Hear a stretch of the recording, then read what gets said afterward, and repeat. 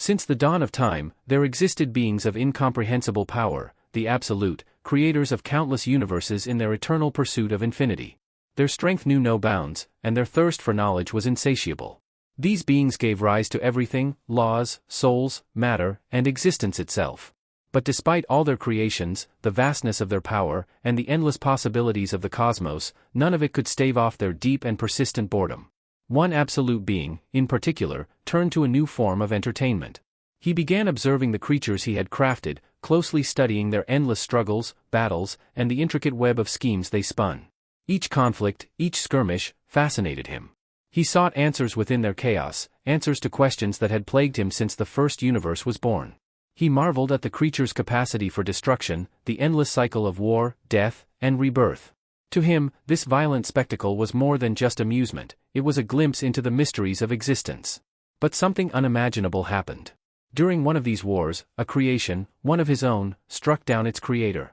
For the first time, an absolute had been killed by the very life he had shaped.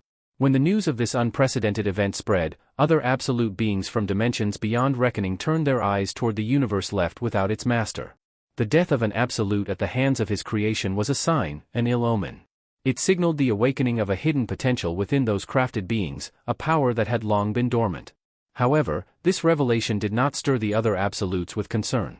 They had only one thought in mind: the power left behind by their fallen kin was now free for the taking.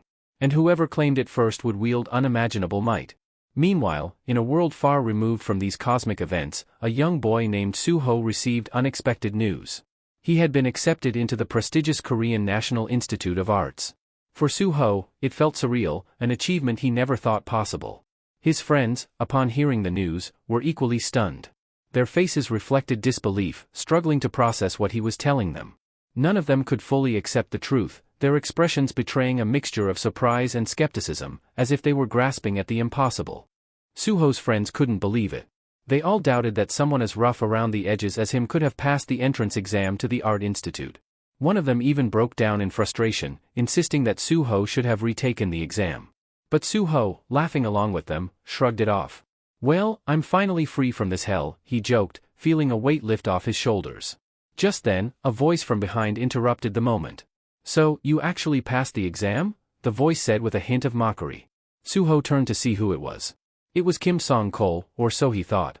The boy standing there was smirking, clearly intending to stir up trouble. "Since when did you get good at drawing?" Kim Song-kol sneered. But Suho's lightheartedness took a turn as the boy's expression soured. "My name's not Kim Song-kol, it's Lee Un-kol," he snapped, clearly agitated that Suho had messed up his name. However, Suho remained unfazed, pretending he hadn't mixed it up on purpose. He just grinned, playing it off. "Whatever. Anyway, because of you, my plan to get into a good high school was ruined," Un-kol continued, anger bubbling up. Suho, still calm, replied coolly, "And thanks to you, I graduated." Their classmates began to notice the rising tension. They knew Un-kol had a habit of provoking Suho, and it looked like this was going to be another one of those moments. Graduation was just around the corner, yet Un-kol continued behaving immaturely, clinging to his grudges rather than embracing the responsibility and maturity expected of them at such a critical time. The other students couldn't understand why Un-kol still harbored so much resentment towards Suho, especially after everything he'd gone through. Suho had endured the loss of his parents and was simply trying to find a path to happiness in his life. Why was Un-kol picking a fight now? Unable to contain his anger any longer, Lee Un-kol's face twisted with rage as he shouted Suho's name and lunged at him, fist raised, ready to strike. But Suho didn't flinch. He remained completely calm, his body poised as if he had expected the attack all along. The moment Un-kol made his move, Suho reacted with lightning speed, delivering a precise counterstrike on his face. Suho glanced down at him, his expression still composed. "Stay quiet until graduation," he said firmly. But Un-kol wasn't done. With a flash of defiance in his eyes, his resolve only growing stronger. Though he'd been struck on the face, he refused to give up. Lee Un-kol stood tall, a fierce glint in his eyes as he told Suho, "That didn't hurt at all." His hand was enveloped in a strange, glowing energy that Suho had never seen before. It was an unfamiliar power, foreign and unsettling. The mysterious aura pulsed around Un-kol as he unleashed a devastating punch, faster and stronger than anything Suho had ever encountered. It was only by sheer reflex that Suho managed to dodge the attack. Fear and shock were written across his face, and the other students stood frozen, just as stunned by the display of raw strength. Uncle's punch, brimming with energy, wasn't just powerful, it was terrifying. The force of it sent shockwaves through the room, shattering nearby iron lockers as if they were made of paper. Suho, lying on the floor in a daze, was completely paralyzed by what he'd just witnessed. Terror gripped him, rendering him unable to move as Uncle's entire body became shrouded in a brilliant, glowing aura.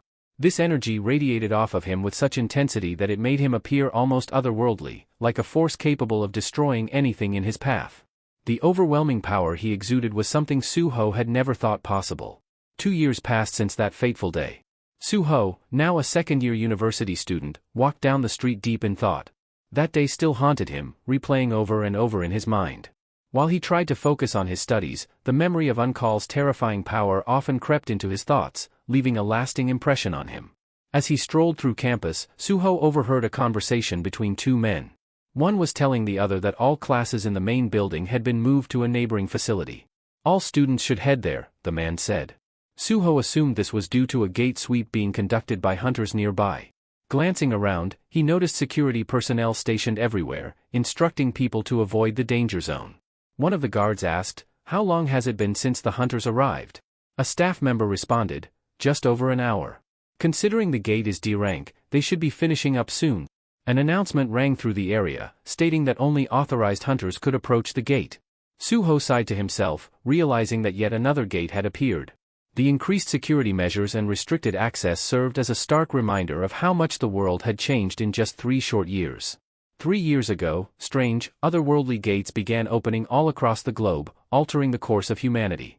These gates led to dangerous realms filled with monsters and mysteries, forcing the rise of hunters, individuals trained to combat the threats that emerged from within. Since then, Suho's life, like the rest of the world, had been shaped by this new reality, with no signs of things ever returning to normal. The world as they once knew it was gone, replaced by a reality shaped by the emergence of mysterious gates. These portals, like doorways to another dimension, opened into dungeons teeming with demonic beasts. If left unchecked, these creatures would spill out, wreaking havoc and destroying everything in their wake. But the changes didn't stop with the gates alone, humanity itself began to evolve. Some individuals developed the ability to wield magical energy, and these gifted ones were known as the Awakened. In this rapidly transforming world, the chaos that seemed destined to persist for years was brought under control sooner than anyone expected.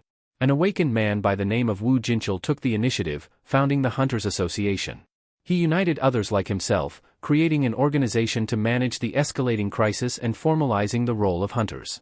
Society was now divided into 2 distinct groups, the awakened, who wielded supernatural power, and ordinary people, who couldn't awaken and had to live in the shadow of those who could.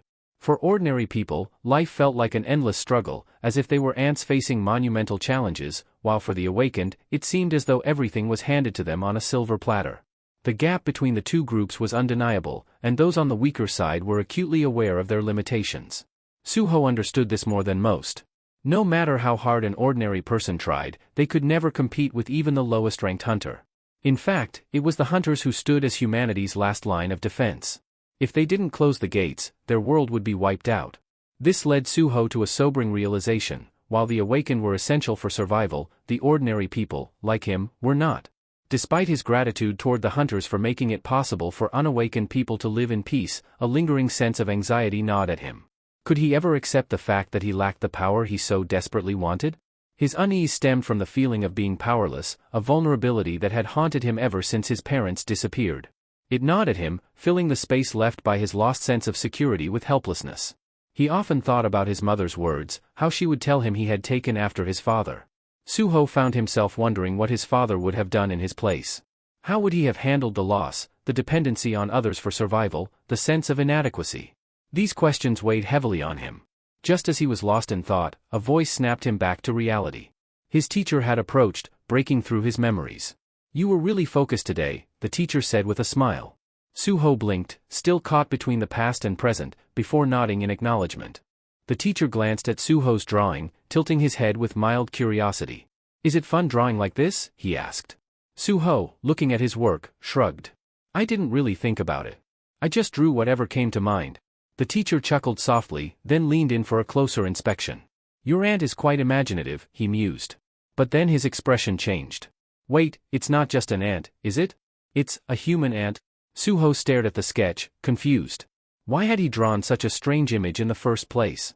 The unsettling picture left him with an odd feeling, as though it carried a meaning he couldn't grasp. Meanwhile, outside near the gate, the staff were preparing to meet the returning hunters. The atmosphere was calm and relaxed, signaling that the raid had been a success. People gathered around the gate, exchanging relieved glances. One of the staff members approached a hunter and greeted him. "Thank you for your hard work, Hunter Kim Jong-soo," he said gratefully. Kim Jong-soo nodded, wiping sweat from his brow. "The dungeon's been cleared successfully. We'll need to report to the association right away." "There's something new to report," he said, his voice tinged with unease. "We encountered a new species of demonic beasts. They looked humanoid but had blue flames spewing from their eyes and mouths. They fought with claws and fangs, but they weren't very strong. Just low-level monsters. I got hurt a little, but it wasn't serious. No complications." The hunter paused, reflecting on the creatures. "We've never seen anything like them before, but luckily they don't seem too dangerous," he added. The staff member nodded, suggesting that all the details be included in the official report. But before the conversation could continue, something alarming happened. Out of nowhere, blue flames ignited from the wound on Kim Jong-soo's arm. He winced, feeling a sudden, sharp pain that seemed to spread throughout his body. His sword fell from his grip, his hands trembling as if seized by some invisible force. The staff member nearby noticed something strange. Kim Jong-soo's eyes were glowing with the same eerie blue flames. "Are you all right?" the staff member called out, concern lacing his voice. But there was no answer. Kim Jong-soo stood still, his head bowed, completely unresponsive. Then, without warning, the hunter turned and lunged at him. The flames had taken control, and Kim Jong-soo, now consumed by their power, was no longer himself.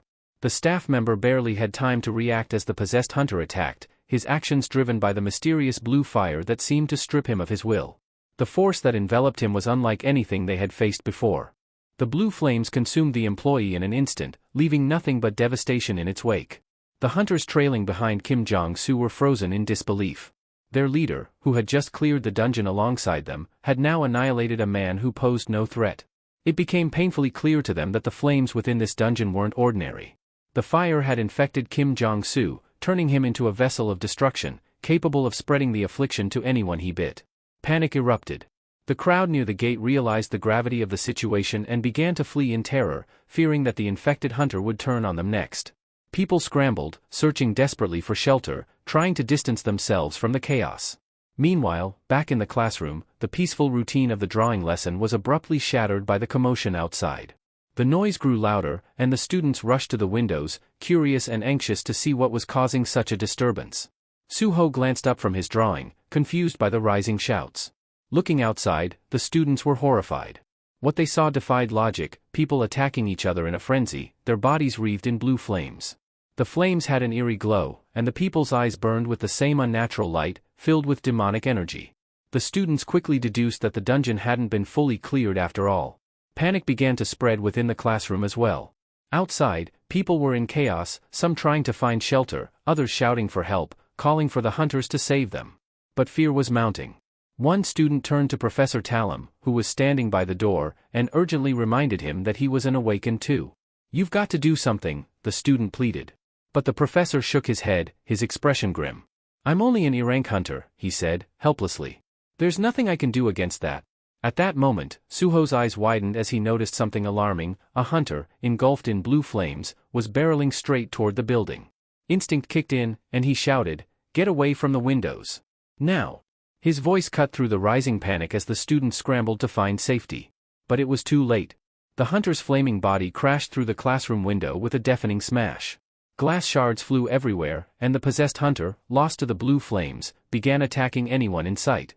The classroom descended into chaos as the hunter, no longer in control of his own body, unleashed devastation on everyone inside. Suho spun around and bolted toward the exit, yelling for the other students to follow his lead. As he sprinted down the hallway, his heart pounded in his chest. Amid the chaos, his eyes caught sight of a girl lying on the floor, writhing in pain. She was crying, her voice barely audible over the panic, pleading for someone to help her. Her legs were injured, leaving her unable to escape. Frozen for a moment, Suho didn't know what to do. His mind raced. How could he possibly save her? Fear gnawed at him, and without thinking, he turned away and continued running, shouting over his shoulder, "I'll get help. I'll bring the hunters." The words tasted bitter as they left his mouth. He was running away, abandoning her to her fate. But as he fled, the weight of his actions pressed down on him. Guilt clawed at him, the thought of leaving the girl behind gnawing at his conscience. What good was he, an unawakened person, in a situation like this? He couldn't fight, couldn't save her. His powerlessness filled him with frustration. It's all because I'm not awakened, he thought bitterly. Yet, deep down, Suho knew that blaming his lack of abilities wouldn't change anything. If he wanted to make a difference, he had to act.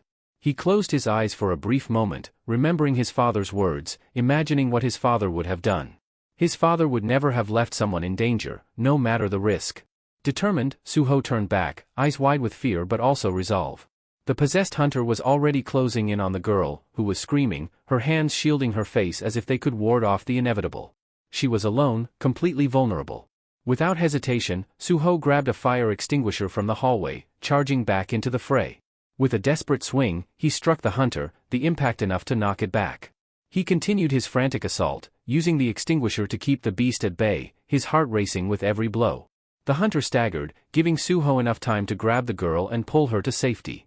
Breathing heavily, Suho looked down at her, relieved that he had acted in time. He realized in that moment that this was exactly what his father would have done. He wouldn't have run. He would have faced the danger, no matter how powerless he felt. As Suho helped the girl to her feet, a sudden notification flashed before his eyes. It was a message, something he hadn't seen before. You have completed the hidden quest, Courage of the Powerless. For a split second, Suho remembered a strange dream he once had, a dream so vivid it felt real. Now, in this moment, it seemed like more than just a dream, it felt like something greater was unfolding. In the midst of the chaos, Suho's mind wandered back to a strange dream he had once. In that dream, it felt as though he were in some kind of game where he wielded powerful gloves designed for combat, using them to fend off wave after wave of increasingly dangerous monsters. Every time the monsters grew stronger, Suho had to push himself to find new strategies, new methods of survival. He constantly leveled up, unlocking new skills as he fought, barely keeping the relentless creatures from overwhelming him. With every battle, he became more powerful. Soon, the monsters he faced were nothing short of terrifying, yet each victory fueled his growth. His skills sharpened, his strength increased, and with time, he reached the final level of this dreamlike game. It was there, standing at the threshold of the last challenge, that he encountered the ultimate foe, a towering monster of incredible power.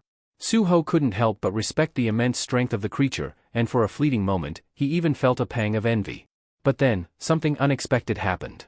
The formidable boss he was meant to defeat wasn't a faceless creature at all, it was his father.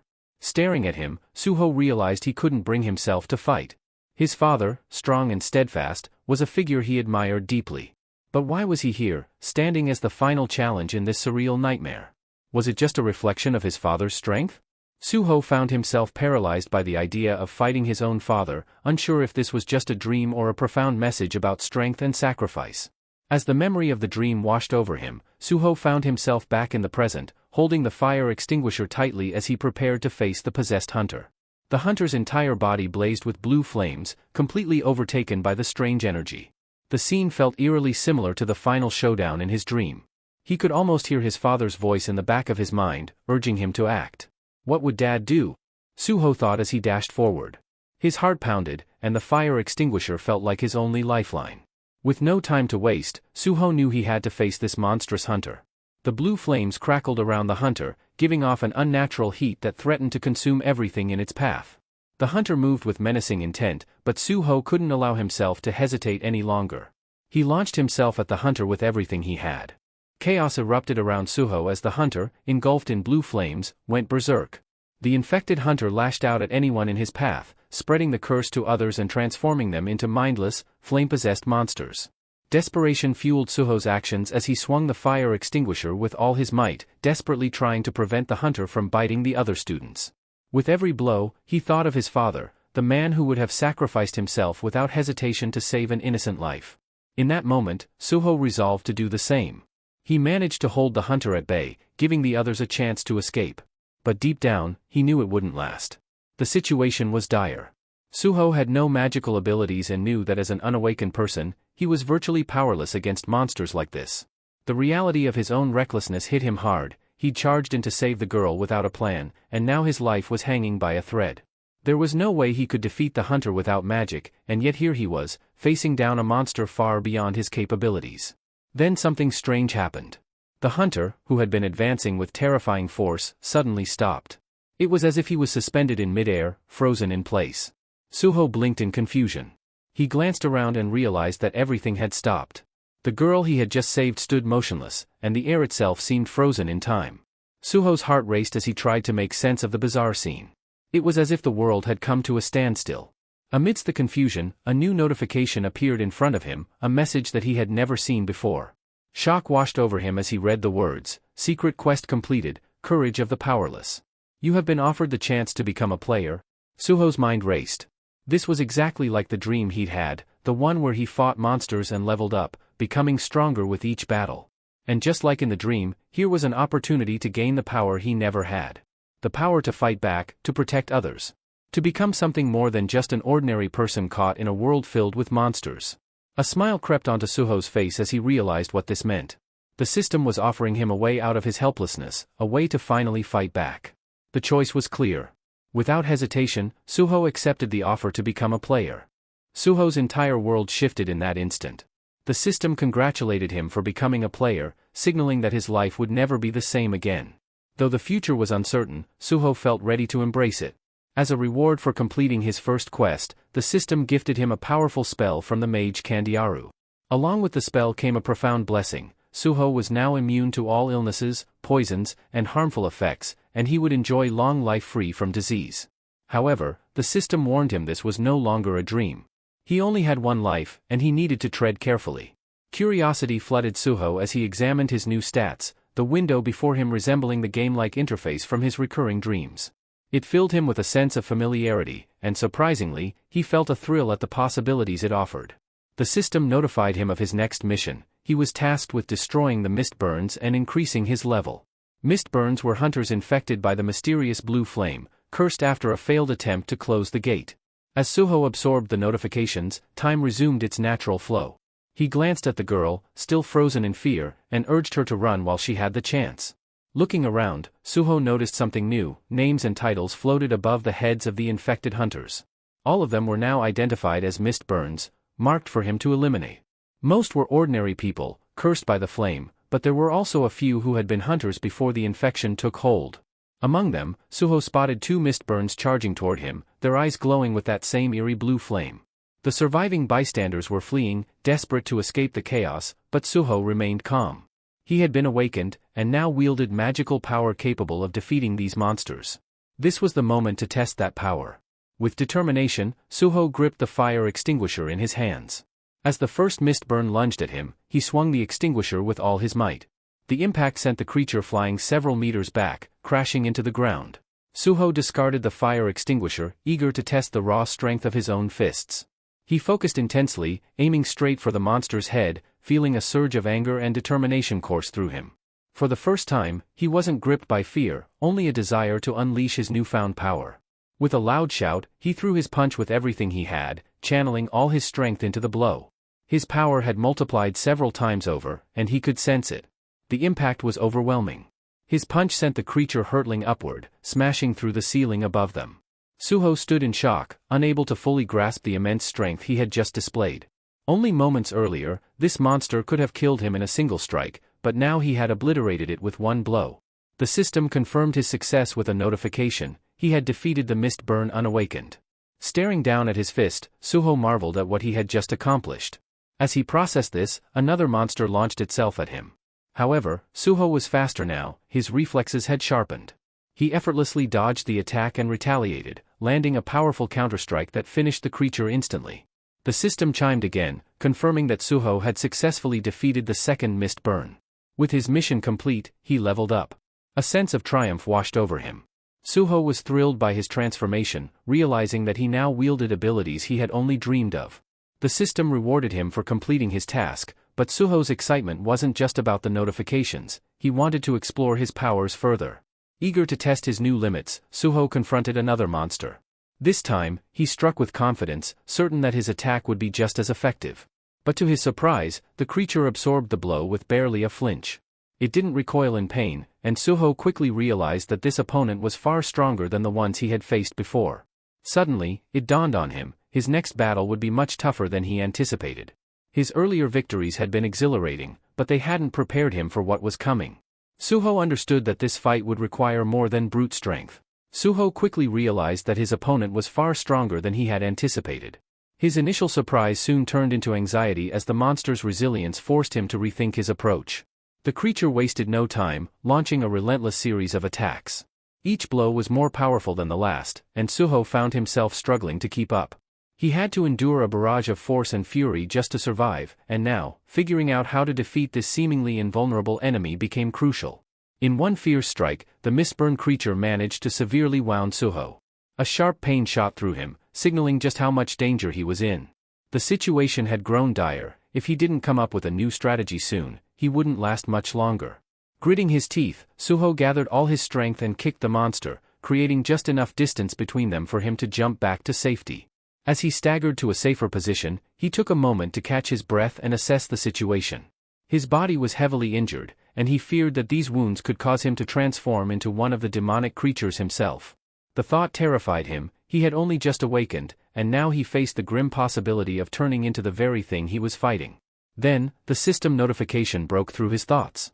It warned him that his life was in serious danger and that the long life without sickness ability had been activated. Suho had almost forgotten about this reward, one he had received for slaying monsters earlier. Now, it was his lifeline. He wasn't sure exactly how the skill worked, but he hoped it could give him the edge he desperately needed. Suddenly, the monster lunged at him again, knocking him to the ground with immense force. Suho struggled under its crushing weight as it tried to tear him apart. The creature's strength was overwhelming, and Suho could barely fend off its attack. He realized, with a bitter clarity, that he was still too weak compared to even a D-ranked demonic beast.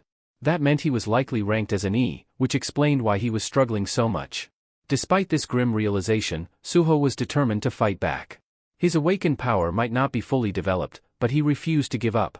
He did everything he could to keep the monster at bay, grappling with it to stop its fangs from reaching him.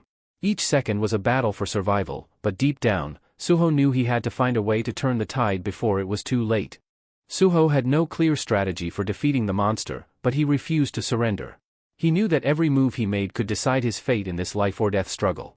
Just as the situation grew more desperate, a system notification flashed before him.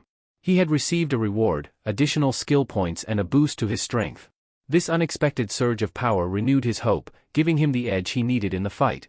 Feeling the newfound strength coursing through him, Suho struck the monster with all his might, managing to break free from its crushing grip. With a powerful shove, he hurled the beast across the room, sending it crashing to the ground. He knew he had to act fast. The monster wouldn't stay down for long, and Suho needed to finish it off before it could recover. True to his expectations, the creature quickly regained its footing, and their brutal battle resumed. Suho realized he had to defeat it quickly, or he might not survive another round of attacks. With a deep breath, he launched a devastating strike, hitting the monster so hard that it reeled from the impact, visibly stunned. Sensing an opportunity, Suho pressed on, refusing to let up as he pummeled the creature with everything he had. Despite the relentless barrage, the monster stubbornly endured each blow. To Suho's disbelief, it still fought back with a fury that seemed unshakable. He was beginning to doubt whether he could actually overpower this beast, even with his enhanced abilities. That's when a thought struck him. He hadn't fully utilized his skill points yet. Without hesitation, Suho invested all the points into increasing his strength, hoping it would be enough to turn the tide. As his power surged once more, Suho felt a sense of confidence.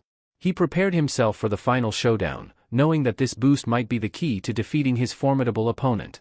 The creature charged at him again, but this time Suho was ready. He dodged the attack with newfound agility, countering with a heavy strike that shook the ground. He had never heard of an awakened being able to increase their strength and leveling up, and it defied everything he knew about ranks. But rank didn't matter now, survival did. Suho put everything into his next move, determined to end the battle once and for all. He may not have understood all the mysteries of the system, but he wasn't about to let that stop him. All that mattered was bringing down the monster before it had a chance to inflict a fatal blow. Suho faced the monstrous threat before him, determined to end it once and for all. As he stood there, he realized something important. He was no longer bound by the unfair limitations of the system. He felt a surge of new power coursing through him, giving him the strength to break free from the constraints that once held him back.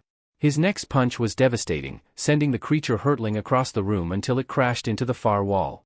Without hesitation, Suho charged at the downed monster, knowing he couldn't afford to give it a moment's respite. His blows were fiercer, faster, and more powerful than before. There was no stopping him now. The beast, overwhelmed, had no chance to fight back as Suho unleashed a relentless assault. Each strike landed with brutal precision, and the creature could only absorb the punishment. Suho's determination fueled him through the fatigue, his focus locked on one goal: to destroy the monster.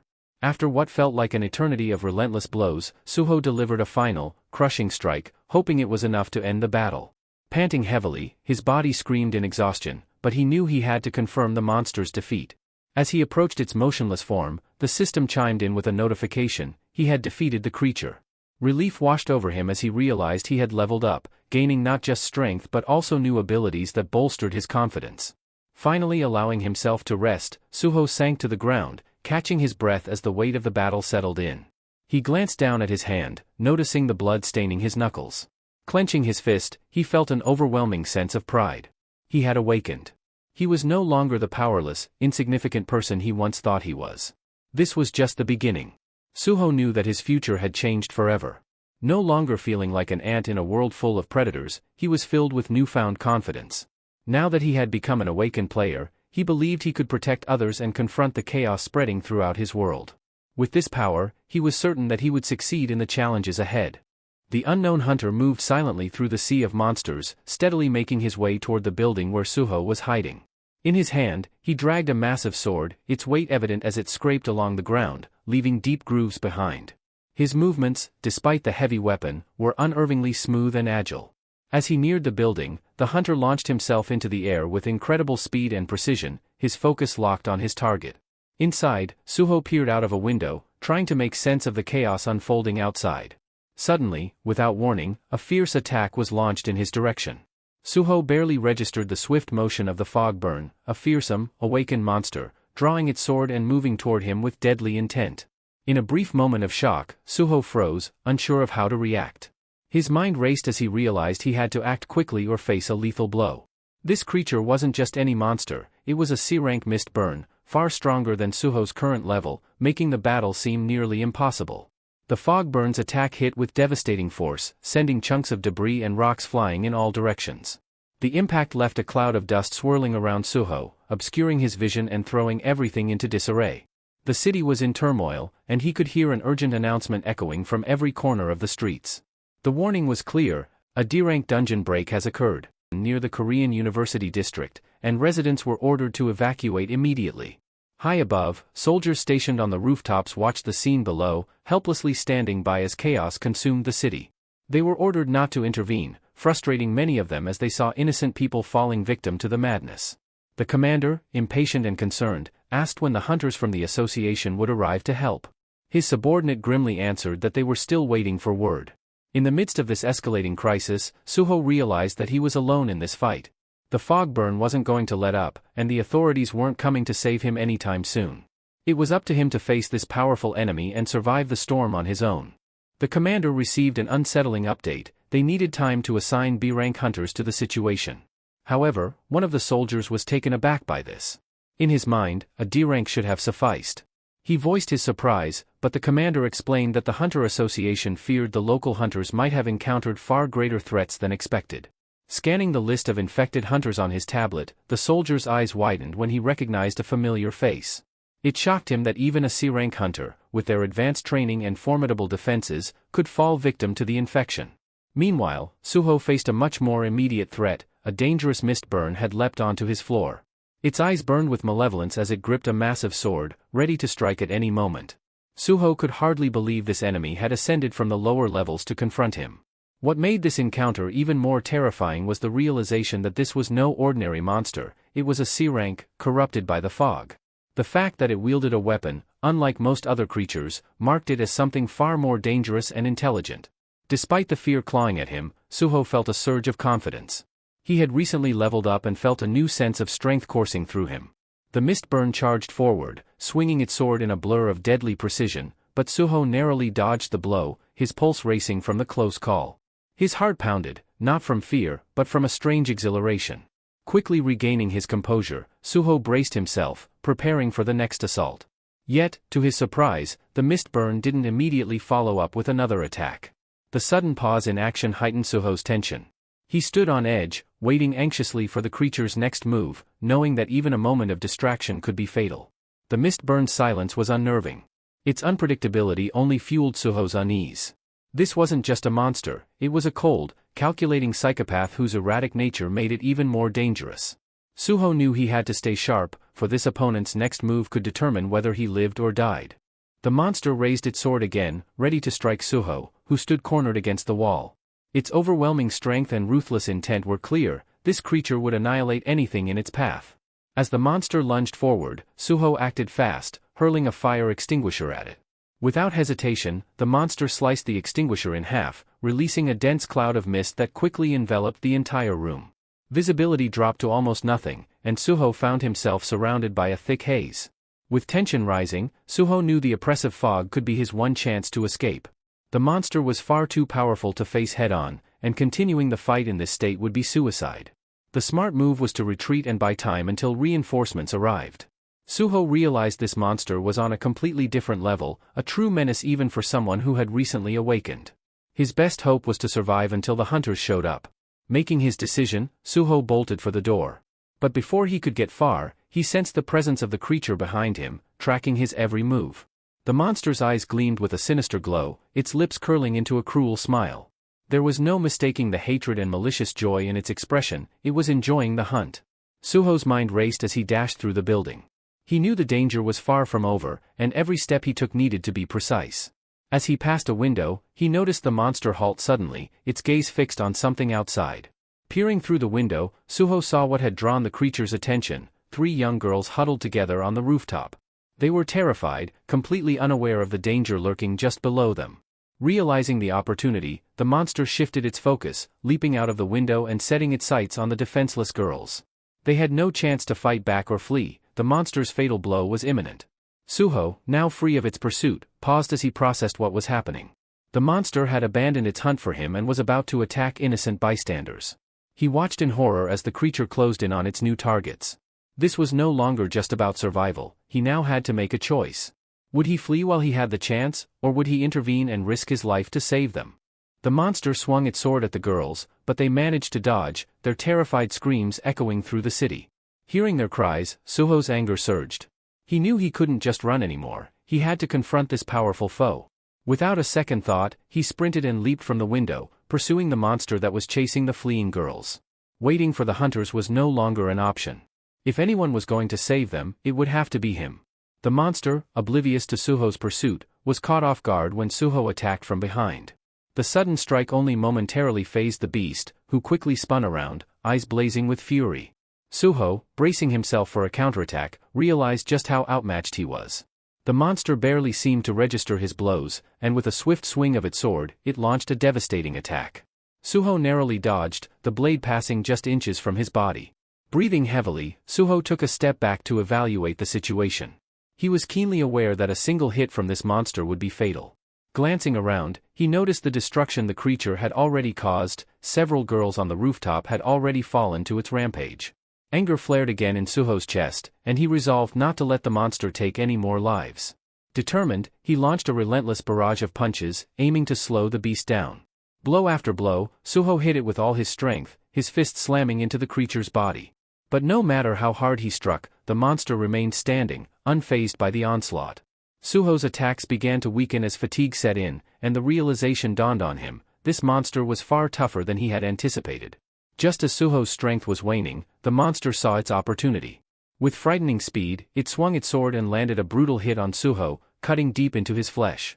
Staggering from the wound, Suho realized just how dangerous his situation had become. Suho writhed in agony from the deep wound as the monster closed in, determined to finish him off. With one powerful strike, it sent Suho crashing into the wall, his body collapsing to the ground. Struggling to move, he could barely register the pain. His health was critically low, and he felt the cold grip of death creeping closer. For a brief moment, Suho believed it was the end. He had lost. But strangely, he hadn't perished instantly. The system hadn't let him die, at least not yet. As the monster approached, it began to laugh, a dark and malicious sound that filled the air. It relished its victory, confident that Suho's defeat was certain. This sense of superiority only made it more dangerous, its malevolence fueling its power. Suddenly, a strange crack appeared. He raised his trembling hands. Suho was barely holding in. The crack intensified, it was like dimension itself was shattering. But there was no time to fully comprehend what was happening. The monster was already looming over him, ready to strike. The system's notifications warned that Suho's fatigue was at critical levels. His vision blurred, and his consciousness began to fade. He was too weak to defend himself, too exhausted to continue fighting. Just as the monster raised its weapon for the final blow, the sky above them started to crack. The sound echoed like a thunderclap, and before either of them could react, the entire structure began to collapse. Suho's eyes widened as the sky crumbled, and chaos erupted around them. The roof suddenly gave way as an unknown creature burst through, shattering the structure. Suho could barely comprehend what was happening. He had no idea what this new monster was, but one thing was clear, it had unintentionally saved him by interrupting the deadly battle. Both Suho and the monster plummeted down from the rooftop, unable to stop their descent. Suho's body, weakened and exhausted, had no strength left to brace for the impact. He hit the ground hard, the force of his fall sending shockwaves through the earth. The ground beneath him cracked, chunks of debris flying in all directions. His vision was blurred, and his strength was draining fast. Blood seeped from his wounds as he lay motionless, barely conscious. In those fleeting moments, thoughts raced through his mind, and oddly enough, he recalled an ant, a figure he often drew. It was a strange memory to surface at the brink of death, but it brought a sense of calm. As darkness began to consume him, Suho heard a voice, one that apologized for arriving too late. A large ant-like figure stood over him, confirming it was the one who had saved him. Suho, still disoriented, realized this creature had come just in time to prevent his demise. The ant-like being turned its gaze to the monster that had almost killed Suho, seething with rage. It vowed to make the creature pay for what it had done, and without hesitation, it launched a swift, deadly attack. The once menacing monster stood no chance as it was obliterated, reduced to nothing but shattered remnants in a matter of seconds. Meanwhile, other creatures roamed the Institute grounds, hunting for more victims to infect with their cursed blue flames. One of them locked onto a man standing nearby, completely unaware of the danger creeping toward him. The man, deep in thought, was gripping a mop, entirely oblivious to the approaching terror. When he finally noticed the creature, terror froze him in place. His face drained of color, paralyzed by the fear of the monstrous thing now advancing on him. Panic gripped the man as he realized the danger. His mind raced, desperate to figure out how to save himself, but fear had frozen his body. In a frantic burst of energy, he threw his mop aside and started yelling for help, clutching his head in terror. With his head lowered, he didn't even notice the monster about to attack him had already been obliterated. In the blink of an eye, all the monsters in the area were wiped out, their destruction resonating across the city. A powerful echo followed, rippling through the air as Beru unleashed an overwhelming surge of magical energy. Soldiers stationed nearby felt a strange, potent force but couldn't grasp what had just occurred. Their confusion was palpable. Meanwhile, Beru swiftly returned to his master, Suho. With a fond smile, he remarked how long it had been since they last met, expressing joy at seeing his young monarch again. Memories flooded back as Beru recalled Suho as a small child, sitting in his room, sketching shadow warriors. In one of those moments, Suho had looked up, astonished, to see the real Beru holding his drawing. The sight had left Beru deeply moved, realizing that his young master had imagined and drawn him long before their fateful encounter. The moment was so touching that Beru had to hold back tears, overwhelmed by the beauty of that connection. Back in the present, Suho began to regain consciousness. His eyes fluttered open, and for a moment, he struggled to make sense of his surroundings. Wrapped in a blanket and lying in a bed, he was disoriented. The first word he uttered was "Aunt?" But the doctor standing nearby was puzzled, unsure of what Suho meant. Shortly after, Suho received a call from his uncle. He checked Suho's condition, asking how badly he had been hurt and mentioning that the world had grown far too dangerous. He even suggested hiring a few bodyguards for Suho's safety. But Suho, still slightly dazed, assured him that he was fine. Turning his attention to the TV, he saw a news broadcast covering the recent incident at the University of Arts. The attack, which had left numerous people injured, was now the subject of intense discussion and government scrutiny. The Mist Burns incident shook the entire city when a mysterious creature appeared, charging at hunters and transforming them into monsters. Despite the chaos unfolding in the heart of the city, the Hunter Association struggled to respond quickly. By the time the hunters arrived on the scene, the city lay in ruins, engulfed in destruction. Yet, what baffled everyone was not the devastation, but the strange fact that all the monsters had already been eliminated. The burning question remained, who or what had wiped them out? Rumors began to circulate among shocked witnesses. Some claimed to have seen the transformed hunters, the ones who had become monsters, suddenly reappearing, almost out of thin air. Suho sat on the hospital bed, barely able to believe what he was seeing. It felt too surreal, as though he was trapped in a dream. Yet, he soon realized that this was all too real. His thoughts drifted to the phenomenon of awakening and how it made individuals stronger as their levels increased. Suho was only level 5, and he vaguely recalled earning a small rank boost during a desperate fight with a hunter who had been infected by the mist burns. But he couldn't explain how he had managed to survive that encounter. Suddenly, a voice echoed in his mind, explaining that it was Beru who had saved him by eliminating the parasites responsible for the transformation. Startled, Suho glanced at the ground and saw a massive shadow with large, luminous eyes gazing back at him. Beru had returned to his shadow form, and his deep voice brimmed with emotion. "It's been so long, my young lord," he said, his tone warm with recognition. "You've grown into such an incredible person?" The sight of Beru stirred something deep within Suho, long-forgotten memories slowly resurfaced. He recalled how, as a child, he had a fascination with ants, and among them was a black creature that had been with him during his youth. But why were these memories only returning now? Beru's words provided a clue. Beru had crossed the boundary of dimensions to find him again. Despite the reunion, Suho was still overwhelmed with questions. Why had he lived among these black creatures as a child? Why had his memories been locked away for so long? At that moment, Suho's memories became the most pressing concern. He realized he had grown stronger, yet something was still off. Beru, noticing Suho's confusion, explained that crossing dimensions demanded an immense amount of mana. When Beru first arrived, his appearance was imposing and grand, but the system had registered him as a mere common soldier. Upon learning this, Beru was enraged, displeased with the fact that his power had been diminished to such a lowly rank. The thought of being reduced to a common soldier insulted him. Suho quickly stood up, trying to reassure him.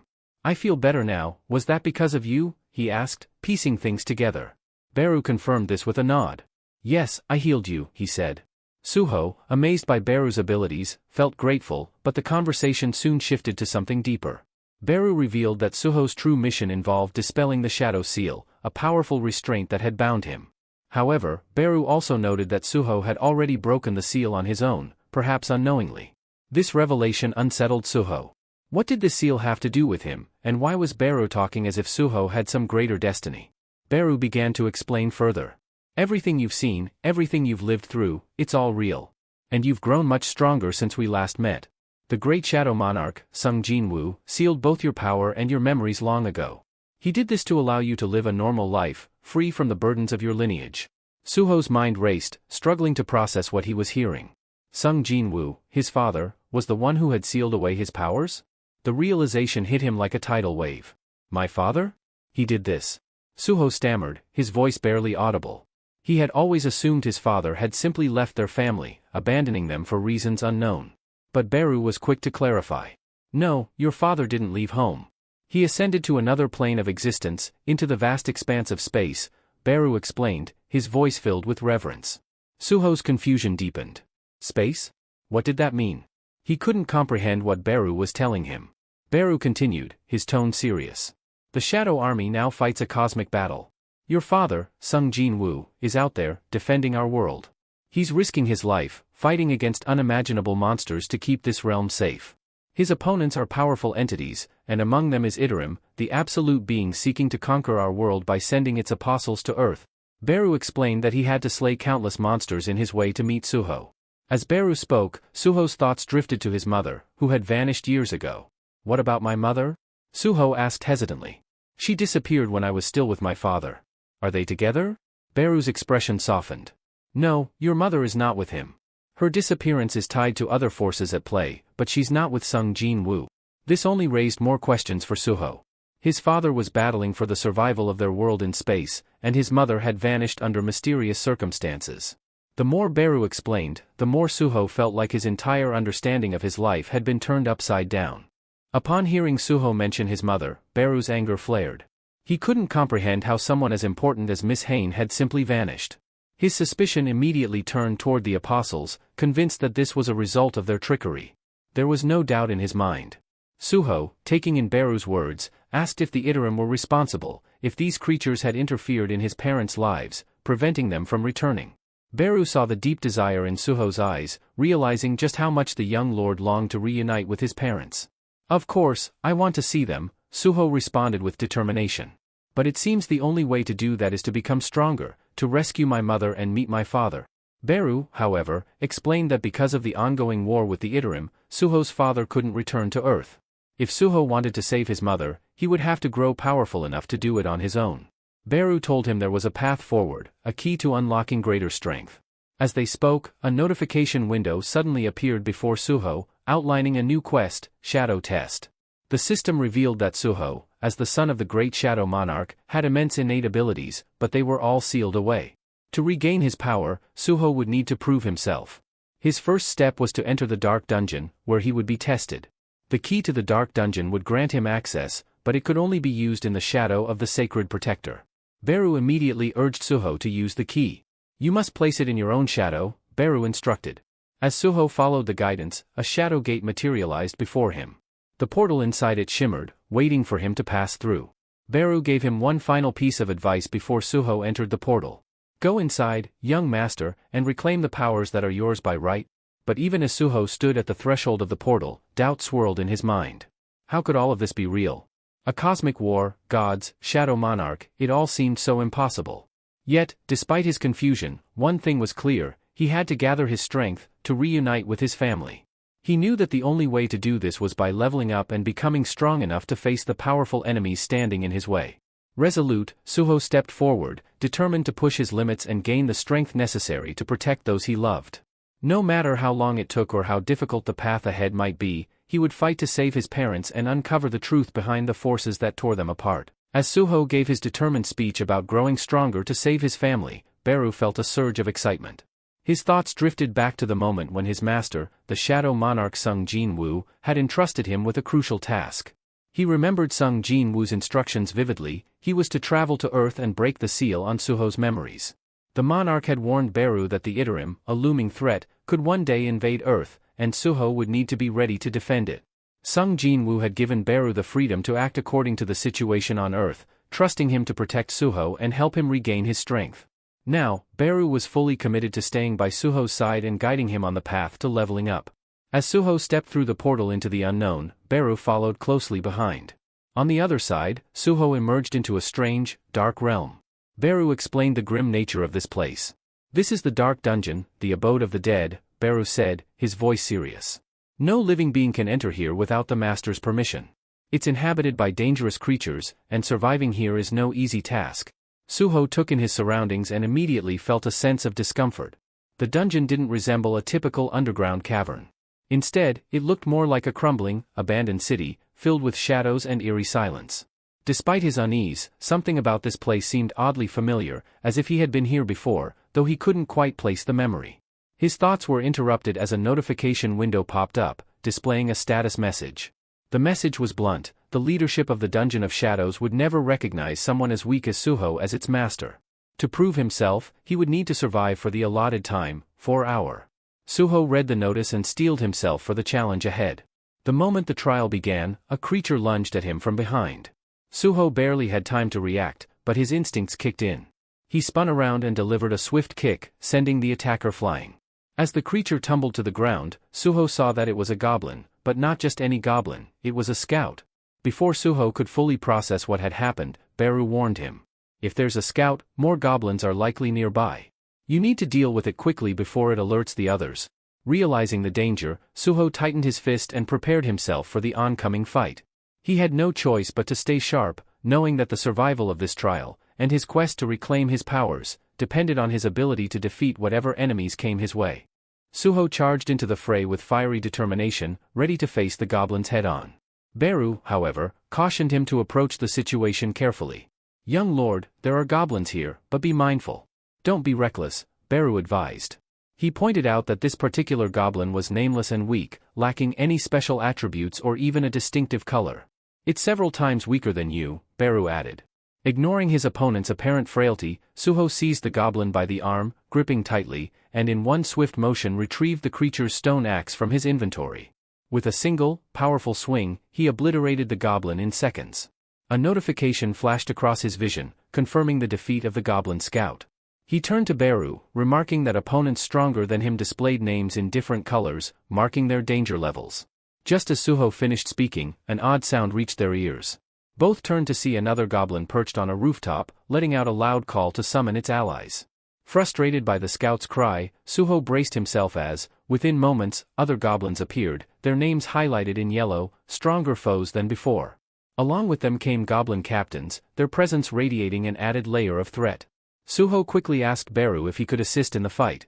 Beru, however, had his limitations. He explained that, being far from his lord, he couldn't replenish his magic power efficiently. He needed to conserve his strength, and if he participated, Suho's experience points would be significantly reduced. Realizing that Beru wouldn't be able to step in, Suho accepted that he'd have to handle the situation on his own. Steeling himself, Suho activated one of his abilities. With a focused thought, he called upon the skill, and the goblin's battle axe behind him began to lift into the air, seemingly under its own power. The weapon hovered, then surged forward, guided by Suho's will. As he manipulated the axe with skillful precision, he struck down one goblin after another, the weapon cutting a path through the crowd as if wielded by an invisible hand. The status window displayed a new skill acquisition, hinting that Suho's command over the weapon was like that of an invisible hand. Pleased with his success, Suho pressed on, determined to prove his strength and hone his abilities as he took down each opponent in his path. Just then, an arrow whizzed past Suho's head, narrowly missing him. Reacting swiftly, he raised his hand and caught it mid-air, his gaze snapping upward to locate the archer. Perched on a rooftop was a goblin with a magical bow, drawing back the glowing string for another shot.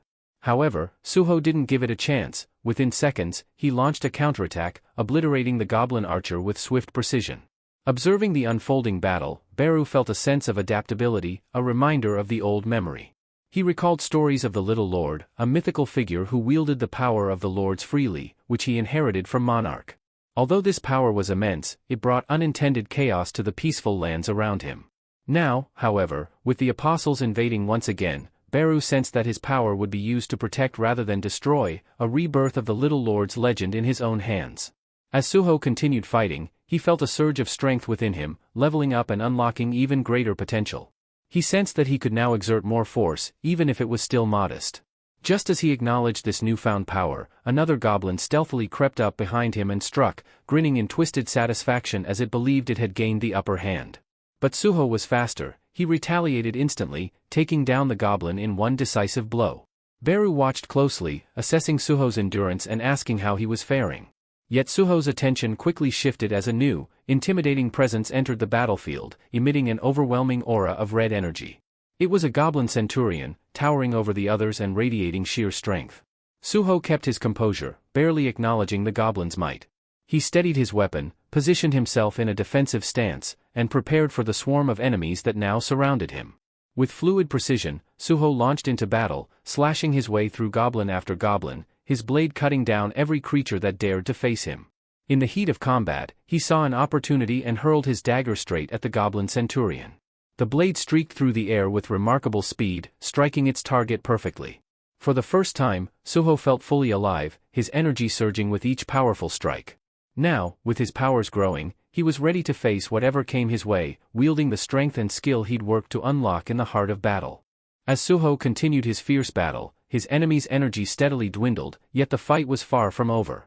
Determined to prove his strength, he poured all his energy into each strike, fully committed to enduring for the 4-hour duration, his best opportunity to gain significant experience against such formidable opponents.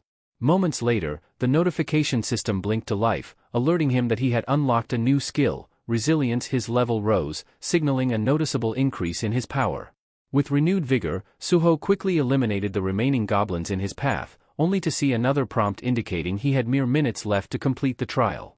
Beru, watching closely, praised Suho's progress, voicing his certainty in the young lord's ability to conquer the challenge. The notification system soon confirmed Suho's success, announcing his reward for completing the mission, a runestone. Beru's excitement was palpable, explaining that this stone contained the power of shadow extraction. By using it, Suho could unlock the potential to create shadow soldiers, a skill that had defined the Shadow Monarch himself. Suho examined his gains, noticing that his resilience skill now empowered him with greater endurance, a clear sign of his awakening. Compared to his previous state, he was far stronger, and Beru revealed that Suho's leveling system was an advanced form of the one his father, the Shadow Monarch, had used. This system was specifically tailored to facilitate Suho's steady growth, solidifying his role as the mightiest Shadow Lord yet. With the runestone in hand, Suho felt its potent energy and cracked it open, letting its power flow into him. A new notification appeared, confirming he had unlocked shadow extraction, allowing him to turn the bodies of fallen creatures into loyal soldiers bound to him. This ability mirrored that of a necromancer's skill but was unique in that Suho could only resurrect beings weaker than himself, ensuring his mastery over them. Although he had heard that summoning skills were often overlooked by other hunters, but Beru sensed that his newly gained shadow extraction was anything but ordinary. It was the very essence of his father's legendary power, an ability capable of shaping armies from shadows and defining his path as the new Shadow Monarch. As Suho prepared to use his new shadow extraction ability, the notification system prompted him to assign a unique command for the skill. Realizing the need for a distinct phrase, he pondered briefly before settling on a powerful and familiar command, "Arise," the same phrase his father had once used. The moment he spoke it, shadows began to coalesce, and from the darkness, small figures started to take form. To his amazement, a group of shadow goblins appeared, smaller and slightly weaker than their original selves but unmistakably under his command. Suho's initial doubts faded. Shadow extraction was clearly a skill of immense value.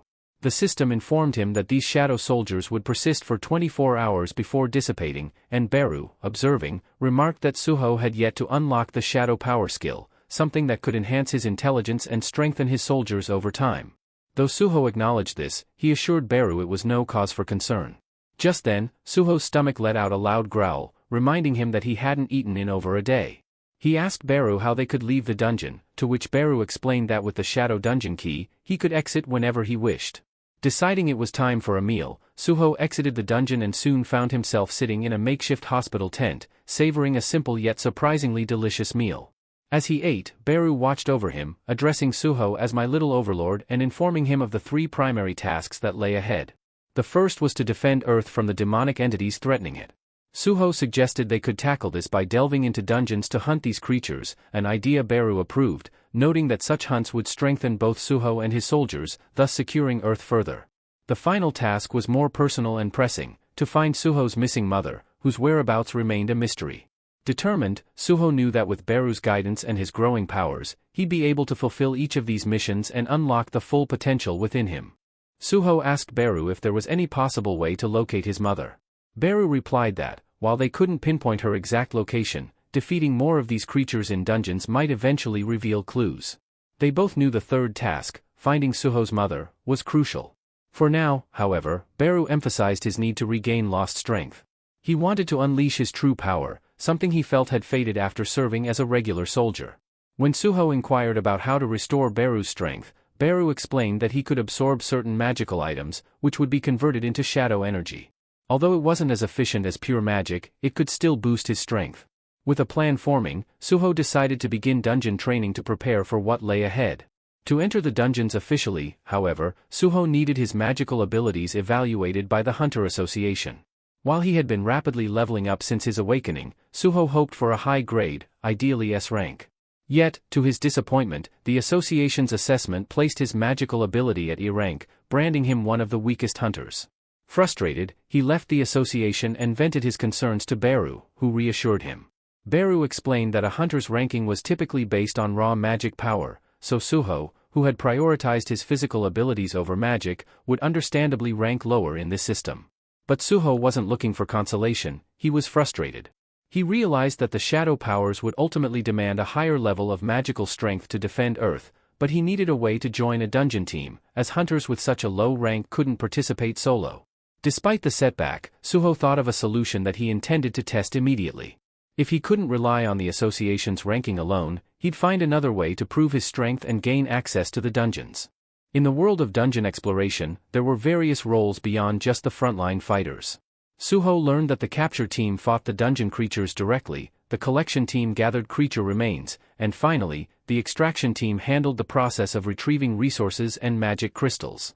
To his surprise, he discovered that even lower-ranked hunters, like himself, could join the extraction team, which meant he had a ticket into the dungeons, albeit in a supporting role.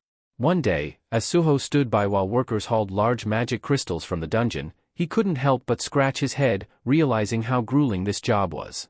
Turning to a nearby hunter, he greeted him gratefully. This man was one of the few familiar faces around. The hunter introduced himself as a teaching assistant in the art department at a university in Korea. Also an E-rank, he had awakened on his own and was thankful for the opportunity to work in the dungeon. Out of nowhere, the man began apologizing, explaining that he hadn't been much help back when Suho was a student. Suho remembered his reaction when he'd first learned he was awakened. He'd mentioned his E-rank status, which didn't inspire confidence. But now, Suho reassured his former teacher's aide, encouraging him to raise his head, as they were both in the same boat. The association usually advised E-rank hunters to retreat from any creature they encountered in the dungeon, but Suho's determination had been different. The aide, however, seemed both puzzled and impressed. He recalled a time he'd seen Suho battling a creature on a rooftop, but he'd thought his eyes must have deceived him. It seemed impossible for an E-rank hunter to take on a creature like that, he remarked. If your rank improved since then, well, that's something else. Just then, Beru appeared at Suho's side, amused. With a slight smile, he affirmed, the young lord is certainly something special. The guy spun around, eyes wide, at the unfamiliar voice. When he spotted Beru, the shadow soldier, he instantly stumbled back, yelling that a demonic creature had somehow appeared inside the dungeon. Suho frowned, puzzled by Beru's sudden materialization. Why did you step out of the shadows? He asked, trying to understand his companion's timing. Beru, with a calm demeanor, explained, young lord, you're still barely at the level of a hatchling ant larva. It's safer if I remain visible to guard you. The man, still looking shaken, rose to his feet and asked if Suho had become a summoned hunter. Suho shrugged with a grin, saying, it seems that way. Guess I'm lucky, many hunters don't have any skills at all. With a teasing glint in his eye, Suho ribbed the man about his speed, noting that he'd certainly been quick to escape from the monsters earlier. The hunter, clearly embarrassed, sat back down nervously, prompting Suho to laugh and assure him it was only a joke.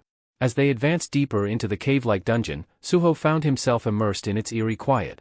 Unlike the shadow dungeon he had once experienced, this was his first official foray into a dungeon with a mining team, where they pursued demonic creatures together.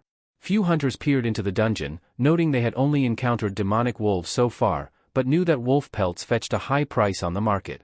They needed to gather these pelts and look out for valuable magic stones, too. The idea of a big reward kept them moving, eager to reach the dungeon's core to see what awaited them. Then, one of the hunters spotted something strange up ahead. As they entered the next chamber, they found themselves standing in a massive, brightly glowing room. The walls were covered in intricate symbols and carvings, but they couldn't make sense of what these ancient markings meant. Unsure what they were facing and suspicious of the room's unsettling silence, one of the hunters suggested calling for backup. Despite the vast, illuminated space, they could see no sign of demonic creatures, though the room had a foreboding atmosphere.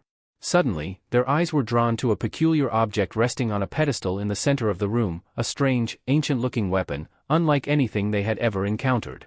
The entire team paused, sharing bewildered glances. Was this some kind of hidden treasure, or a deadly trap waiting to be sprung? Cautiously, they edged closer, determined to uncover its secrets.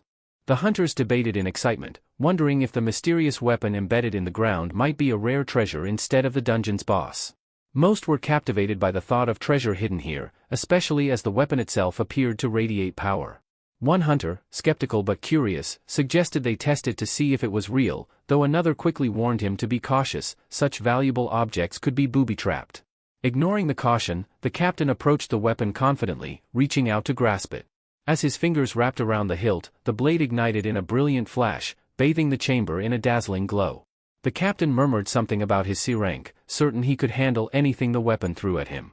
But as the light enveloped him, his surroundings morphed into a strange and unfamiliar realm, bewildering both him and the others. One of his comrades, standing nearby, noted that while no immediate trap was evident, the captain should tread carefully with the weapon. Just as they reassured themselves, the captain swung the sword, and, to everyone's horror, struck down one of his own teammates. The other hunters recoiled, struggling to process the brutality of his action. Slowly, they watched as the captain's form distorted and twisted, his voice morphing into something darker. Declaring himself as the Sword of Monarch of the Fang, he vowed to destroy any who dared intrude upon his domain, the Fang monarch's territory. With terrifying precision, he proceeded to tear through his former allies, striking them down one by one. Meanwhile, in another part of the dungeon, the support crew remained blissfully unaware that a gate had just sealed them off from the main team. In the midst of this, Suho turned to his companion, displaying his ability to summon goblins as allies. His comrade, astonished, remarked that most summoning abilities allowed for 1 or 2 creatures, yet Suho had conjured 3 with ease. This power was clearly out of the ordinary, yet his rank remained bafflingly low. He continued, noting the constraints of Suho's power. Shadow extraction required a body to work, which limited its usefulness. But with the goblin corpses strewn across the dungeon, Suho could use them as a steady supply of labor, ensuring his summoning skills were as effective as possible. Suho was beginning to appreciate the immense potential of his shadow extraction ability. Being a lower-ranked hunter, he knew the Hunter Association strictly prohibited solo dungeon entries for those classified in his tier. However, he also recognized that the classification system wasn't foolproof. Over time, more errors surfaced in the grading process, often due to malfunctions in the evaluation machines. Suho speculated that as he leveled up, he might get reassessed and earn a higher rank. Turning to Beru, he brought up their third mission. Remember our objective? If it involves gaining strength by consuming magical energy, these crystals are the perfect source, Suho suggested, gesturing toward the magic crystals strewn about. Beru agreed, affirming that the crystals, though usually left as loot, contained latent magical power that could be harnessed. Beru went to absorb mana from magic crystals. Just then, he sensed something. Turning to Suho, Beru told him that he felt the presence of a monarch. Curious, Suho then asked, Beru, could the monarch truly have appeared here? Was it my father? Beru shook his head, explaining that although Suho's father held the title of monarch, he wasn't the only one with that title. If it were your father, my powers would have been restored by now. No, this presence is something else entirely, Beru warned, advising caution. Meanwhile, in another part of the dungeon, the diggers were oblivious to the impending danger until a rumbling echoed ominously from a cavern ahead. Turning toward the sound, they froze in shock as a monstrous form began to emerge. At first, they couldn't comprehend the source of the disturbance, assuming it might just be a large animal. But as they drew closer, horror dawned upon them. It was an unmistakably demonic creature, something that hadn't been there when the hunters first entered the dungeon. The workers scrambled to flee, panic erupting as they dashed toward the exit. One miner, trapped between terror and desperation, swung his pickaxe wildly, waving it at the demon as if to ward it off. But as the monstrous creature lunged forward, his pickaxe did little to keep it at bay. The demon advanced, ready to strike, while the workers' frantic retreat continued in sheer panic, the dungeon filling with echoes of their desperate flight. The miner watched in horror as the demon dog's powerful jaws crushed his pickaxe into splinters in mere moments. Shocked by how quickly the weapon was destroyed, he felt a wave of panic rise. He knew his own life was likely next. Heart pounding, he yelled for help, hoping that one of the hunters might hear him in time. The demon dog lunged for him, but he managed to leap backward, buying himself a precious second. In that instant, Suho appeared from nowhere, striking the demon dog squarely on the head with a powerful blow. I'll hold them off. You get out of here, he shouted urgently to the miner. His partner, barely able to process what had happened, nodded gratefully and took off as fast as his legs could carry him, glancing back once to mouth a silent thank you. With his companion safe, Suho assessed the pack of demon dogs before him. Their names were displayed in a fierce orange, signaling their threat level. These creatures were far from easy prey, far tougher than any mist burners he'd faced before. But Suho felt confident. His recent level gains had bolstered his power, and he was more than ready to face them. Irritation sparked as he considered the miner's hesitation. You should be running by now, Suho muttered, annoyed that he always ended up jumping in to save others. The miner called back in a shaky voice, insisting he wanted to help however he could. Shaking his head, Suho left 3 goblin shadows nearby for added protection, just in case his partner ran into trouble. He then pulled up his inventory, selecting his best weapons for the job, relics he'd acquired in the shadow dungeon, weapons far superior to a mere pickaxe. His partner gaped in disbelief as Suho's arsenal appeared, too stunned to fathom how Suho could wield such powerful items or summon them seemingly at will. Without a moment's pause, Suho charged forward, fully intent on clearing out the entire pack. His every movement was swift and decisive, cutting down each demon dog with relentless power. Moments later, his system notification appeared, confirming his victory over the steel-tooth Leakin. But Suho didn't pause to celebrate. He was already preparing himself for whatever awaited him next. The comrades left behind could only watch in awe, their spirits lifting as they saw how powerful their young lord had become. But Suho, rather than reveling in the moment, turned back and focused on his next move. Fixing his gaze on the defeated demon dog, he channeled his shadow ability, commanding its shadow to rise. The 3 goblins nearby and his fellow comrades stared in stunned silence, horrified yet mesmerized, as Suho succeeded in summoning the very demon dog he had just felled. Once revived, the demon dog wasted no time. It immediately turned on its former pack members, launching fierce attacks that aided Suho in clearing out the remaining creatures. Beru, observing his little lord's swift mastery of the shadow power, couldn't help but feel proud. Suho, on the other hand, was beginning to grasp that summoning these shadows didn't drain his mana as he'd initially feared. He realized that as his magic power continued to grow, he'd likely be able to summon entire armies, expanding his influence over even larger territories. As he dispatched another demon dog, he turned his attention to the shadow it left behind, raising it to join his ranks. The goblins and his comrade gawked in silent astonishment as Suho repeated the process, this time summoning a third demon dog, each shadow adding to his control. A system notification appeared, announcing that Suho had defeated another steel-tooth Leaken and gained a level, further enhancing his strength. Without missing a beat, Suho summoned the last of the demon wolves he had slain, and older shadow goblins started to disappear. At this point, his comrade could no longer contain his disbelief. Suho, what kind of power is this? This can't possibly be a Ranky ability. How? How can you bring these demonic creatures back to life? Suho hesitated, realizing he may have pushed things too far this time, his abilities inadvertently drawing unwanted attention. He scrambled to explain, turning back with a half-smile and casually saying, "Oh, it's just a unique feature of my Ranky abilities." But his comrade seemed unconvinced, muttering something about how it all seemed far too powerful to be classified as rank E. Could it be that Suho had deliberately registered himself under a lower rank? He wondered aloud, eyeing Suho with a mixture of respect and suspicion. Suho quickly redirected his attention toward the cave entrance, where the demonic creatures had first appeared. Despite the clear path now, he felt a lingering presence and knew there was one enemy left. Scanning the dim cavern, he caught sight of a distant, strange silhouette, a figure that appeared distinctly human but ominously unfamiliar. He couldn't shake the feeling that this was his true opponent, though the exact nature of the threat remained unknown. As Suho and his comrade moved cautiously through the dimly lit cavern, they spotted what seemed to be a familiar face, a member of the capture team. Relief crossed Suho's comrade's face as he stepped forward, calling out, "You survived? How did you escape the ambush?"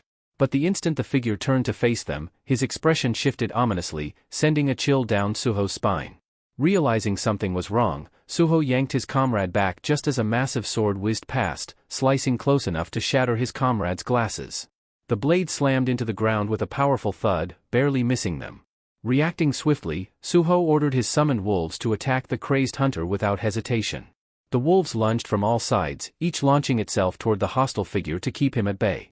Suho seized this moment to drag his comrade further away, explaining as they moved, "That hunter's no longer himself, he's been corrupted, a demon in human skin now. Worse, his name color has turned red, marking him as a high-threat enemy." Suho remembered encountering a red-level creature once before, during the incident at his Art University of Korea. The power gap had been severe, and he was all too aware that fighting red-ranked enemies was a daunting challenge. If anything, the sensible option would be to retreat now while they had the chance. Once they put some distance between themselves and the corrupted hunter, Suho turned to Beru, pressing him about what he'd sensed earlier. "Beru, what did you mean when you mentioned sensing the monarch's energy?" Beru frowned thoughtfully and replied, "The hunter carries a faint trace of monarch's essence, though his power doesn't come close to a true monarch's might. But the mere fact he wields that energy makes him a formidable opponent." Suho nodded, taking it all in. He opened his inventory, scanning through his items to come up with a plan. Beru looked at him, concerned. "Little lord, do you really intend to face him?" "Yes," Suho responded, his tone unwavering. "The system assigned me this task for a reason. It's a safeguard designed to push me to my limits and ensure my growth. It means there's a way to overcome this challenge." His determination intensified. "If I ever want to stand a chance against real threats, I need to grow stronger now, not later. Destroying this creature will boost my level, and that's the only way forward." Suho took a deep breath, scanning his inventory and scattering every weapon he had at his disposal onto the ground around him. His determination was absolute. He was ready to face this possessed hunter head-on to secure his victory and strengthen himself. Beside him, Beru watched with admiration, his voice softening as he spoke. "You never back down, no matter the challenge.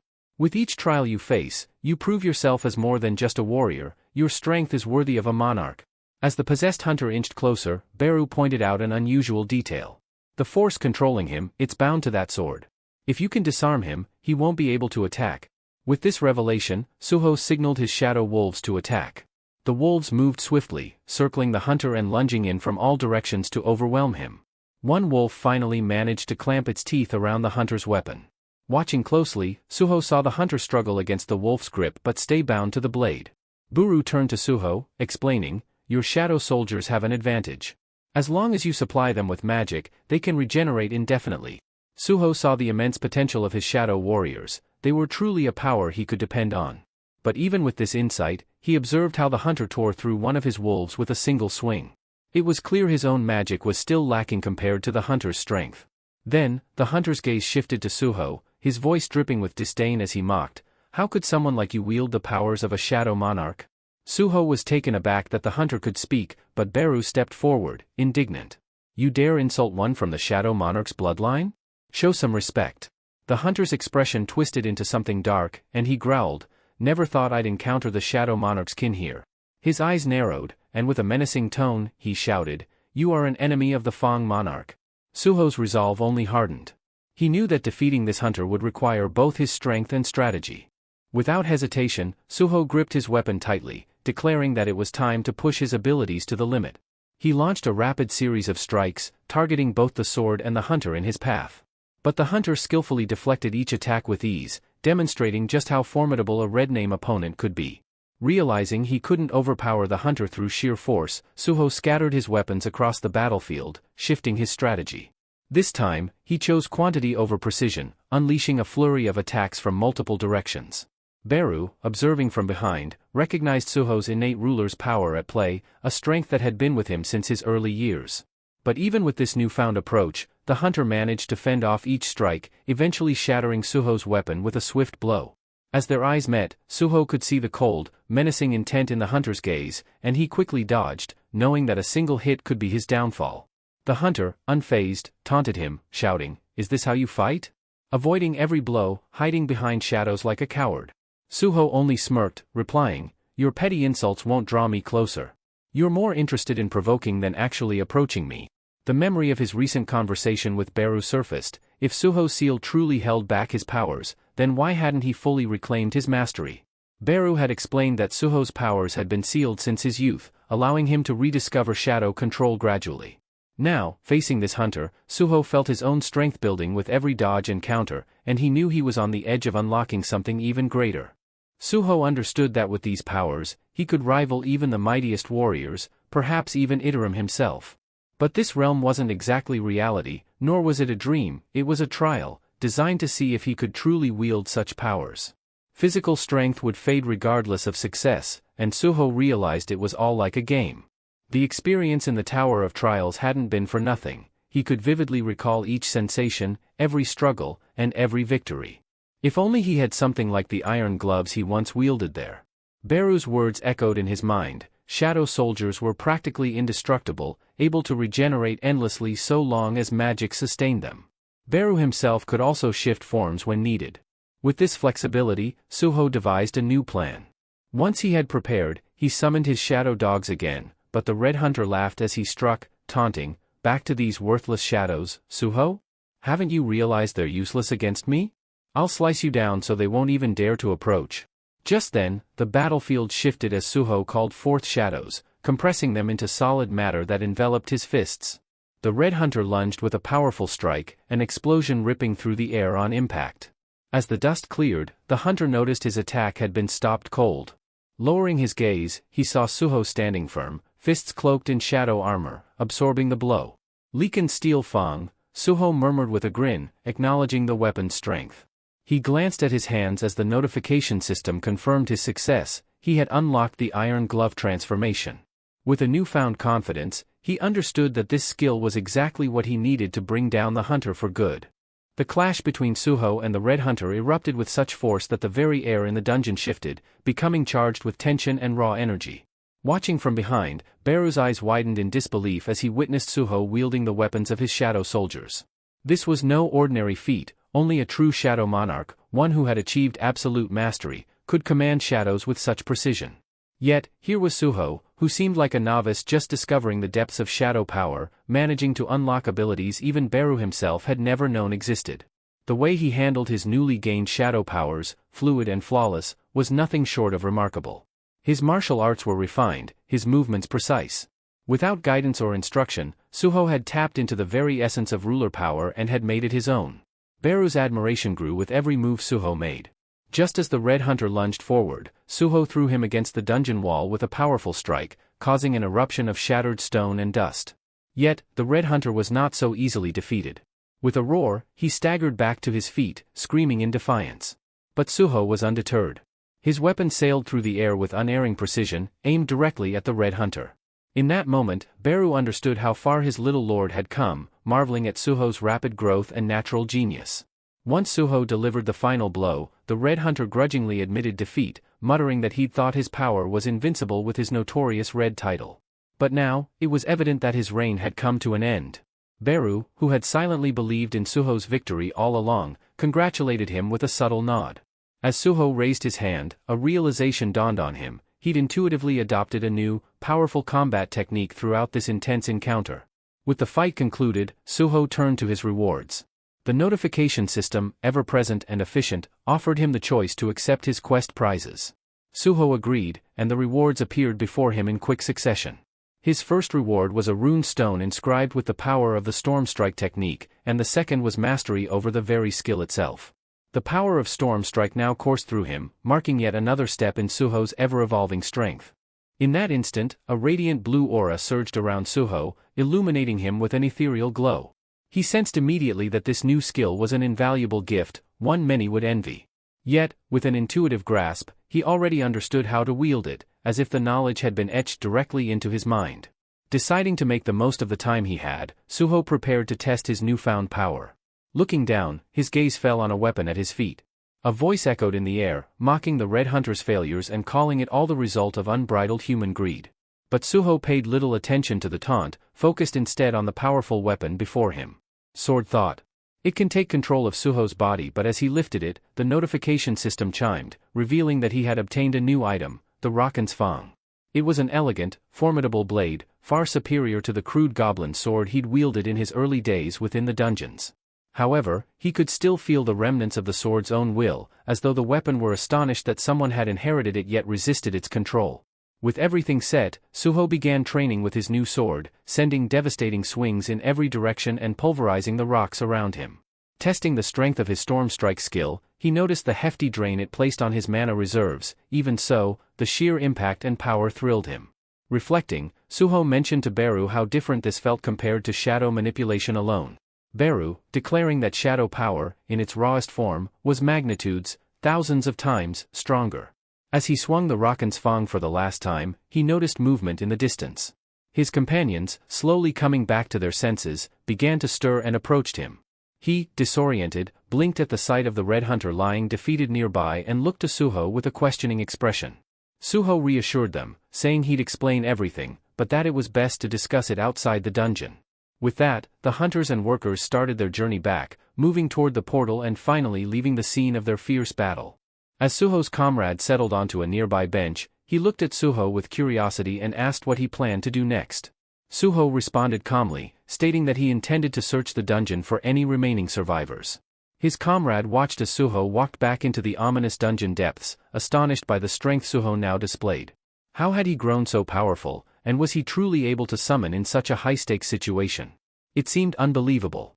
But in that moment, none of those questions really mattered. What mattered was that, thanks to Suho, the survivors were safe.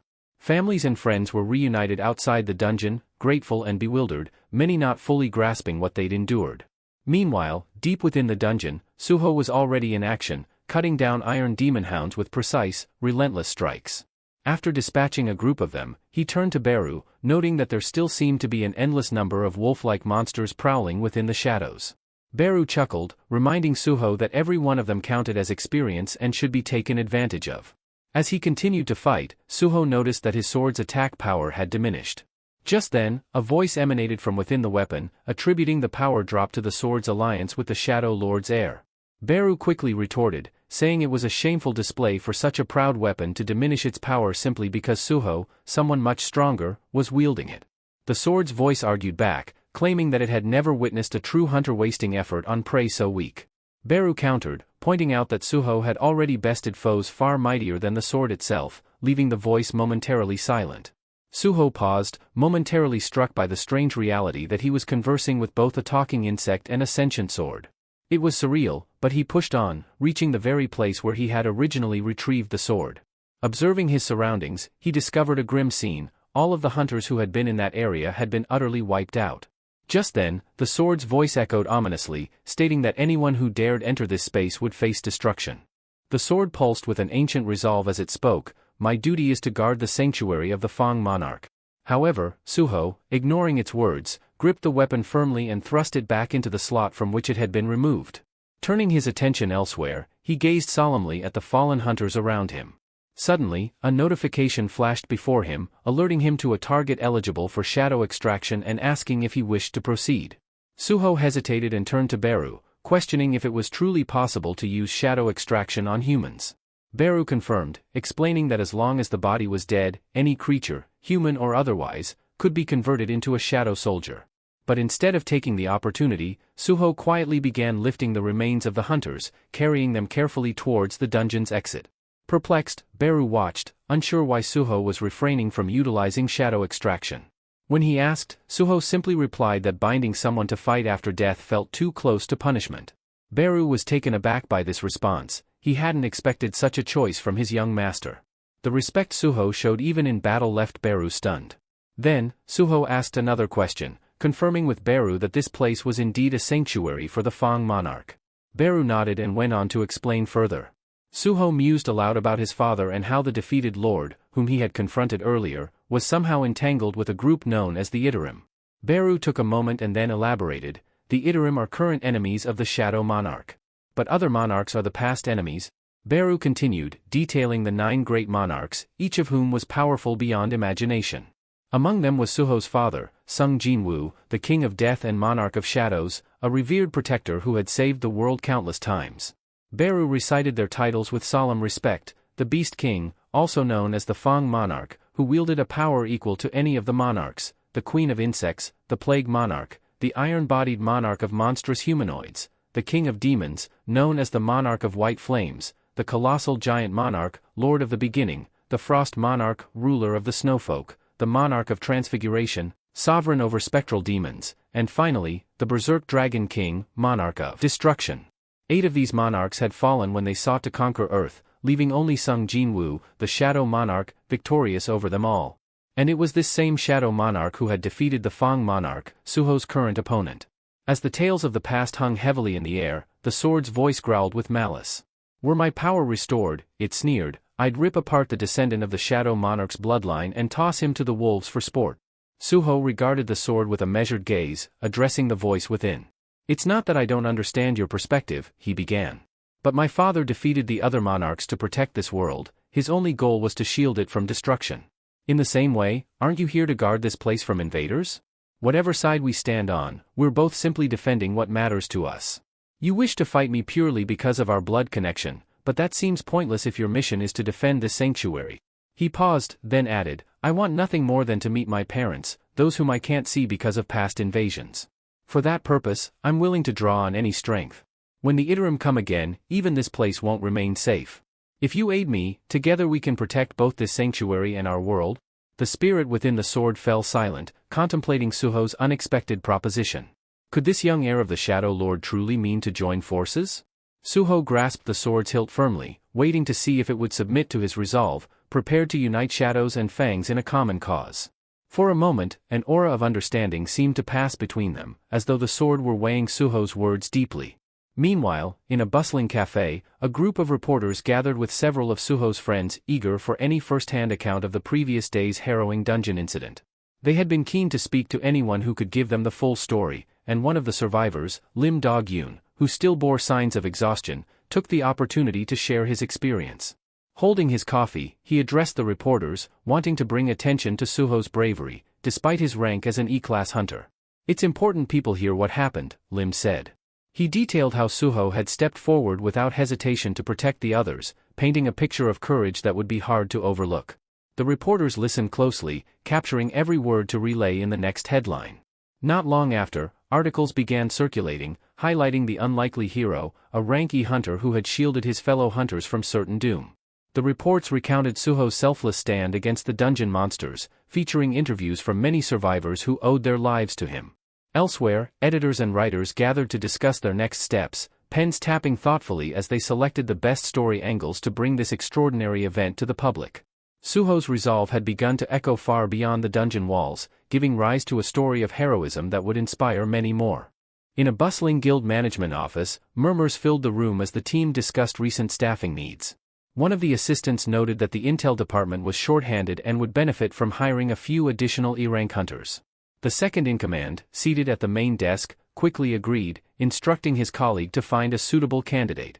The man at the computer scanned through profiles, stopping at one that caught his attention, an E-rank hunter who had recently faced down monsters in a dungeon, coordinated the evacuation of a minor team, and single-handedly rescued an injured hunter.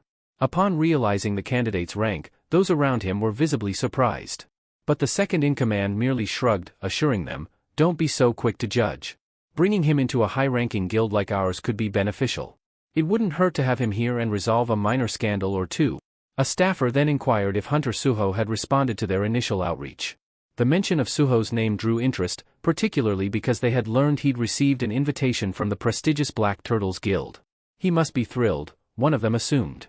However, the colleague at the desk turned, stating, "Actually, Suho declined the offer." The second-in-command blinked in disbelief. Declined? An E-rank rookie refusing a guild like that? What's he thinking? He shook his head, grumbling. Does he believe he's some kind of S-rank hunter? It doesn't make any sense. Another staffer chimed in. Apparently, Suho has no interest in joining any guild. The leader's irritation deepened, unable to grasp how a rookie with such a low rank could afford to pass up such opportunities. "Mark my words, he'll come around," he muttered. "Sooner or later, Suho will realize how challenging it is to survive without a guild support." Meanwhile, back at his apartment, Suho checked the notifications popping up on his phone. Since his last dungeon expedition, he had been inundated with guild invitations. A flood of offers filled Suho's inbox, though he noticed that nearly every guild wanted him for menial roles as a porter or gatherer. He couldn't quite understand the overwhelming interest, but he dismissed the offers. To him, joining these guilds would only limit his potential and slow his progress with the system. There was simply no reason to waste time on tasks that would sidetrack his path to growth. Turning his focus to his sword, Suho looked at Fong Raken. "About what we discussed in the dungeon," he began, combining Shadow and Fong. "Are you still open to that?" Fong Raken's voice responded skeptically, clearly stunned. "Are you serious? You think a Shadow can become a true ally and not an adversary?" After a pause, he added, "But there is one condition, take me to another of the Fong Monarch's sacred lands." Suho raised an eyebrow. "You know where to find it?" Fong Raken replied confidently, "I know the locations of all the Fong Monarch's holy sites, regardless of distance. But there's a problem, a gate leading to one of them has already vanished. It's most likely undergone a dungeon breach." Realization struck Suho. This holy ground must now be an open dungeon, a place where vicious, powerful monsters roam freely. Once a breach forms, creatures spill out, transforming the area into a desolate wasteland. Gripping his phone, Suho quickly messaged his uncle, saying he'd be unreachable for a while and not to worry. He knew he needed to seize this chance to gain strength and elevate his level as rapidly as possible. Later, Suho glanced over at Beru, asking if they were close. Beru nodded. "Yes, we're here." But in the parking lot, they immediately spotted signs prohibiting entry. Suho noticed that the Hyena Guild, a notorious group known for recruiting former gang members, had claimed the area, adding a layer of tension. Understanding that a direct approach might be met with hostility, Suho steeled himself, ready for whatever awaited him beyond the barrier. Beru advised Suho to ignore the petty creatures and focus on leveling up. As Beru and Fong bickered, Suho cut them off, irritated, demanding to know what they were doing. He stated he was ready to break in and would use his powers to make it happen. With that, he began shattering the surveillance cameras one by one. Beru questioned what would happen if the guild noticed, but Suho confidently responded that he had a plan for that. When he broke the final camera, it shattered into tiny fragments, ensuring there'd be no evidence. Beru observed with amusement, noting that Suho's approach reminded him of the monarch. Upon entering, Suho was struck by the eerie, blue mist filling the open dungeon. Beru explained that this mist was actually mana from another realm, seeping through dimensional walls and leaving a trail. The mist originated from the monarch's sanctum, filtering to Earth through a dimensional rift. Beru continued, revealing that beings from the outer worlds were trying to tear a large breach between realms to send their armies through. Due to the dense concentration of mana required, only the weaker creatures could currently slip through, the strongest forces hadn't arrived yet. Realizing the urgency, Suho knew he had to level up fast, especially before other hunters could interfere. Suddenly, he glanced up and noticed colossal creatures lurking in the trees, a sharp-clawed Briga and a shadowy figure known as Ramon. Fang eagerly encouraged Suho to unleash his strength, but Suho replied that while he appreciated the support, he wouldn't use Fang as his main weapon, leaving Fang momentarily puzzled. Suho had decided to take a different approach, one he had thought through carefully. Instead of relying solely on weapons, he would integrate his training by using his fists for mid-range combat, with his monarchical powers as a backup. To keep his tactics versatile, he would swap weapons as needed, employing his extraction ability to gain more gear and further enhance his skills and attributes, leveling up independently. Hearing this, Beru was thrilled with the young monarch's determination and strategy. Fang recognized that this was the true power of the Shadow Monarch's bloodline at play. The more adversaries Suho faced and the longer a battle endured, the stronger he grew, drawing strength from the very demons and monsters he defeated. With his heightened intelligence, Suho realized he could now summon 5 shadows. However, Beru was quick to point out that it was a far cry from the mighty monarch, who could command thousands. Embarrassed, Suho told Beru to keep quiet. As they ventured further into the forest, Suho noticed a peculiar building in place of the Holy Land's gate Fang had mentioned. Fang explained that this was indeed where the gate was supposed to be, but now a strange warehouse stood in its place. Suho observed people still bustling about the area despite the late hour, wondering what was keeping them out here at night when hunting was typically safer during the day. Just then, a vehicle arrived, and several individuals were escorted out, their hands and legs bound. Realizing he was witnessing a kidnapping, Suho felt a surge of anger. Beru suggested caution, reminding Suho that, being here illegally, they would be vulnerable if these hunters realized they were trespassing. But as Beru finished his warning and turned, he found that Suho had vanished. Surprised, Beru wondered if Suho was seriously about to engage with those people. With a background of justice ingrained in him by his father, a dedicated police officer in violent crimes, and his legendary firefighter grandfather, Suho couldn't stand by idly. Acting on instinct, he dashed forward, closing the distance in an instant, and with a powerful kick, struck the nearest hunter, sending him reeling. The shadows watching were stunned by Suho's decisiveness. The other hunters, seeing their comrade taken down by a single, unexpected strike, were equally astonished. After the forceful kick, the hunter's face smashed into the ground, and the others only saw a fleeting shadow, the silhouette of Suho. The hunters couldn't immediately tell who had attacked, but Suho quickly assessed the situation, realizing that his body had reacted faster than his thoughts. Realizing he had unintentionally invaded another guild's territory, Suho wasn't entirely sure of his next move. He slipped on his shadow mask and turned to confront them, asking, "Are you seriously kidnapping people? What exactly is your guild, Hyena, up to?" The other hunters, surprised and angered, demanded to know why he was trespassing and attacking them without warning. They taunted, claiming he had sealed his fate by intruding, as they readied their weapons and began channeling their magic to retaliate. One of the hunters lunged toward Suho, but Suho skillfully dodged each blow. He recalled what he knew of the Hyena Guild. Their average strength hovered around D rank, so he resolved to stay on guard, not underestimating his opponents. When Suho struck one of the hunters, he put all his strength into the hit, sending the man flying through the air. The others watched, stunned by how swiftly their comrade had been thrown aside, and they could hardly believe what was happening. But Suho didn't hesitate. He moved on to the next hunter, taking them down one by one as they came at him from all directions. Beru, watching intently, was astounded, realizing that these D-rank awakened ones, who were fairly powerful by human standards, were now no match for Suho. Glancing at his status, Suho noted his progress. He had now reached level 16. Once the last hunter was subdued, Suho tied them up tightly to prevent any escape. Satisfied, he turned his attention to the people who had been bound by the guild and began untying them. As they were freed, they expressed their deep gratitude to Suho for rescuing them, while Beru, watching the aftermath, couldn't help but comment on the graceful way his young monarch had wrapped up the battle. The freed captives, uncertain but curious, asked Suho if he was part of the Hunter Association. He nodded and said they could assume so, instructing them to get to safety while he handled the situation here. Once they hurriedly got into their car and drove off, Suho lingered, puzzled about why the Hyena Guild would go to such extremes as to kidnap people. Just then, Fang's voice echoed in his mind, saying he could sense something nearby.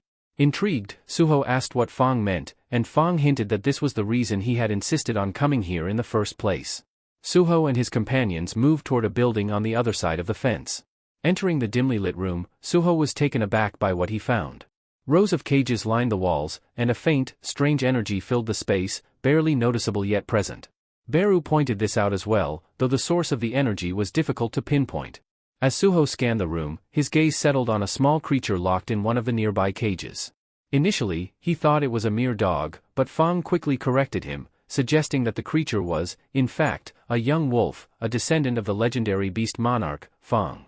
Hearing this revelation, Suho could hardly believe his ears. Fang then elaborated, explaining that after a brutal conflict with the Shadow Monarch, the beast monarch Fang had given the order for the last of his bloodline to be hidden in a shrine. He had hoped that one day, if his lineage survived, another Fang monarch might rise. Fang admitted that he hadn't expected to find a Fang descendant here of all places.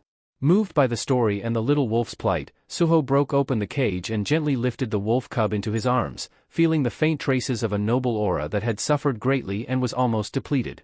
Fang warned him that the young wolf's energy was so low it wouldn't survive if left in its weakened state. Beru then asked Suho what he planned to do next. Suho, eyes blazing with newfound resolve, muttered that while he had expected to find a few minor figures here, he now understood there was one last foe he would have to deal with. At that moment, Suho sensed a twisted aura. Turning, he spotted a demonic figure emerging from the shadows, its voice dripping with malice as it sneered that trust in others was a futile sentiment. The creature introduced itself as Brokey and claimed to have survived by any means necessary. Instantly, Suho asked Fang if he knew this creature. Fang confirmed, explaining that this was the guard responsible for taking care of the descendant he had just described. Brokey smirked as he approached Fang, sneering that it had been ages since they last saw each other and taunting Fang Rakan by mentioning how glad he was to see him still alive. Fang's expression grew darker, and he responded sharply, reminding Brokey of his duty to protect the descendant. All this time, while this wolf cub was in chains, what exactly were you doing, Brokey? Fang demanded, his voice thick with contempt. Suho held the wolf cub protectively, but before he could react, Brokey lunged at him with blinding speed. With a menacing glare, Brokey growled, "How dare you touch what's mine?" Without warning, Brokey swung his tail, striking Suho with a brutal force that sent him crashing through the wall and into a pile of containers outside. Beru, witnessing the violent impact, flew to Suho's side, shouting out to see if he was all right. Dazed and wincing, Suho managed to grin despite his injuries, muttering, "That's the hardest hit I've taken in a long time. And yes, I'm bleeding, so please, Beru, stop yelling. My head's throbbing enough without the extra noise." Beru nodded, then looked toward Brokey, narrowing his gaze. "I sensed a lingering energy when I arrived here," Beru said. "It's Iterim's energy, unmistakably connected to this one." His words caught both Fang and Brokey's attention. Turning to Brokey, Beru asked, "Do you realize what you've done to the monarch's descendant?" Brokey interrupted with a twisted laugh, explaining smugly that his strength was no mere coincidence. "Even after losing my sanctuary, I've grown strong by following nature's law of survival. The weak feed the strong, it's the way of the world," he declared coldly. "This cub, though weak, carries the bloodline of the Fang monarch, making him an ideal source of power." Brokey then admitted to draining energy from the young wolf periodically, using him as nourishment to amplify his own strength. After relishing his explanation, Brokey fixed his eyes on Fang with a malevolent grin. "When I'm finished here," he vowed, "I'll be strong enough to eliminate you too, Fang. Mark my words." Suho raised his hand, calmly stating, "Death is merely the result of weakness," but Brokey cut him off, sneering. "Strength is the only law that matters. Only the powerful are fit to endure," he said, casting an assessing glance at Suho as he boasted about how the next Fang monarch would only respect strength. Seizing the moment, Suho lunged forward with his sword, delivering a fierce blow. At the same time, Beru swooped in, swiftly lifting the wolf cub from harm's way and retreating to a safer distance. As Suho's blade found its mark, it returned to his hand, poised for another strike. Glancing at Fang, Suho added, "I thought you were upset with me. But right now, we're on the same side. I have unfinished business with this one, too." The tension between Fang and Shadow Clan felt almost tangible, but Suho's focus held. He continued, "This battle may bring me closer to my father's trail." Just then, Suho's system chimed with a new assignment, an urgent hyena hunt, tasking him with stopping this threat and ensuring public safety. He connected the dots, realizing the true meaning behind the Hyena Guild's name. Brokey wasn't simply another monster, he had founded an entire organization, kidnapping people to grow his influence, all intertwined with the same sinister energy linked to Iterim. The hunters nearby, once loyal to Brokey, struggled against their restraints. "Brokey, release us," they yelled. "This guy isn't someone to face alone. Let us help." But Brokey turned on his own followers in a heartbeat, silencing them with a brutal, dismissive blow. "You think I need help with him?" he snarled. "The minute you forget your place, you become prey." Witnessing Brokey's merciless strike against his own people ignited Suho's fury. He charged forward, fist clenched and ready to strike. As he launched his sword, Brokey countered instantly, blocking with an unyielding grip. Suho demanded, "Did you slaughter those people just for amusement?" Brokey's response was cold. "The strong need no reason. We decide who lives and dies, as we see fit." Brokey followed with another powerful swing, but Suho managed to dodge just in time, shifting to the side and steadying himself, more determined than ever to bring down the monster before him. Launching himself into the air, Suho dove down at Brokey with a fierce determination, his body descending like a storm. Mid-flight, he activated his recently acquired skill, Storm Blade, summoning gusts of slicing wind around his weapon. But as Suho's attacks rained down, Brokey barely flinched. Smirking, he sneered, "Is that it? You're not even close to honoring the name of the Fang heirloom." Just then, a blade came whizzing through the air from a different angle, catching Brokey by surprise as it sliced close to him. Suho, standing a few steps back, extended his arm, revealing his control over the flying sword. "We're just getting started," he warned. Fang, watching closely, took the chance to question Brokey. "What happened to you? You once pledged loyalty to Rakan with such pride. Why betray that oath?" Brokey's expression hardened, his eyes narrowing as he responded. "Loyalty," he scoffed, letting out a cold laugh. "There was never honor, only fear. I respected Rakan's power, nothing more. Living like that, shackled by fear, I couldn't bear it any longer. So, when the chance came, I decided to seize my own future by any means necessary." Brokey caught Fang, and destroyed it. With a sudden burst of speed, he struck Suho with a devastating punch, sending him reeling. Suho felt pain tear through his body as if every bone were fractured, but his mind latched onto a powerful memory. Images of his father flashed before him, a figure battling somewhere unknown, never backing down. That memory rekindled a strength within Suho. It reminded him that surrender was not an option. Steeling himself, he summoned the shadows around him, cloaking his fists in shadowy armor. Channeling all his remaining strength, he launched a powerful blow straight into Brokey, determination blazing in his eyes. Watching from a distance, Beru marveled at his young lord's resilience and power. Despite his age, Suho was wielding strength beyond what anyone expected. Fang, lying battered on the ground, glanced at his shattered sword and the memory of its former power. Everything, the survival of his descendants, the future of the Fang lineage, all rested on Suho's shoulders now. The fight wasn't over, it had only just begun. Fang could sense that Suho, just like him, was ready for the battle still to come. At that moment, the young wolf cub began to stir, slowly rising to its feet despite the strain and pain it felt. Fang Rakan watched, understanding that this cub, the last descendant of Lord Rakan, was summoning the strength to stand. Inspired by Suho's fierce determination, the cub struggled to its paws, its resolve mirroring Suho's own. Realizing what he had to do, Fang Rakan thought, "The least I can do now is offer the remainder of my power to the next generation." As Suho continued his fight, each clash echoing through the battlefield, he barely held off his opponent's relentless onslaught. With a powerful strike, Brokey sent him crashing to the ground. Lifting his head with difficulty, Suho noticed a system notification displaying his remaining hit points. The monster loomed closer, radiating an ominous aura and taunting, impressive endurance for such a lowly creature. Brokey raised his arm to deliver a finishing blow, but suddenly, a sharp set of claws swiped across his paw. The young wolf cub had intervened, striking just as Brokey was about to end Suho. Suho blinked, surprised by the wolf's sudden appearance and courage. Standing firm, the cub positioned itself protectively in front of Suho, its eyes blazing with determination. A notification appeared in front of Suho, showing that the Fang descendant had acknowledged his bravery and offered to join him as an ally. Suho hesitated, uncertain. Is this little cub really the descendant of the Fang? The monster, equally shocked, glared at the cub, snarling, "Is that truly a descendant? Has he absorbed the power of Rakan Fang?" At that moment, Suho pieced it together. The cub had inherited the essence of Rakan Fang, who must have sacrificed himself to infuse his power into this young wolf. Suho had intended to align with the Fang from the start, and after a quick look at the system's notification, he decided there was no reason to hesitate. Accepting the Fang descendant as an ally, he confirmed the bond. Almost immediately, a new system window appeared, indicating that data synchronization was underway. Suho felt a strange influx of energy, memory seeping into his mind as if he were tapping directly into the wolf cub's past. The images formed into fragmented memories, an ominous cave, where Brokey told Fang's descendant that they lost the war to Shadow Monarch and he must become stronger.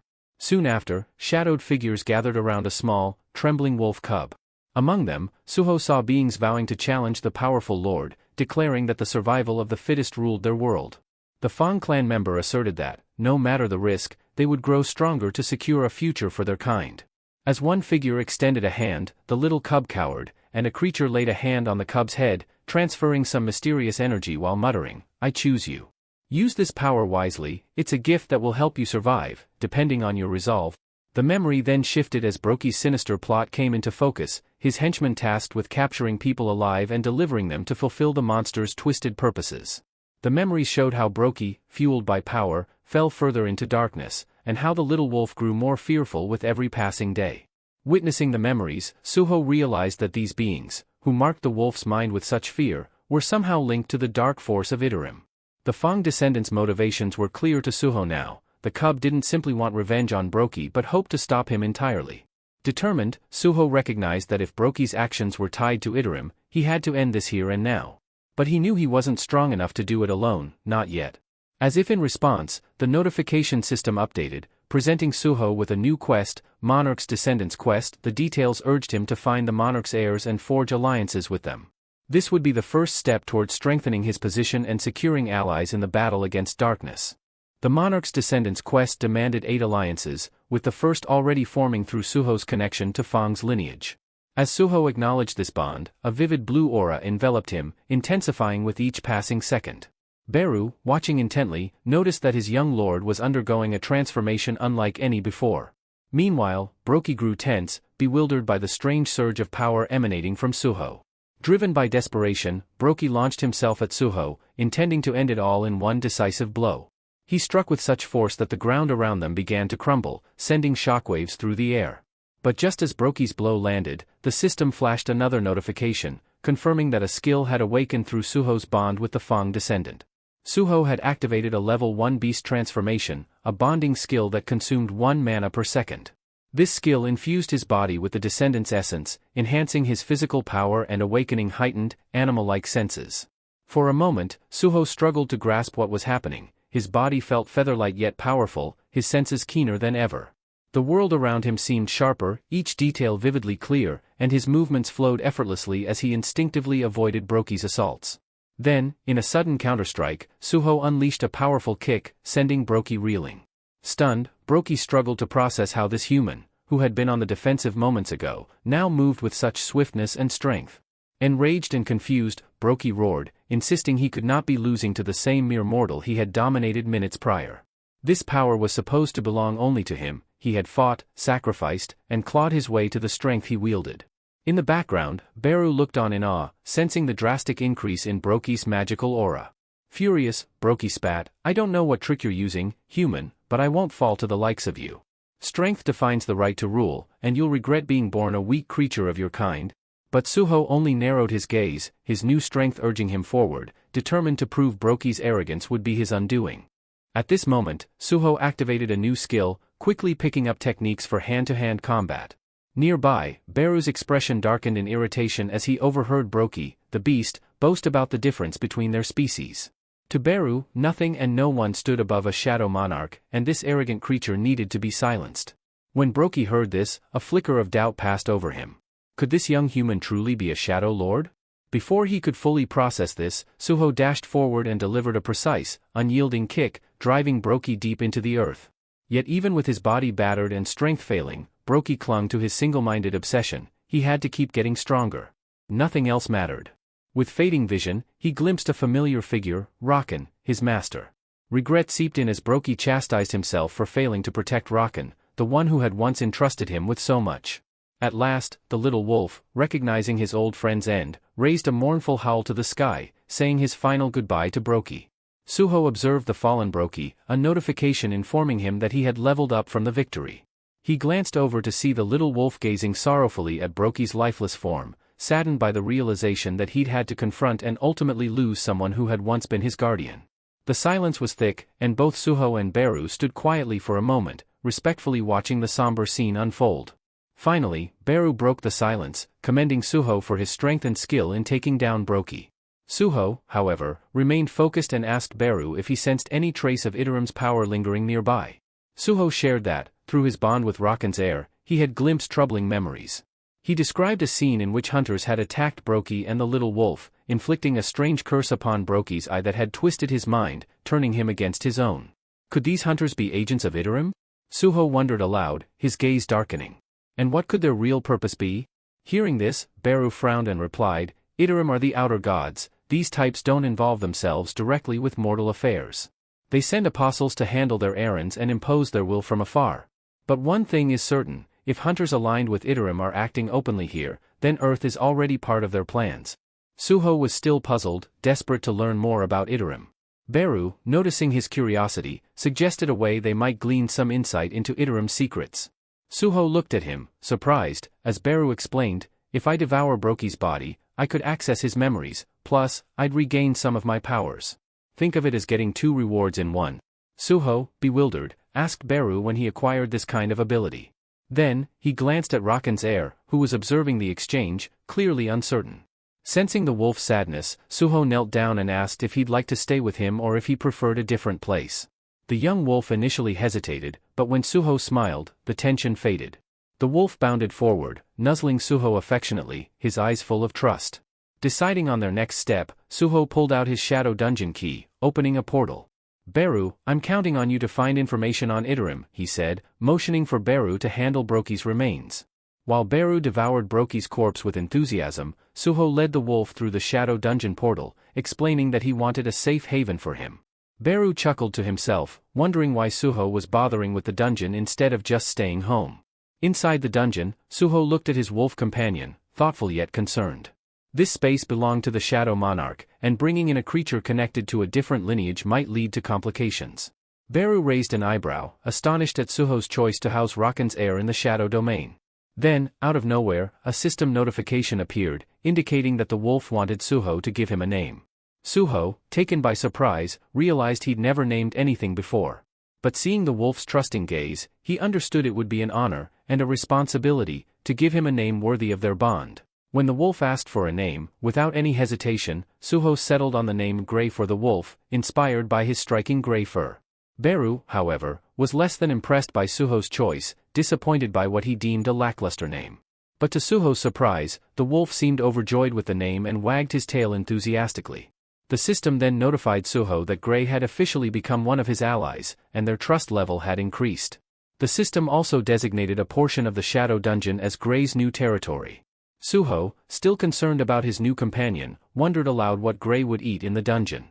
Beru assured him not to worry, mentioning that Grey, coming from a well-established bloodline, would manage just fine by hunting the monsters still roaming in the dungeon. This explanation put Suho at ease, especially knowing that a few monsters had survived from his last visit. Grey, thrilled with his new home, eagerly began his hunt, quickly proving his worth by attacking a goblin with a single strike, effortlessly killing it. Meanwhile, Suho and Beru sat on a tree branch, quietly watching as Grey hunted down multiple goblins. Suho couldn't help but marvel at how swiftly Grey adapted to his powers, despite being so new to them. Just then, a system notification appeared, informing Suho that he had earned the title of Wolf Slaughterer for defeating Brokey, and had gained additional ability points.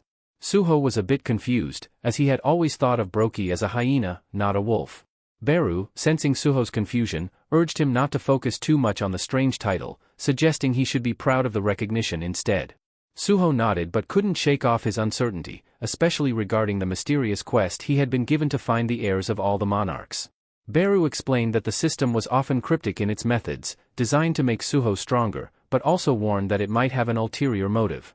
Suho, still not fully grasping the gravity of Beru's words, asked for further clarification.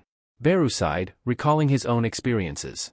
He explained that in his father's system, the architect had planned to make Sung Jinwoo into a shadow monarch. The intention had been to crush his soul in the process, turning him into a mere puppet for the old shadow monarch's use. This revelation left Suho in deep thought, aware that the system's true purpose could be far more complex and dangerous than he initially realized. Yet, Sung Jinwoo defied the system's intentions, ultimately conquering it rather than letting it dominate him. He achieved the rank of Shadow Monarch while maintaining his autonomy and developed his power without being dependent on the system's levels. but explained that this new system is designed for Suho, removed all ill intentions. Taking Beru's words to heart, Suho pondered if the system might be attempting to groom him for a similar role.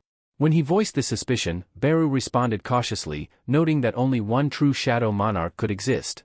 Nevertheless, he speculated that the system would continue guiding Suho toward an unknown purpose, one that would reveal itself in time. Reflecting on this, Suho accessed his status window and noticed that, despite significant growth and powerful skills acquired since his battles with the Mistburns, his class still appeared none. This dissonance gnawed at him. He knew he wouldn't have overcome Brokey without Gray's crucial help. Resolving to follow the system's quests as long as they aligned with his personal ambitions, Suho leapt down from the tree, curious to hear Beru's findings from consuming Brokey's body. Beru reported that, while he hadn't uncovered evidence of any apostles directly brainwashing Brokey, he'd found that a human guild called Grim Reaper was involved. This guild was working behind the scenes with the Hyena Guild, aiding in the capture and delivery of people to Brokey. Beru suggested that tracking down the Grim Reaper Guild might yield crucial insights into Iterim's true intentions. The revelation stunned Suho, as he realized another guild's sinister involvement only added to the complexity of the situation. Meanwhile, the scene shifted to a well-dressed man in an opulent office, calmly answering a phone call. He was speaking to Tegu, who seemed to be mid-raid. Tegu confronted the man, demanding to know about his potential involvement in the recent chaos surrounding the Hyena Guild. The man, unbothered, flatly dismissed Tegu's insinuations, claiming that he had no proof to back up his suspicions. Tegu warned him that the Hunter Association wouldn't rest until they uncovered the truth, suggesting that the man should clean up his operations. Incensed by Tegu's defiance, the man slammed his fist onto the desk, splintering the polished surface in a burst of rage. It was then revealed that this man held the position of vice CEO in the Grim Reaper Guild. With a sly grin, he drew out a shimmering pearl, an awakening stimulant known as stardust, which hunters could use to amplify their powers. As he examined it, he mused on how this rare substance could become a lucrative asset in expanding his influence. Meanwhile, in the Shadow Dungeon, Gray was tearing through goblins with ease, his strength advancing at an astonishing rate. Each strike was more powerful and precise than the last, earning even Beru's admiration. "You're getting stronger with every blow, Gray," Beru remarked, encouraging him to keep pushing his limits to become the weapon Suho could one day depend upon. Watching from the shadows, Suho was equally stunned at the wolf's rapid progress. But what truly stood out was the bond forming between Beru and Gray, a respect built on shared trials and aspirations. Then, something unexpected caught Suho's attention. A system message appeared in his vision. It read that Suho had gained experience from Gray's kills. Startled, Suho muttered, How is that even possible?" Bewildered, he called Beru over, who was casually scratching Gray behind the ears. "Beru, do you understand this?" "I just received experience from Gray's hunting," Suho explained, still baffled. Beru inspected the notification and explained, "It's similar to how your father once gained experience through his shadow army. You're sharing in the rewards of battle, almost like splitting the gains in a game." The realization hit Suho. Even if he was only receiving a fraction of the experience, it was still an immense advantage. His excitement grew. "Gray, from now on, you're in charge of clearing out the enemies," Suho announced, his eyes glinting with anticipation. Gray, overhearing this, was hit by a mix of shock and exhaustion, but before he could react, a new system notification appeared: "Dungeon cleared. New quest unlocked. Daily quest." "Finally," Suho said, eager to see the next challenge. The daily quest seemed straightforward: defeat goblins and clear the dungeon. Yet a question lingered in Suho's mind: why was he now receiving daily quests? Then, the answer dawned on him, hinting at the system's deeper intentions. Daily quests meant daily rewards, which meant Suho had an opportunity to grow stronger each day. Beru chimed in, noting, "It looks like the system wants you to seize control of this entire dungeon as part of your domain." Suho nodded, but then he faced a new challenge. How am I supposed to gather 100 goblins in such a massive place? A thought struck him as he recalled an item from a previous dungeon, a horn flute that could summon nearby goblins. Wasting no time, Suho pulled the flute from his inventory and blew into it. Within seconds, goblins began charging from every direction. Perfect, he thought, feeling the adrenaline kick in. Beru, watching his master's strategy unfold, gave an approving nod. With a confident grin, Suho launched himself into the fray, his fists crashing down on the goblins with crushing force. As he tore through the swarm, Suho realized the thrill of fighting goblins was fading. They no longer presented a real challenge. But he had a quest to complete, and he'd make it interesting. Suho blew the horn again, summoning an even larger horde of goblins, and decided to take things up a notch. Raising the bodies of the defeated goblins, he called forth a shadow goblin army to join him. What started as a simple battle had now escalated into an all-out war within the dungeon. Beside him, Gray and the shadow soldiers charged with relentless intensity, mowing down the goblins with ruthless precision. For 3 grueling hours, they fought, transforming the dungeon into a battleground littered with goblin remains. By the end, Gray was utterly spent, collapsing to the ground, drained of energy. Suho, however, spotted another system message and couldn't help but smile. Quest complete. But something unusual caught his eye. The counter hadn't stopped at 100. It kept rising. Could this mean more rewards? Suho wondered, his grin widening. What if I push this even further? Gray, already exhausted, could barely process what Suho was planning, but they pressed on, hunting down goblins relentlessly until the system finally confirmed the quest's completion, bringing Suho a sense of satisfaction and anticipation for what lay ahead. Gray looked utterly drained, as if his spirit had left him, while Suho could barely contain his excitement.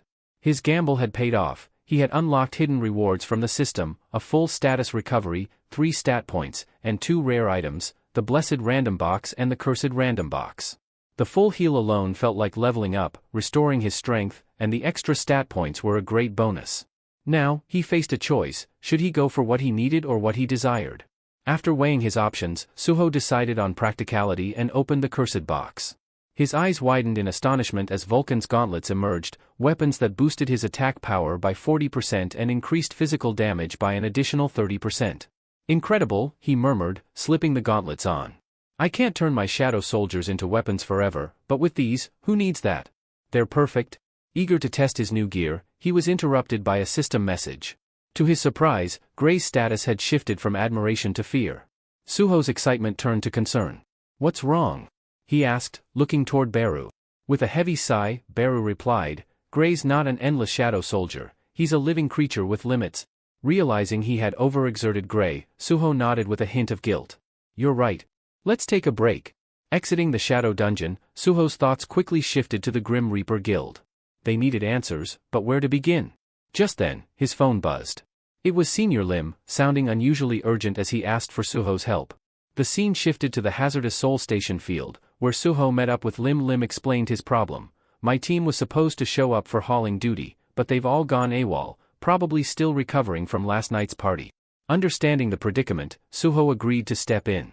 He donned the protective gear necessary for handling monster corpses, preparing for the labor-intensive work. Soon, the hunting squad arrived, but their leader immediately looked displeased at the lack of handlers.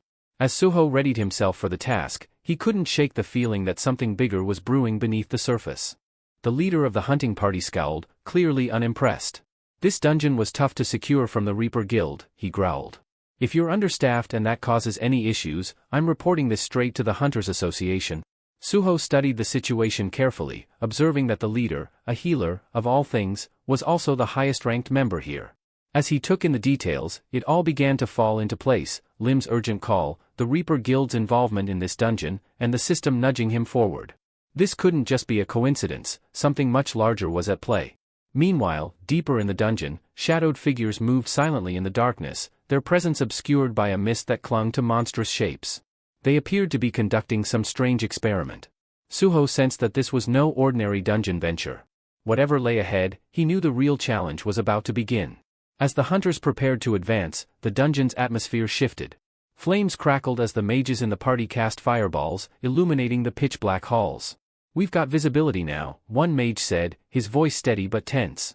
The party leader, a veteran hunter with a sharp eye for danger, quickly ordered the team into formation. From the shadows, the enemy emerged, lizard-like creatures, their eyes blazing with a fierce hunger as they approached in packs. The leader turned to Suho and Senior Lim. Stay close to the strike team, he commanded firmly.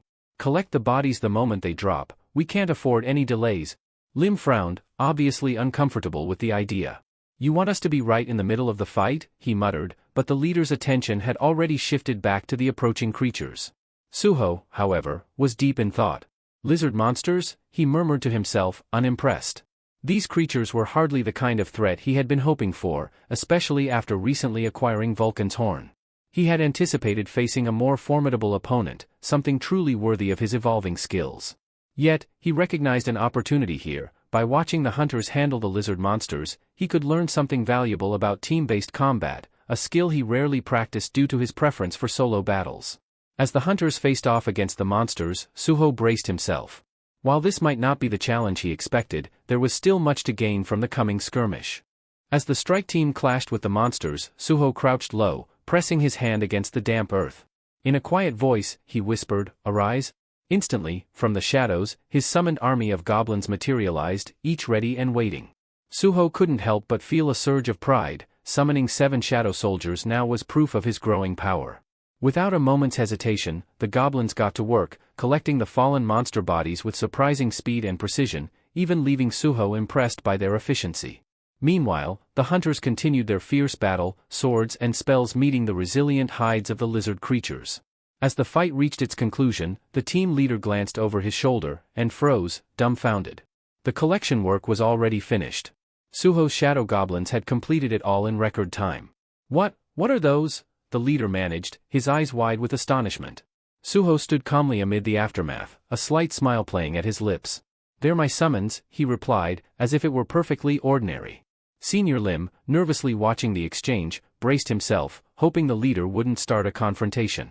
But to their surprise, the leader suddenly grasped Suho's hand, his expression shifting to excitement. "Join our strike team as an exclusive collector," he said eagerly, his tone filled with enthusiasm. "I'll pay you top rates." Suho raised his brows, momentarily surprised by the offer. "I don't see collection work as a long-term path," he replied carefully, though he couldn't help but appreciate the offer. Unfazed, the leader pressed further. "Then name your price," he insisted. Before Suho could respond, a team member approached them hastily, his face pale and voice trembling. "Captain, we found something unsettling." Curious and alert, the leader and his team followed the man to a small clearing. There, a human corpse lay on the ground, its body shrouded in a strange, ethereal blue flame. Despite the flames, it was evident that this person had been dead for a while. The leader knelt beside the body, his expression darkening. It's definitely human," he confirmed, his voice low and filled with concern. Suho and Senior Lim shared a tense look. "Is this who we think it is?" Lim murmured, his voice barely audible. Suho's face darkened, nodding in affirmation. "Yes, it's a mistborn. I've encountered one before." Not wasting any time, Senior Lim turned to the leader and spoke up. "Captain, this is a mistborn, a creature of immense power. They recently attacked our university, creating widespread chaos. We have to be careful." Before the leader could respond, more corpses appeared nearby, each radiating the same eerie blue flames.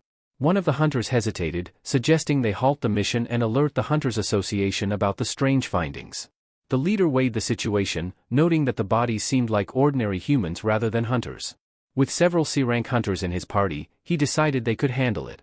"We're pressing forward," he declared firmly. A hunter, clearly excited for the fight, smirked. "That's what I was hoping for." Suho, however, felt a deep unease. "Mistborn are far more lethal than you realize," he cautioned, but the leader brushed him off. "I'm the one in charge here," he replied, cutting Suho off. "Follow my lead. Let's keep moving." They ventured deeper into a dark, ominous tunnel, the air around them growing colder and heavier. The mages lit the way with flickering flames, casting unsettling shadows on the rough stone walls. The atmosphere felt charged, as if the dungeon itself was warning them to turn back. Meanwhile, deeper within the dungeon, screams reverberated off the stone walls, punctuated by the crackling of blue flames licking at fallen bodies. Watching from the shadows, 3 cloaked figures observed the macabre scene. Their faces hidden behind sinister masks, one figure, wearing a skull mask, growled in frustration. "The flames aren't strong enough. We're running out of resources." Beside him, another figure, resembling a giant rat, gave a grim nod. "We need to replenish our stock soon. With the hyena guild wiped out, we've lost our main supplier," muttered the figure in the skull mask, his voice tinged with frustration. "Without enough fuel, our stardust production will slow." The rat-like creature beside him narrowed its yellowed eyes, baring sharp teeth in a twisted grin. "Humans are nearby," the skull-masked figure suddenly hissed, his tone darkening. Perfect timing. The rat creature licked his lips, unsheathing his blade and letting it drag across the ground with a grating sound. "Leave it to me," he said, slinking off into the shadows with predatory intent. Back in the tunnel, the hunters were battling another wave of lizard monsters. The leader, pleased with their steady progress, took a moment to assess the team, healing those who needed it. "We've had a good run today," he remarked, a rare smile crossing his face. The hunters, pleased by the successful haul, agreed. One of them commented, "Good call on pressing forward." The leader reached into his jacket, pulling out a shimmering orb. Holding it up, he revealed, "This is stardust. Do any of you know what it is?" Curious, the hunters gathered around him, their eyes lighting up. Stardust was a rare and potent stimulant that could temporarily heighten a hunter's abilities. "Why didn't you tell us about this earlier?" one of them asked eagerly. "I was saving it for an emergency," the leader replied, his gaze fixed on the stardust, momentarily captivated by its glow. Suddenly, an ominous shadow loomed behind him. The rat-like creature struck with brutal swiftness, delivering a crushing blow that left the leader writhing in agony. The stardust orb slipped from his grasp and shattered upon impact with the ground. "He's still alive," the creature sneered, surprising the hunters with his cold, mocking voice. As the hunters took in the sight of this high-level monster, panic washed over them. The creature, unfazed, pointed his jagged sword at them, counting their numbers with an unsettling, calculating gaze. "I don't need all of you," he said with a wicked grin. "I'll have some fun with the strong ones, and the rest will die." Out of nowhere, the creature pulled out his own gleaming marble, a piece of stardust. The hunters stared, shocked and horrified. Not only could this monster speak, but it possessed the rare stardust as well. "Let the game begin," the creature sneered, a twisted excitement flashing in his eyes. The hunters sprang into action, but the monster was ready. With a brutal swipe, he struck down the first hunter in a single, bone-chilling move. He turned to the mage who had been illuminating the tunnel and, with merciless precision, dispatched him, casting the tunnel into pitch darkness. The sudden loss of light threw the remaining hunters into chaos. Blind and terrified, they were defenseless. The monster moved through the darkness like a deadly specter, his blade a lethal blur slicing through the disoriented group. Their cries echoed briefly before fading into silence. When the carnage ended, the creature seized the fallen leader by the collar, dragging his body across the blood-stained ground. Firewood secured, he muttered coldly, abandoning the other wounded hunters to their grim fate. As he vanished into the shadows, a chilling silence filled the tunnel. In that moment, a system message blinked into Suho's view, a new quest notification. He quickly scanned it, a rescue mission. His mind reeled as he took in the devastation around him. "What in the world happened here?" he murmured under his breath, feeling a heavy weight settle in his chest. Noticing Suho's troubled expression, Beru materialized beside him, asking if something was wrong. Suho explained, his voice grim, that the system had alerted him to a quest involving a powerful enemy who had taken the strike team hostage. His eyes returned to the system display, where rewards awaited, depending on how many he could save.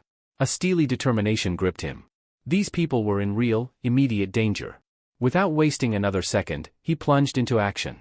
Suho whirled around, his expression fierce, and urgently called out to Senior Lim, "The strike team's in serious danger. You need to get out of here now." Senior Lim looked at him, bewildered by Suho's sudden urgency. "What's going on? Where's this coming from?" he asked.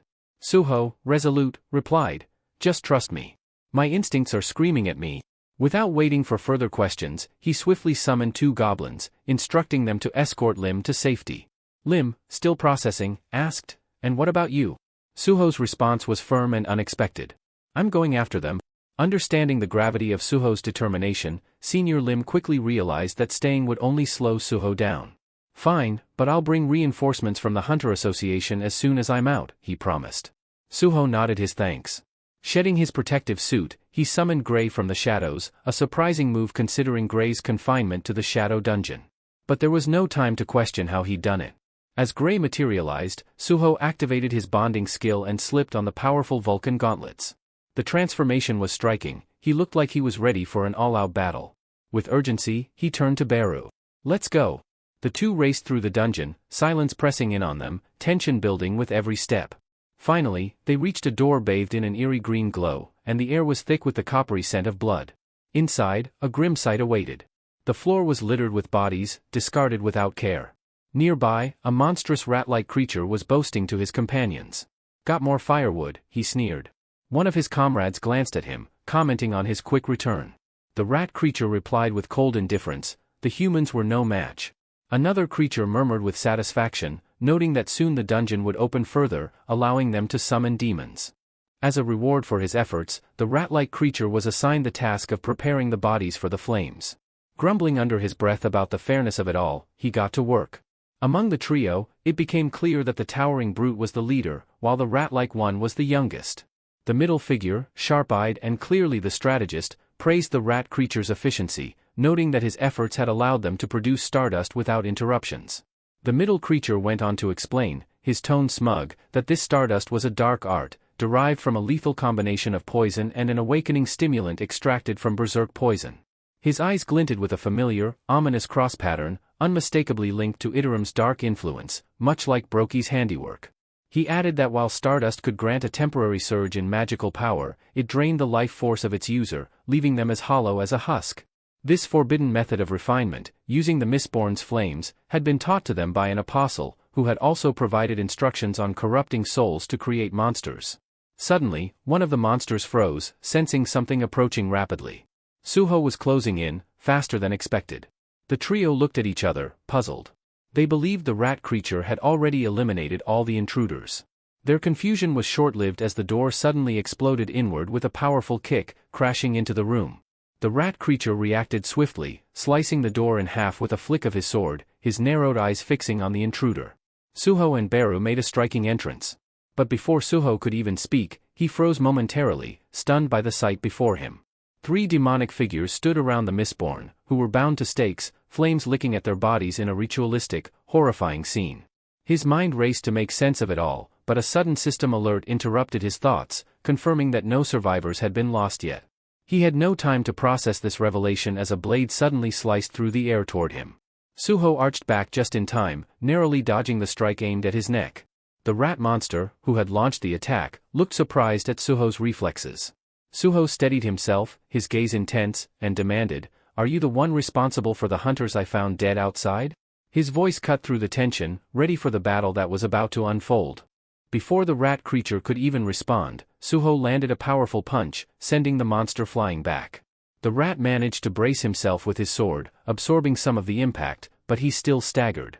Recognizing Suho's formidable strength, the demon leader and the strategist knew that the rat couldn't face him alone. Without delay, they pulled out their own pieces of stardust and consumed them, enhancing their magical power. Locked in fierce close combat with the rat, Suho sensed another attack approaching. The boss charged at him with a massive fist, ready to unleash a devastating blow. Sensing the trap, the rat creature quickly sidestepped, clearing the way for the boss's punch. Instinctively, Suho executed a swift backflip to avoid the oncoming strike, only to land directly in another ambush. The middle demon, who had been gathering energy, unleashed a crackling surge of electricity the moment Suho touched down. Pain surged through Suho's body as he was electrocuted, leaving him momentarily stunned. Before he could fully recover, the rat creature lunged at him again, sword poised to strike. Gritting his teeth through the pain, Suho summoned his shadow goblins. They materialized with menacing expressions, surprising the trio of demons and momentarily throwing the middle demon off his focus. Seizing this chance, Suho grabbed the middle demon's arm and threw him across the room. Regaining his footing, the middle demon exchanged a wary glance with the boss, voicing an uneasy question. "Is this the same power we saw years ago, when our kind was obliterated by that man?" The boss nodded grimly, but added, "Yes, but he's not as powerful as the Shadow Monarch. Together, we can take him down." With renewed confidence and a sharpened strategy, the 3 demons coordinated their attacks and quickly decimated Suho's goblin forces. Watching his shadow army crumble, fury boiled inside Suho. He could tell that resurrecting his fallen goblins would be pointless, they simply weren't strong enough to contend with these enemies. Individually, each demon was weaker than Brokey, but combined, they became a fearsome adversary. The scene briefly shifts to earlier that day, where Beru had asked Suho why he hadn't yet revived Brokey as a shadow soldier. Having absorbed Brokey's remains, Beru could access fragments of his memories, but Suho had held back from taking the final step. In response, Suho had explained that he needed to be fully prepared to handle Brokey's immense strength and lingering emotions from his last moments. It just hadn't felt right to Suho. Brokey had been little more than a puppet under Iterim's control, and Suho wanted to be certain that bringing Brokey back as a shadow wouldn't dishonor his memory. So he held off, wanting Gray's approval before taking that step. Then, unexpectedly, Gray approached Suho with a soft smile, offering his blessing. Gray longed to be reunited with his friend, even if it meant in death. Returning to the present, Suho gripped his shadow dungeon key, channeling a surge of dark energy through it as he invoked his shadow extraction ability. Shadow energy pulsed violently, filling the space with a foreboding atmosphere. Suho called out with a resolute voice, "Brokey, if vengeance is what you seek, I'll give you the chance now. Arise." With that command, the shadows stirred, and Brokey emerged, a towering, terrifying presence, even at his base level. His roar shook the dungeon walls, echoing with primal rage. The trio of demons froze, their faces etched with horror as they recognized the shadow. The middle demon's eyes widened, disbelieving. Brokey had returned, and standing by his side was the very man who had once defeated him. Beru, refusing to be overshadowed, quipped, "Seems the numbers are fair now, with Brokey and me on Suho's side." Suho's expression was cold and unyielding as he gave the signal. "Then let's get started." With that, he and Brokey lunged forward, clashing fiercely with the demon trio. The battle began in earnest, each side pouring their strength into every strike, shaking the dungeon's foundations. Then, suddenly, the entire dungeon's blue glow shifted to a sinister red. Everyone could feel it, something major was coming. As the chaos raged on, a figure slipped silently through the shadows, watching from a distance. Her identity was concealed, leaving an air of mystery about her allegiance. Was she here as backup for Suho or reinforcement for the demons? Her answer, hidden beneath her calculating gaze, would soon become evident in the escalating conflict. The woman, watching the brutal struggle unfold before her, furrowed her brows in confusion. "How on earth did I end up here?" she muttered. A wry smile crept onto her face as a thought crossed her mind. Did some demon summon me for a sacrifice, or just target practice? Her musings shifted to sharp focus when she realized who the combatants were. The woman could hardly believe what she was seeing, a shadow soldier locked in a brutal fight with a demon. Things were definitely taking an odd turn. Meanwhile, Suho and the youngest demon clashed in a battle that felt like something out of legend, their blows ringing loud and sharp in the dark. Suho, with his Vulcan gauntlets gleaming, looked like a true brawler, deflecting the demon sword strikes as if they were nothing but pesky insects. Then, spotting a split-second opening, Suho delivered a crushing kick straight into the demon's stomach. The demon's eyes bulged as he staggered back, gasping as though he'd taken a bite out of the hottest pepper imaginable, his pride as bruised as his body. Wasting no time, Suho pressed his advantage, aiming to put the demon down and free himself up to take on the others. Just as he prepared to strike the final blow, a bright, crackling surge of energy hurtled his way. Fantastic, an electric surprise, Suho thought dryly, twisting to dodge as the bolt forced him to step back, putting some unwanted distance between him and his target. It seemed the middle demon wasn't there just to cheer on his teammate, the electric blast was his attempt to rescue the younger one. So, they're running a full-on family business here, Suho mused sarcastically, unimpressed with the interference. The middle demon barked orders to his younger comrade, warning, "Stay sharp. One mistake, and you're done for." Annoyed, Suho knew that this team's coordinated attacks were going to be a major headache. His mana was draining steadily from maintaining his bond with Grey, and he couldn't afford to let the fight drag on. Meanwhile, even Brokey was struggling against the demon leader, his strength far below its prime. Suho realized he needed to find a way to split up the trio if he wanted any chance of taking them down individually. Just as he was racking his brain for a solution, an unexpected event turned the tide, a stroke of luck that might just tip the scales. Out of nowhere, Essel suddenly sprang into the fray, landing between Suho and the demons. Both sides paused, utterly bewildered by her entrance. With a fierce expression, she declared, "Tell me where Mr. Sung Jinwoo is, or prepare to face the consequences." Suho blinked, caught off guard. "Wait, she's looking for my dad?" he thought, astonished. He had no clue who this stranger was, nor why she appeared as if she'd just stumbled out of some disaster. Meanwhile, Beru, Suho's faithful shadow ant, looked more disappointed than any giant insect had a right to. He approached her cautiously and managed, with an almost painful amount of restraint, to ask, "Essel, what are you doing here? Why did you come?" Essel's face brightened at the sound of his voice. Without considering the chaos around them, she rushed over and scooped him up in a delighted hug. "Beru, I can't believe it. You're here too," she squealed with surprising enthusiasm, giving him a once-over. "Wait, why are you so small? And, oh my goodness, you're so cute." Her grin was infectious, completely oblivious to the serious situation they were in. The questions poured out in rapid fire. "Where's Mr. Sung Jinwoo? And who's that other human standing over there?" She pointed at Suho, who now looked like he was struggling to process everything happening around him. Beru, teetering on the edge of patience, managed to hold his irritation in check, replying simply, "It's a long story." The two demons, meanwhile, exchanged skeptical glances, wondering who exactly this newcomer was. After a few moments of assessment, they reached a quick decision. "Yep, she'll make the perfect sacrifice for our next batch of Stardust." But the middle demon, the strategist, warned, "Hold on. If she knows our enemies and joins them, things could get complicated." Essel, however, remained entirely oblivious to the demon's calculations and thrilled to be reunited with her old friend Beru. To her, this was nothing short of a happy reunion. If Beru was here, surely Jinwoo must be alright too. But Beru, ever the realist, cut through her enthusiasm with a hint of urgency, muttering, "Hey, Essel, we can catch up later. Right now, we have a battle to finish. We're kind of in the middle of a fight here, so since you're already here, why not give us a hand?" Beru said, as if Essel had just shown up with a surprise delivery. He waved her toward the demons at the back, casually assigning her to deal with them like it was no big deal. Essel blinked, her expression shouting, "Wait, what?" Meanwhile, Suho was still standing there, his mind racing to catch up. Who is this person? And where have I seen her before? He thought, thoroughly confused. But the demons weren't about to let her arrival throw off their plan. The middle demon sneered, "Let's take her first. She's injured, and we could use her blood for more stardust." With that, he signaled to the others, clearly eager to move. Just then, Suho's memory sparked faintly. "Hold on, I think I've seen her before, but I can't quite place it," he murmured, scratching his head. Then, noticing her weakened state, he questioned, "Can she even take on these guys?" But Beru's confidence was unwavering. "No need to worry," he assured, almost smugly. "Low-ranking demons like these are no threat to her.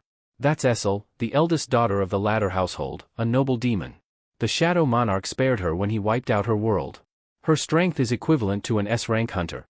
Suho's eyes lit up, practically buzzing with excitement at the thought of seeing an S-rank hunter in action. But just as he was anticipating an impressive display, reality took an abrupt turn. The youngest demon lunged at Essel, and with one swift, brutal strike, sent her sprawling. Her weapon flew from her grip, and she skidded across the ground like a forgotten rag doll. Suho and Beru stared in stunned silence, their excitement deflating instantly. This is not S-rank material," Suho muttered, his disappointment painfully clear. Face down in the dirt, Essel slowly, painfully dragged herself back toward them, looking like she'd just survived a disastrous party she was ready to leave. Beru, barely concealing his irritation, leaned down and asked sharply, "What happened to you? How did you get this weak? Even your mana levels are pathetic?" Essel winced, but before she could respond, Suho and Beru exchanged a look of resignation, their hopes for backup officially dashed. Tears welling up, Essel sniffled miserably. "It's not my fault. Half a year ago, there was a rebellion. My entire household fell, and while I was escaping, they took my blood, my powers, everything," she whimpered, looking up at Beru with the saddest puppy dog eyes. "Can you lend me some of your power?" Beru didn't even bother responding. He simply turned his back with a withering, disappointed glare that could rival any disapproving dad. Essel's lip quivered, and she pouted as if denied her favorite candy. "You're so mean," she whined, while Suho looked on, deadpan. "Perfect. Now there are two people around here with no powers. Just fantastic." Suddenly, the boss demon, who had overheard every word, laughed darkly. "Did you hear that, boys? She's from the later household. A survivor, huh?" He stepped forward with a gleam in his eye. "If we consume her blood, we'll grow even stronger." Suho groaned. "Right back to square one. If only I could separate them for a one-on-one fight, I'd take them down without a problem." But then, Beru, ever the tactician, raised his hand with a smirk, red energy swirling around him. "I think I have a brilliant solution," he said, voice dripping with smug confidence. "I've got some mana back, and I'm about to put it to good use." He activated his skill, Harsh Orders, directing a surge of red aura into Essel. Her stats shot up by 50%, but as a trade-off, she also got hit with a nasty side effect, a curse of insanity. "Go get M, you useless demon!" Beru barked, thoroughly enjoying himself. Foaming at the mouth, Essel charged forward, her eyes blazing with fury as she hurled herself at the demons like a force of nature. Suho, wide-eyed, couldn't help but think, "She looks utterly miserable, but hey, if it gives me a shot at some one-on-one fights, I'll take it." Seizing the chance, Suho ordered Brokey to engage the demon boss while Essel, in full berserk mode, launched herself at the middle demon with unmatched ferocity. The fight quickly turned chaotic as the rat demon leaped in, sword swinging wildly toward Essel. But just as he was about to land a hit, Suho dashed in, grabbing the rat demon in a swift headlock like he was about to pull off a wrestling move. In that moment, he knew the real fight was just beginning. With a surge of strength, Suho lifted the rat demon high and hurled him straight into the blazing mistborns. The demon smashed into the flames, shrieking in agony as the fire spread across his body. But Suho wasn't finished. He seized the demon's fallen sword and, with a powerful strike, cleaved the rat in two, ending its life with finality. Standing amidst the chaos, Suho caught his breath while Essel, still lost in her berserk fury, continued her reckless charge at anything within range. A system notification blinked before Suho's eyes, congratulating him on defeating a low-ranking demon and immediately granting him a level up. Another alert informed him that his Vulcan gauntlets had absorbed the demon's soul, boosting his physical damage by 31%. The newfound power coursed through him, an electric surge that amplified his strength. Nearby, Essel fought like a whirlwind, relentlessly assaulting the middle demon. Her attacks, though uncoordinated and wild, forced the demon on the defensive. He suddenly realized, with rising horror, that his rat companion had been slain. As he processed this, a system message popped up, indicating Essel's exhaustion. Harsh orders had worn off. The moment the skill faded, Essel collapsed face-first into the dirt. The middle demon hesitated, surprised at her sudden fall. But before he could act, Suho closed the distance like a wraith in the shadows. With a swift, iron grip, he locked the demon in a crushing headlock and twisted sharply, breaking the demon's neck with a sickening crack. Another notification flashed, a level up, and once again, his gauntlets absorbed the demon's soul. 2 down. Now, only the boss demon remained. Furious at the loss of his allies, the demon let out a thunderous roar and launched a devastating blow, sending Brokey hurtling into the dungeon wall. Dust and debris scattered in all directions as Brokey's body collided with the wall, shaking the ground under Suho's feet. The boss demon, realizing he was now alone and outnumbered, cursed his fallen allies. Useless, every last one of them, he snarled, surveying his situation. With Brokey on one side and Suho on the other, the demon was trapped. But his eyes quickly darted to Essel, lying unconscious and defenseless nearby. She was the key, her blood held the power he needed to turn the tide.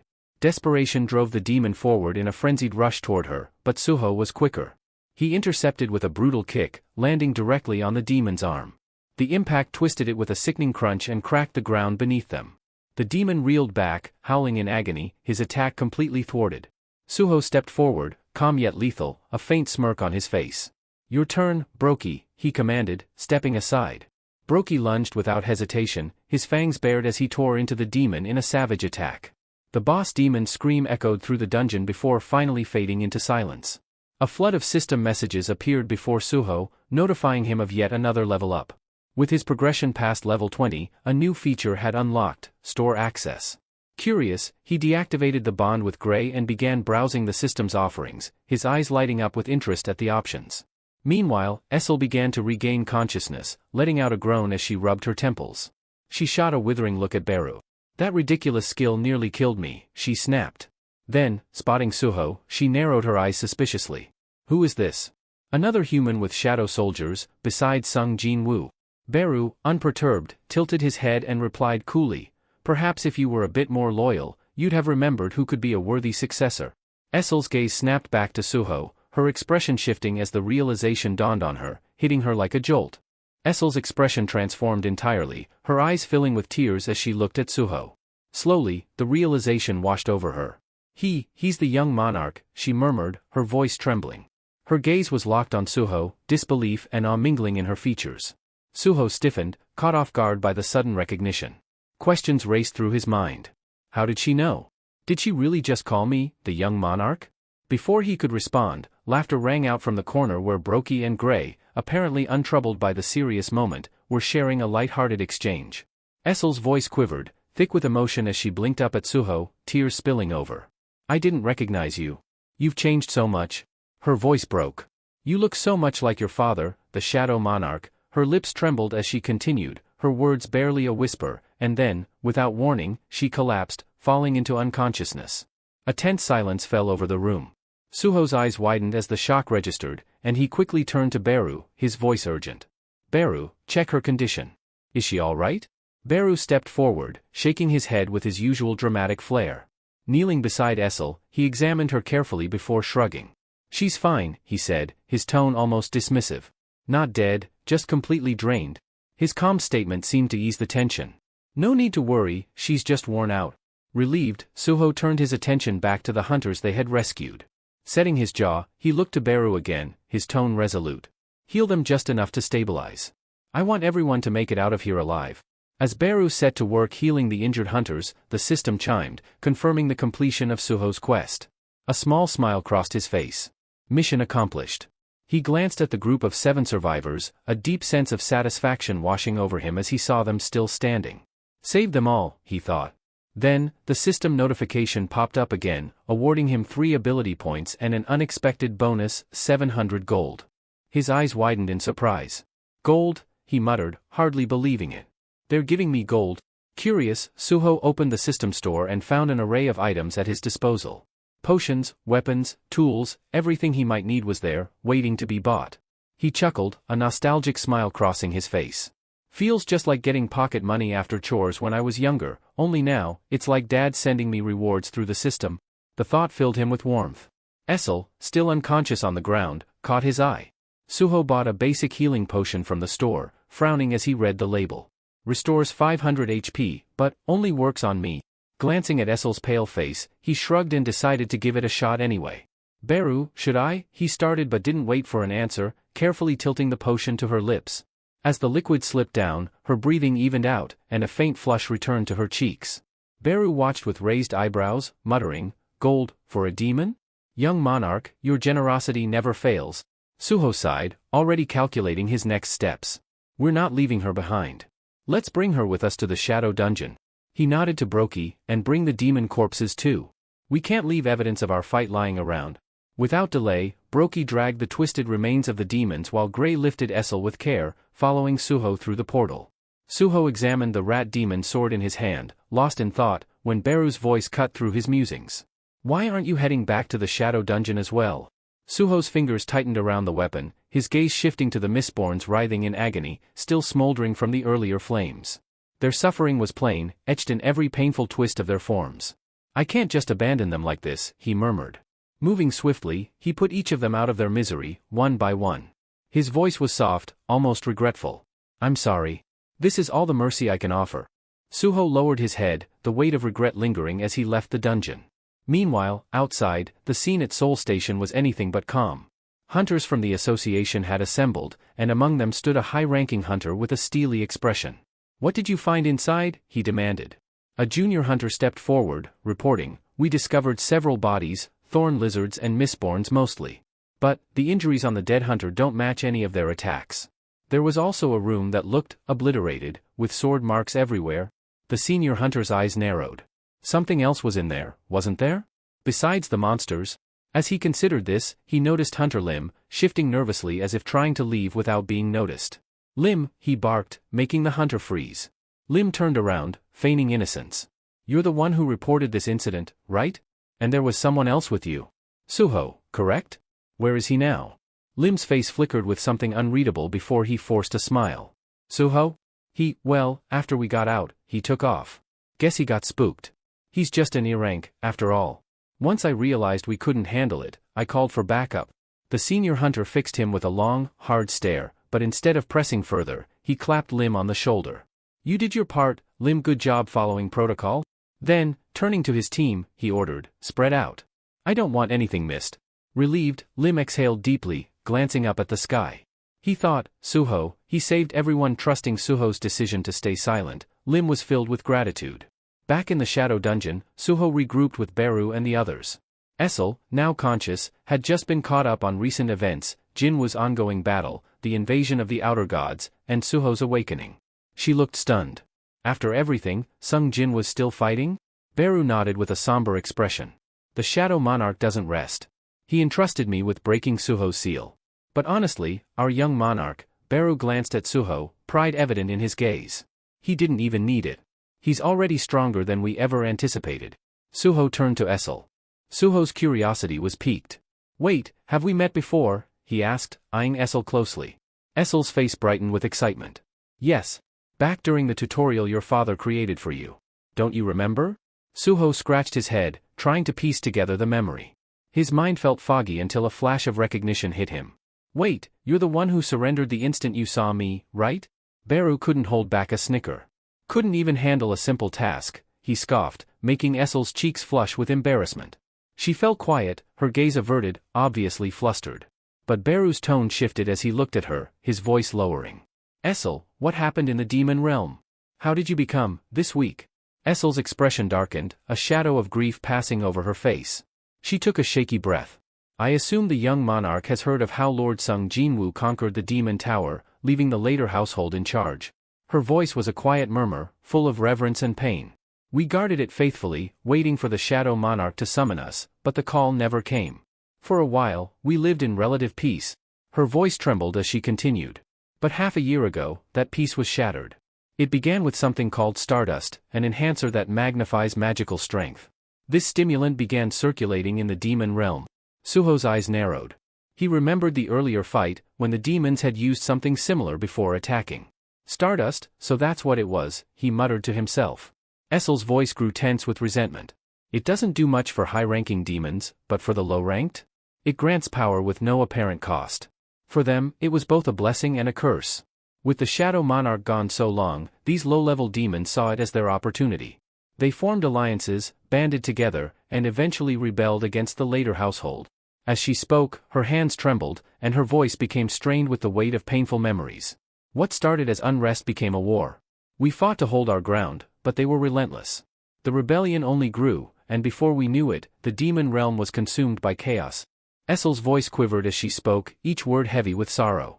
We fought, my family, my entire household fought with everything we had to protect the demon castle, the stronghold entrusted to us by the Shadow Monarch himself.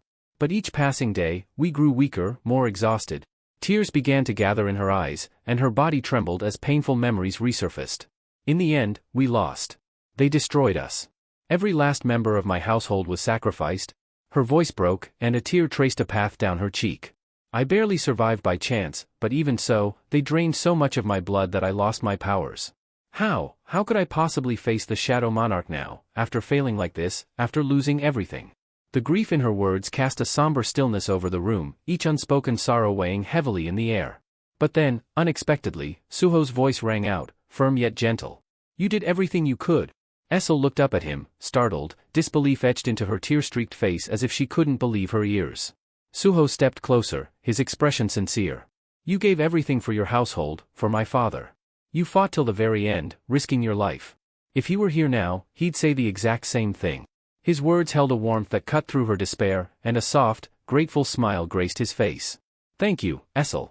For everything you and your people did. You stood strong, and that's something I'll always honor. For a moment, Essel was speechless, the intensity of his gratitude flooding through her. But gradually, her shock gave way to something more hopeful. She met his gaze, a spark of determination rekindling within her. Suho's expression hardened with resolve. And now, I'll do everything in my power to help you. We'll restore the later household, bring it back to its rightful place. Her eyes filled with tears again, but this time, they were born of hope. With a tremulous smile, she whispered, the household's name, its later, young monarch. Just as the moment settled between them, the system suddenly chimed, breaking the quiet. A message appeared before Suho's eyes, catching him off guard. This time, it was unlike anything he'd seen before. The notification informed him that the last surviving member of demon nobility had formally expressed her thanks. And then came a question that made Suho's heart skip a beat. A notification from the system flashed before Suho's eyes, stopping him in his tracks. The message read, Essel later, last of the pure-blooded demon nobles and descendant of White Flame, has expressed her gratitude. Would you like to recruit her as your companion?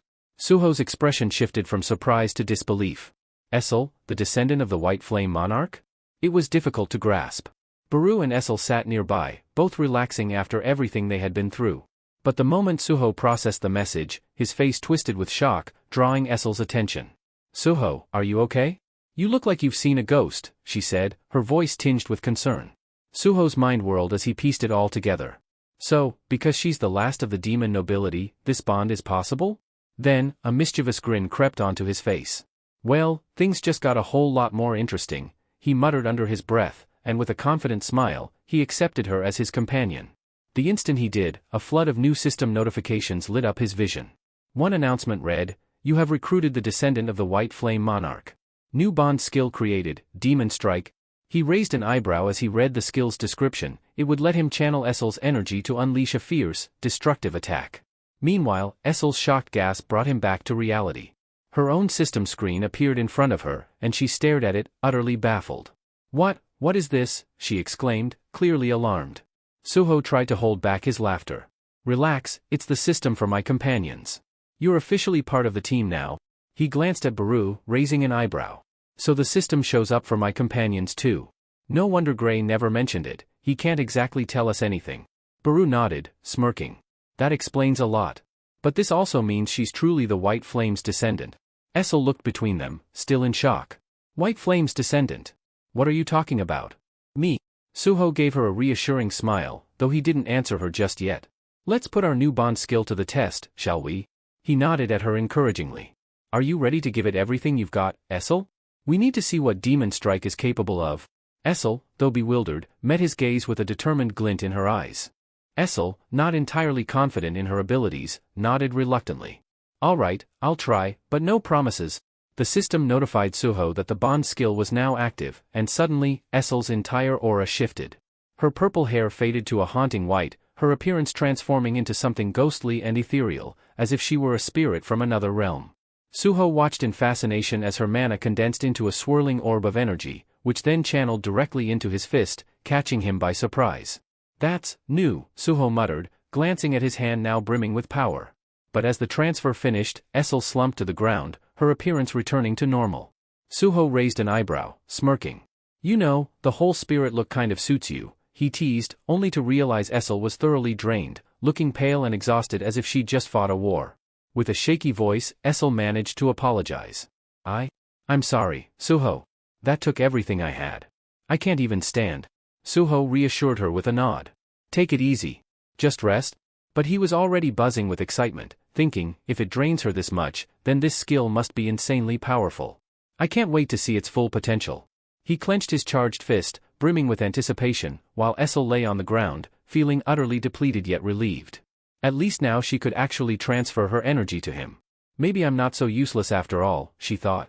With all the energy gathered in his fist, Suho aimed at the nearest wall, expecting a colossal impact. He threw the punch, waiting for something spectacular. But when the dust settled, the outcome was disappointing. A small dent marred the wall, hardly anything impressive.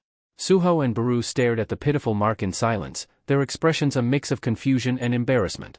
This, is it? They both thought, disheartened. Baru rubbed his head, breaking the awkward silence. Honestly, this doesn't look much different from your regular punch. Suho sighed, exasperated. Yeah, this is nothing compared to my bond skill with Gray. At that moment, Gray appeared, giving Essel a smug look. But that was pretty weak, he taunted with a mocking grin. Essel, feeling the sting of failure, shrank back, her confidence deflated. Her immense energy barely left a mark on the wall. Undeterred, Suho frowned and checked the skill description once more. That's when it hit him. Hold on, the charge rate is at 0%? No wonder it didn't work. He scanned the description again, frustrated. It doesn't even say how to charge it. Realizing they were stuck for now, Baru seized the moment, gesturing toward the scattered demon corpses. Young monarch, I have a humble request, he began, his tone oddly eager. Since these demon corpses are just lying here, could I eat them? Suho's expression darkened immediately. No way. I'm going to turn them into shadow soldiers. Baru shrugged, unfazed. Then you'd better hurry. Shadow soldiers weaken the longer the corpses remain dead. Suho hesitated but realized Baru had a point. With a reluctant sigh, he raised his hand toward the nearest corpse and channeled his mana. Arise, he commanded. Nothing happened. He tried again, but still, the corpses remained lifeless. The system chimed with a notification, extraction failed. The corpse's mana is corrupted, preventing shadow conversion. Great, Suho muttered in frustration. He turned to Baru. The mana in these demons is tainted. I can't extract their shadows. Baru nodded knowingly. Even the Shadow Monarch couldn't create shadow soldiers from corrupted beings. He used contracts instead, like with the later household. Essel, sitting quietly nearby, flinched at the mention of her fallen household. Though the memory stung, she kept her head low, saying nothing to avoid drawing attention to herself. With the corpses now useless to him, Suho relented. Fine, Baru. Go ahead and eat them. Baru's eyes gleamed with satisfaction as he began devouring the corpses, while Suho turned his attention back to Essel. He crouched beside her, offering a small vial. Here, drink this. It'll help you recover. Essel blinked, startled by his gesture. I don't deserve this. I've done nothing but fail you, she murmured, her voice tinged with guilt. Suho's expression softened, his tone reassuring. You're being too hard on yourself. We're companions now. You can rely on me a little? He paused, then added with a grin, besides, I've already set aside a space for you to stay. You can rest here in the shadow dungeon? Essel's eyes widened in surprise. A space, for me? Before Suho could answer, the system chimed again, a section of the shadow dungeon has been designated for the descendant of the White Flames. Essel later had officially become the ruler of her designated area within the Shadow Dungeon. However, the peaceful moment was shattered when Beru let out a sharp, alarming cry. Both Suho and Essel immediately turned toward him, their faces etched with concern. "What's wrong?" Suho asked, his voice steady but tense. Beru, still finishing the remnants of his macabre meal, paused. Swallowing hard, he fixed them with a grave expression. "I've uncovered something critical," he said, his tone growing darker. A heavy silence descended over the group. The weight of Beru's discovery was palpable as Suho, Essel, Gray, and Brokey gathered around him. It was clear that whatever Beru had learned could change everything. "I've finished consuming the demons," Beru began, his eyes narrowing with intensity. "Their memories revealed a lot, but before I explain everything, there's one thing you need to know first." He paused, his voice colder than ever. "Stardust isn't just circulating in hell. It's on Earth as well." Essel gasped, her eyes widening in shock. "Stardust, on Earth?" she repeated, her voice trembling with disbelief. But Beru wasn't done. He turned to Suho, his expression unreadable. "And the Mistborn? They aren't just some random monstrosities. They're creatures, from outer space." The revelation hung in the air like a storm cloud. Suho's mind raced, struggling to comprehend the enormity of Beru's words. What they faced wasn't just confined to hell. This was a battle far greater in scale, one that spanned realms and dimensions. "And it gets worse," Beru continued, his gaze now shifting to Brokey. "This isn't just some isolated incident. By sheer misfortune, Brokey is tied to this mess too. But it's not just him, the entire Hyena Guild is involved." Beru raised a hand, conjuring shadowy images in the air. The visual projections played out the grim truth, their horrifying details striking a nerve with everyone present. "The demons were supplied with humans," Beru explained. "And those humans came from the Hyena Guild. Once captured, they were subjected to a horrifying process, transformed into Mistborn. But that's not all. The Mistborns were then harvested. Their very essence was extracted and used as the core ingredient for Stardust." Essel recoiled in horror, the truth shaking her to her core. Meanwhile, Suho clenched his fists, his mind ablaze with fury. The sinister connections Beru outlined painted a far more grotesque and widespread conspiracy than he had anticipated. Beru's voice grew colder as he continued. "There are facilities dedicated to this atrocity. Stardust isn't made in hell or by some rogue alchemists.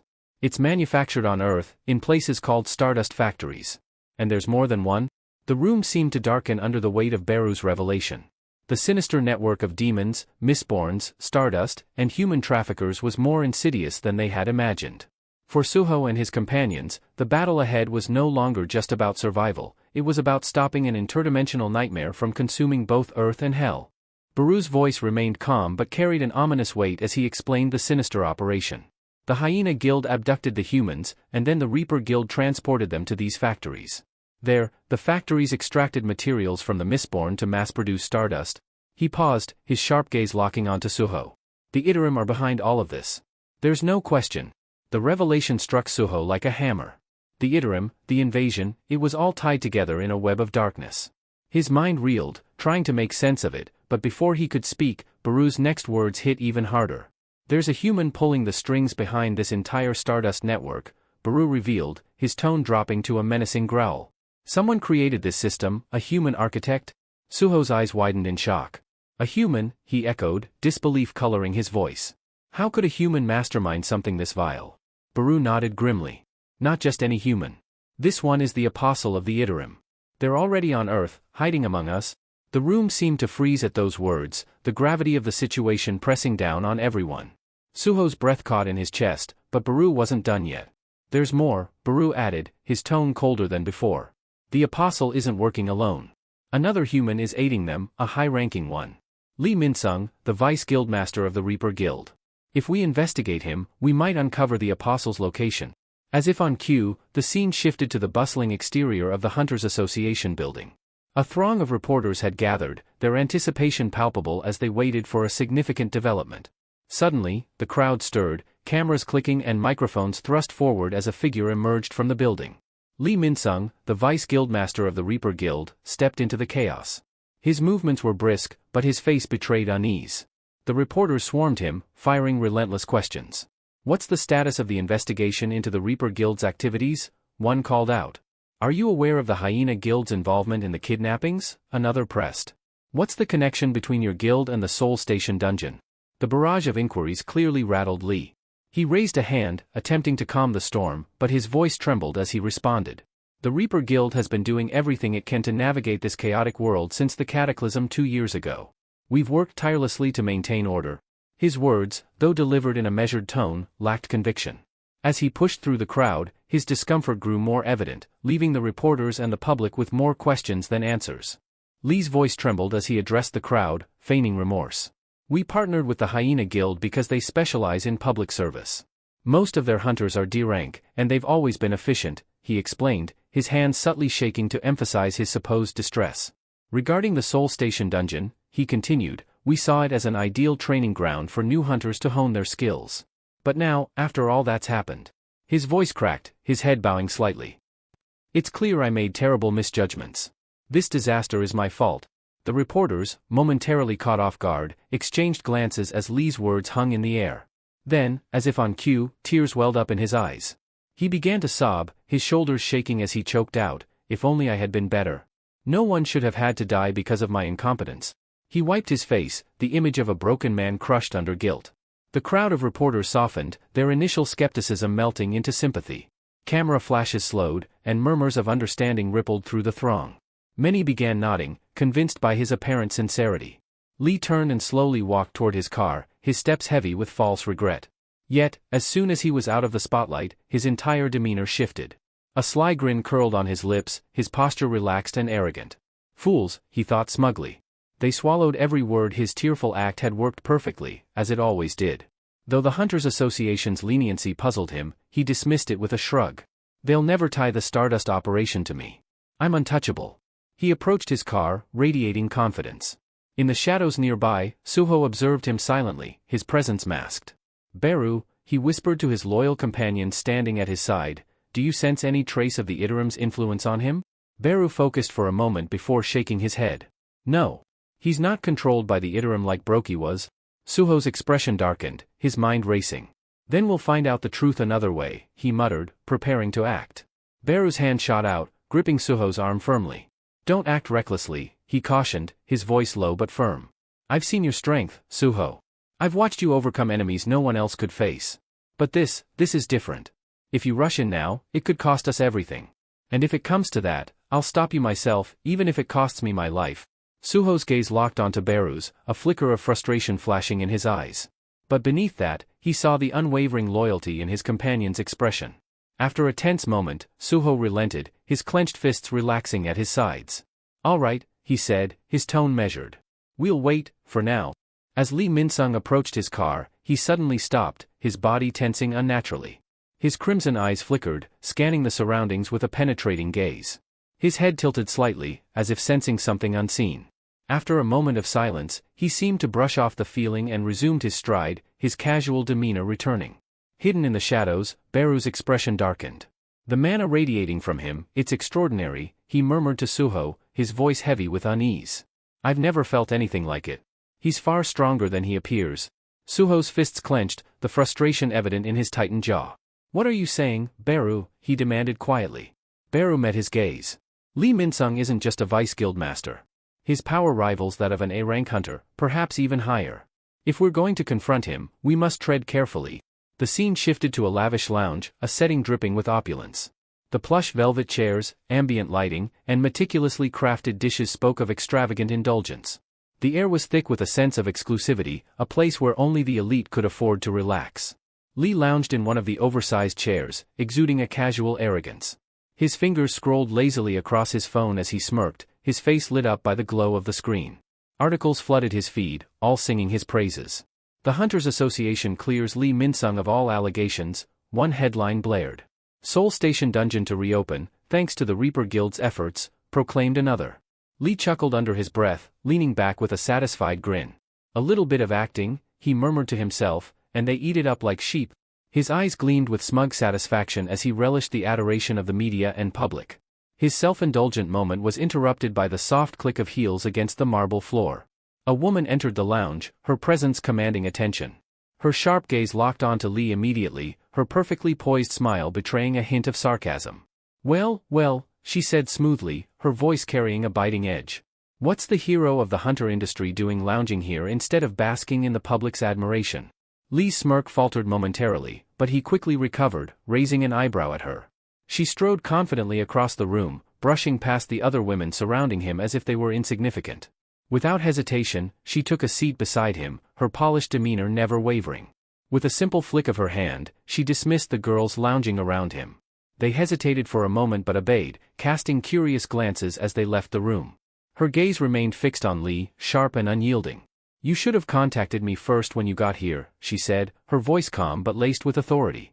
The woman maintained her sweet smile, her tone light but her gaze sharp as she poured Lee a drink. "Still, you could have let me know," she added. Lee shrugged her off with a dismissive wave, his eyes never leaving his phone. "I don't need to report every little thing to you," he replied coolly, his tone laced with indifference. The woman chuckled, masking her contempt with a veneer of politeness. Arrogant fool, she thought, her mind painting a picture of the man before her. Born into privilege, he was blind to his flaws, too full of himself to recognize how far he had fallen. As she handed him the drink, her thoughts drifted to the aftermath of the cataclysm. His pride had taken a hit when he awakened as only an A-rank hunter. The once celebrated star of South Korea's hunter world had been overshadowed by his former driver, Lim Tae-yu, one of the rare S-rank hunters in the country. The power dynamic had shifted dramatically, and Lee's ego had yet to recover. What puzzled her most was why Lee had joined the Reaper Guild, a guild established by Lim Tae-yu himself. Still, she pushed the thought aside and leaned in closer, her voice dropping to a near whisper. "Shall we talk business now?" Lee's expression didn't change as he scrolled through his phone. "What business?" he asked flatly, disinterest dripping from his tone. Her lips curled into a cunning smile as she leaned closer, her voice soft and conspiratorial. "Stardust," she said, her eyes glinting with calculation. "You know what I mean. I want to buy it in bulk." Lee's demeanor shifted, his fingers tightening around his glass before he slammed it onto the table, irritation flashing in his eyes. "Haven't you heard?" he growled, his voice low and tense. "I've lost a distributor and a factory recently. Meeting demand is out of the question right now." The woman's smile didn't waver. If anything, it widened. "Oh, come now," she said sweetly, ignoring his frustration. "A man of your resourcefulness must have other options. Surely, the vice guildmaster of the Reaper Guild can find a way to meet his client's needs." Lee studied her for a long moment, weighing his options. Finally, he leaned back in his chair, his expression cold. "I could put some pressure on my business partner," he said slowly, his tone calculated. "I knew you wouldn't disappoint," she purred, satisfaction gleaming in her eyes. But Lee's thoughts were already elsewhere, his mind churning with frustration. "I'll have to deal with him again," he mused, irritation bubbling to the surface. "That damned partner of mine has grown too defiant lately."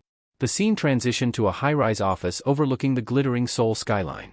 A figure stood silently by the window, his back turned, the city lights casting an eerie glow around him. His yellow eyes gleamed unnaturally, exuding a menace that could chill even the bravest soul. This was no ordinary man, he was the apostle of the Yttrium, Lee's enigmatic and dangerous partner in the Stardust operation. Meanwhile, deep within the Shadow Dungeon, chaos reigned as waves of goblins surged forward. Gray moved like a phantom, his blade slicing through the air with lethal precision.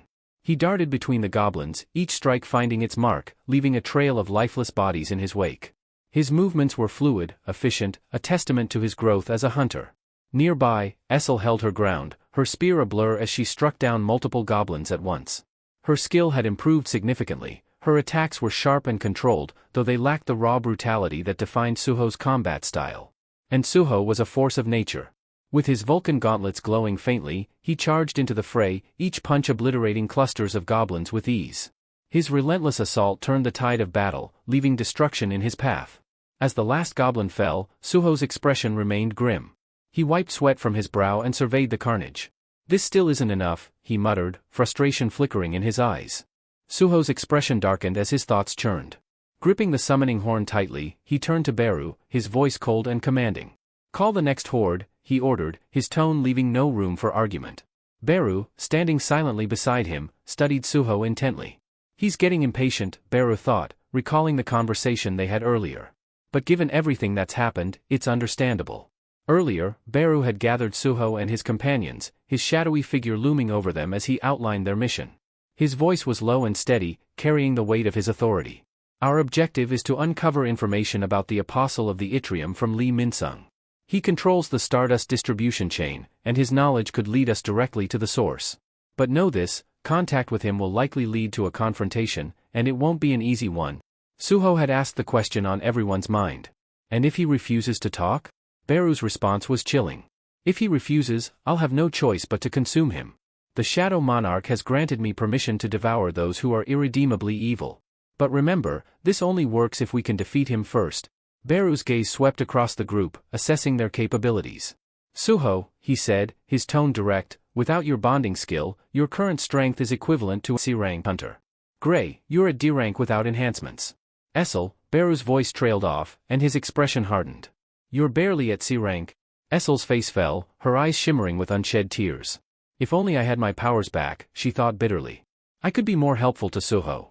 Beru, sensing her despair, continued. With your bonding skill, Suho, you can reach B rank. But remember, rank isn't everything. Even within the same rank, power can vary drastically. It can take 10 D-rank hunters to bring down a single C rank. His voice grew darker. And Lee Minsung, he's A rank. As we are now, we don't have the strength to face him head-on. Essel, her emotions flaring, snapped. What about you? You're not weak, Beru. You could fight him? Beru shot her a sharp look, irritation flashing in his golden eyes. I am a marshal, he retorted firmly. Don't underestimate me. Suho, however, looked down, frustration written across his face. How can I grow stronger, he wondered. Back in the present, the air in the dungeon grew heavy as the system window flickered into view, displaying the number of goblins they had defeated. The count was high, but it wasn't enough to satisfy Suho. His grip tightened on the horn as he prepared for the next battle. After completing their daily quest, Essel and Gray paused to catch their breath while Suho's eyes stayed fixed on the system screen. His brow furrowed as he noted something peculiar. The kill count isn't increasing like it used to. So that hidden reward was just a one-time deal, he thought, his tone inwardly laced with disappointment. With a flick of his finger, Suho opened the rewards list. Among the items displayed was a random loot box. He tapped to open it, watching with anticipation as the box revealed its contents. An ashen ring. The description blinked on the screen. D-rank item, ashen ring. Increases sense by +5. A faint smile tugged at Suho's lips as he slid the ring onto his finger. Immediately, he felt a subtle but noticeable shift in his awareness. 5 points to my sense stat, he mused. Not bad.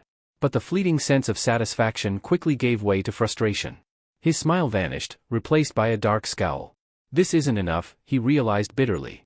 This small boost doesn't change anything. Suho clenched his fists as his thoughts spiraled.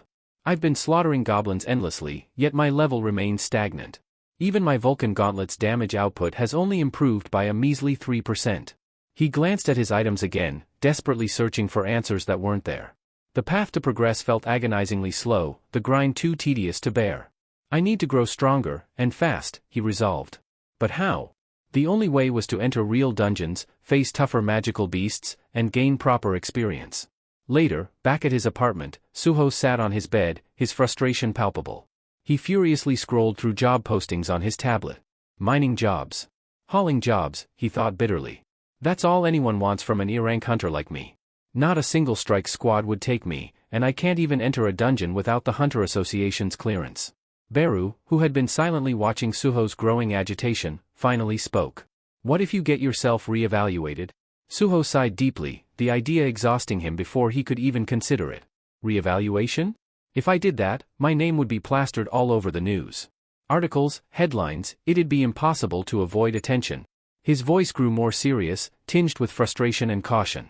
I've been keeping a low profile ever since I found out the Apostle of the Ithram is on Earth. If my identity becomes public, I'll be a target, an easy weakness to exploit against my father.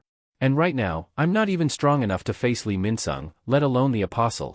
Suho's expression shifted slightly, his thoughts aligning as he reflected on his situation. Sensing the moment, Beru offered his insight, his voice calm and reassuring. If the Apostle is what concerns you, Beru began, you can rest easy, for now. Suho raised an eyebrow, curiosity flickering through his frustration. Why? Beru folded his arms, his tone steady and deliberate. Because if the Apostle arrived on Earth before we did, they would have already made their move. Right now, they're biding their time, waiting for something. That gives us a chance to prepare. They would have lost a considerable amount of power, just like I did, Beru explained, his tone measured and firm. You see, dimensional travel isn't simple. Crossing through space is like navigating a narrow tunnel. The more mana you possess, the harder it is to squeeze through. That's why the Ithram can't send an army and why even the Shadow Monarch himself can't easily return to Earth. Suho absorbed the explanation, his brows furrowed in thought. So, that's why they relied on Brokey and the demons, he said, piecing it together. They didn't want to expose themselves because they'd be weakened here. Beru nodded, a flicker of approval crossing his shadowy features. He's starting to understand, Beru mused, silently impressed. Suho's eyes steeled with determination as the realization settled in. The Ithram invasion is inevitable. But if what you're saying is true, I've got time. I need to get stronger, before they make their move. Beru observed Suho closely, a sense of purpose evident in his glowing gaze. The Shadow Monarch entrusted me with guiding him, he thought. And he gave me a shadow dungeon key, along with the option to request aid from him. Perhaps now is the time to share this with Suho. Beru's mind flashed back to the moment the Shadow Monarch handed him the key, his words still resonating. This will be a lifeline, a powerful ally for Suho. Use it wisely. Just as Beru opened his mouth to speak, Suho stood abruptly, his eyes alight with realization. How did I miss this? He murmured, his voice tinged with shock. Beru hesitated, choosing to remain silent, curious about what had sparked Suho's epiphany. Suho quickly fished his phone out of his pocket, his fingers flying across the screen as he searched for something. A slow grin spread across his face, his earlier frustration replaced by excitement. I've got it. A way to enter a dungeon without breaking any of the Hunter Association's rules. The scene shifted, revealing the sleek interior of a towering office building. Suho sat across from a well-dressed man in a tailored suit, seated behind a polished mahogany desk. The man leaned back in his chair, studying Suho with a bemused smile. It's been a while since we last saw each other, the man said, his tone light yet sharp. You haven't visited since your awakening, and now, out of nowhere, you show up with a business proposal? You've certainly grown. Suho chuckled, leaning forward slightly. I've got an offer you won't want to refuse, uncle. Standing behind Suho, Beru glanced at the man, his sharp eyes taking in every detail. So, this is the uncle, he thought. The young monarch is as resourceful as ever. He already knew exactly who to approach. The man was none other than Eugene Ho, now the president of Gene Software, a highly influential figure in Korea. Gene Ho smiled, his amusement barely hidden as he steepled his fingers. So, Gene Ho said, his tone half teasing, you've come to ask for your dear uncle's help sneaking into a dungeon, haven't you? Suho leaned back in his chair, exuding quiet confidence. Exactly. A massive, radiant poster hung on the wall, showcasing Beautiful World, the virtual reality game that had taken the world by storm. With millions logging in daily, it had dominated the gaming scene for 4 consecutive years, becoming an unprecedented global sensation. No one could have predicted its meteoric rise, and behind this digital empire stood none other than Gene Ho and his company, Agensoft. The magnitude of the game's success was beyond imagination, and the way the world had become so immersed in it was staggering. Earlier that day, Suho had stepped into Agensoft's headquarters for the first time, trying his best not to appear out of place. The sleek building felt like a maze of glass and steel, and Suho couldn't shake the feeling that he was walking into an unfamiliar territory. As soon as he entered, a man approached him with the kind of energy you'd expect from a game show host. Are you Mr. Sun Suho? The man asked, his voice dripping with rehearsed enthusiasm. Suho blinked, momentarily thrown off guard. He felt as if he had accidentally walked into the wrong building, but he nodded anyway, unsure of what to make of it. The man's face lit up as though he had just won the jackpot. Ah, fantastic. The CEO's been expecting you, he exclaimed, his voice almost too eager. Suho followed the man, trying his hardest to maintain a neutral expression, though he couldn't help but wonder why he was being treated as though he were the guest of honor. What was going on? As they walked through the corridors, Suho's eyes were drawn to a group of awakened individuals lounging casually in the hallways. These were tough, battle-hardened individuals, people who had the look of warriors, yet here they were, idly hanging around a tech company. Shouldn't they be out fighting monsters or something? Suho thought, feeling oddly out of place among them. It felt strange seeing people with such immense power working at a tech firm instead of battling through dungeons, wielding their abilities for something more heroic. Just as Suho was pondering this, the man in front of him turned around with a knowing smile, as if reading his thoughts. The man ahead turned with a friendly grin, his eyes twinkling with amusement.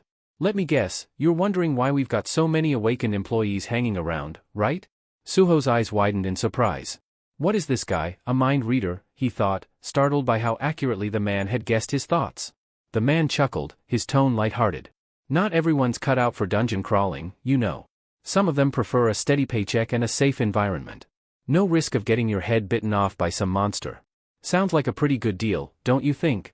Suho nodded slowly, still trying to reconcile the image of powerful hunters settling for office work. Yeah, I guess it beats the whole getting eaten alive scenario, he muttered, though the curiosity in his voice was evident. Unable to suppress his intrigue, he asked, So, what exactly does a game company need hunters for? Seems a little out of place. The man's demeanor shifted slightly, his voice dropping as if he were about to reveal a classified secret. We've got a special project in the works. Something big. Top secret, actually. That's all I can say. Confidential, huh? Suho thought, his skepticism growing. What are they doing? Developing a game about hunters or something? Their conversation ended as they reached an imposing door, which opened with a soft click. Inside, the room was sleek and modern, with a commanding presence at its center, Jin-ho, lounging behind a polished desk. His trademark grin spread across his face as he stood to greet Suho with open arms. Well, well. Look who finally decided to show up. Jin-ho exclaimed, his voice full of mock surprise as he clasped Suho's shoulder in a playful grip. Long time no see, huh? What's it been? A couple of months. Before Suho could respond, Jin-ho gestured toward a chair, inviting him to sit. He leaned back in his own seat, launching into conversation like no time had passed between them. Last I heard, you caused quite the commotion at the Korean Arts University when you awakened. Your aunt's been beside herself with worry. Suho scratched the back of his neck awkwardly, searching for an excuse. Yeah. I've been a little busy, he muttered sheepishly. Sorry about that. Jin-ho raised an eyebrow, his grin widening. Busy, huh? Well, let's hear it. What's so important that you'd leave your poor aunt hanging? Suho muttered under his breath, guilt creeping in as he glanced at Jin-ho. Jin-ho, noticing the hesitation, chuckled as he leaned back in his chair. Busy, huh? Looks like you're all grown up now, even too busy for family. Suho laughed nervously, scratching his neck. I guess you could say I am in growth spurt. Not wanting to dwell on the topic, he quickly shifted gears and pulled out his tablet. Actually, uncle, I came here to discuss something important. Jin-ho raised an eyebrow, a mix of curiosity and amusement flashing across his face. Oh? Straight to business, are we? We haven't even caught up yet, and you're already talking shop. You really have grown up? Suho wasted no time and handed the tablet over. It's a proposal where you can't lose. I've gone through all the details carefully. Jin-ho leaned back and began scanning the data displayed on the screen. As he read, his expression shifted to one of intrigue. I was wondering why you wanted to meet me out of the blue, but I didn't expect this. A business pitch? From you, of all people? You're making me feel ancient, he joked before narrowing his eyes at the contents. So, let me get this straight, you want me to help you gain access to a gate? Suho nodded confidently. Exactly. With your support, I can secure the rights to enter the dungeon. I'll assemble a strike team, and in exchange, a Gensoft gets all the magic crystals I harvest. I can handle D and even some low-tier C-rank dungeons without any problems. Jin-ho's smile faded, his demeanor turning more serious. Wait a minute. A C-rank dungeon? Suho, you're an E-rank hunter. How do you plan on clearing something like that? Before Suho could respond, Jin-ho pressed further, his tone sharp. Listen, I'm a D-rank hunter myself, and even I wouldn't dare to take on a C-rank dungeon alone. Are you out of your mind? His voice softened slightly, though concern lingered in his eyes. Is this about your parents? Because if it is, I've already hired professionals to search for them. You don't need to put yourself in danger for this. Suho's expression tightened. He had expected this exact reaction but hoped his uncle might be more open-minded. In the corner of his mind, Baru's telepathic voice broke through. Are you going to tell him the truth? Suho nodded internally. I don't have a choice. He needs to know. Taking a deep breath, Suho straightened his posture and looked his uncle directly in the eye. Uncle, I'm not like other awakened individuals. I can level up? Jin-ho blinked, his eyebrows shooting up in disbelief. Level up? Like in one of my games? Suho, you've been playing Beautiful World way too much. But before Jin-ho could dismiss him entirely, Suho's tone grew resolute. I'm serious. There are invaders from another universe hiding on Earth. They're not just a distant threat, they're already here. And if I don't get stronger soon, there won't be anyone left to stop them. Jin-ho stared at Suho, the weight of his words settling over the room like a storm cloud. Jin-ho blinked in disbelief, staring at Suho's determined expression before bursting into laughter. Wow, you nearly had me there. Wait, am I being filmed? Is this some kind of hidden camera prank or a new reality show you're pitching to me? Suho, more confused than amused, frowned slightly. No, uncle. I'm serious. Still chuckling, Jin-ho leaned back in his chair, a grin plastered on his face. You know, what you just said sounds exactly like the plot of the new game my company is developing. It's about a lone hunter who discovers he can level up independently. He starts off as an E-rank but eventually surpasses even S-rank hunters and ends up saving the world. He laughed again, clearly entertained by the uncanny similarity. Then, with a mischievous glint in his eyes, Jin-ho added, I thought I'd keep the storyline under wraps for a little longer, but it seems like you've somehow figured it out on your own. Meanwhile, Suho's mind churned, connecting dots that only deepened his suspicions. This story feels eerily similar to my father's journey, he thought, his curiosity morphing into wariness. Oblivious to Suho's inner turmoil, Jinho smirked and shut his eyes dramatically. If this was a ploy to prank your uncle, I've got some bad news for you, kid, you failed. You're too green to outwit me. At that precise moment, Baru made his entrance, his voice echoing with authority. Failed? Not even close. Jinho's eyes snapped open, his playful demeanor vanishing as a chill ran down his spine. His gaze darted around in search of the voice's source, only to land on a towering, ant-like figure that seemed to appear out of thin air. What is that thing? Jinho yelped, nearly toppling out of his chair as his face drained of color. Baru remained unfazed, turning calmly to Suho. Young monarch, perhaps I should take it from here. Then, facing Jinho, Baru spoke in a commanding yet composed tone. Your lost memories, they stem from your time with the Shadow Monarch. You weren't just anyone. You were one of his closest allies, a steadfast companion who fought countless battles by his side. Your game's storyline is no coincidence, it's a faint echo of those forgotten experiences. Jinho's face was a mixture of confusion and disbelief. Sensing this, Baru extended a hand and conjured a glowing key seemingly out of nowhere, holding it aloft like a sacred relic. It will be easier to show you, Baru said, his voice firm as he inserted the key into Jinho's chest. This is a gift from the Shadow Monarch. In an instant, Jinho found himself in a void, an endless expanse of darkness devoid of sound or light. Disoriented, he spun around, trying to make sense of his surroundings. Then, out of the shadowy abyss, a figure began to emerge. As it drew closer, Jinho's breath hitched. It was a younger version of himself, full of vitality and drive.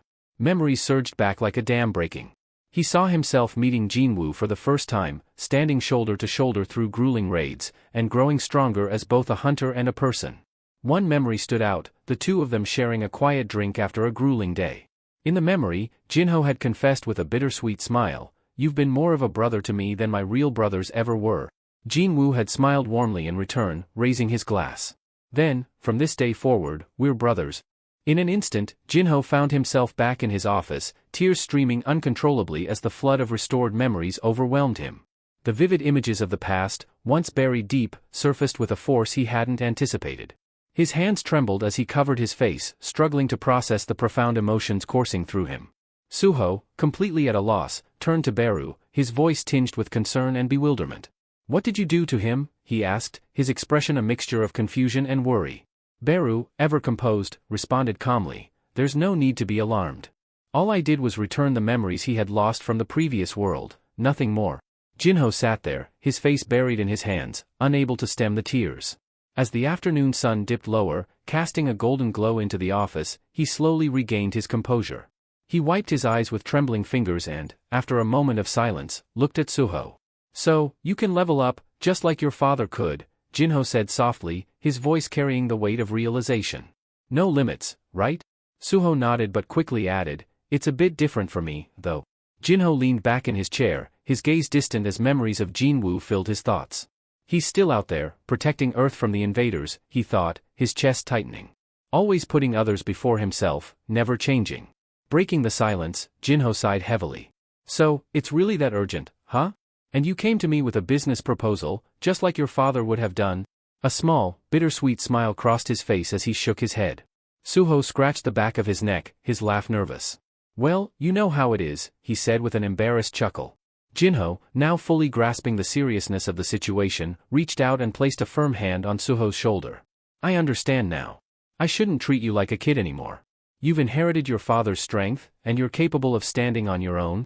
With a resigned sigh, Jinho added, "All right. You have my support. I'll help you." Suho's face lit up, his excitement bursting forth as he leaped from his chair. "Really?" he exclaimed, his voice filled with joy. The realization that his plan to enter the dungeon was finally taking shape filled him with exhilaration.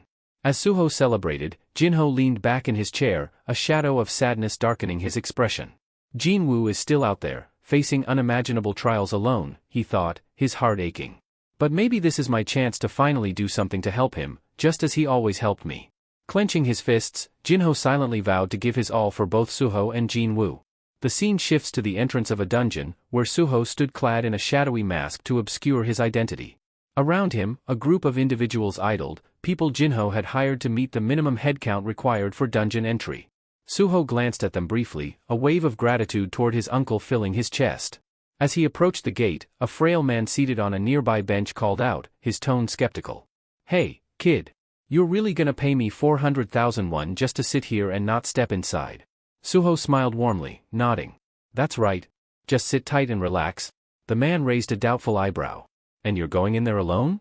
Listen, I don't know how confident you are, but these gates hold terrors you can't even imagine. Be careful." Suho offered a polite nod, his voice steady. "Thanks for the advice. If things get dicey, I'll be sure to ask for help."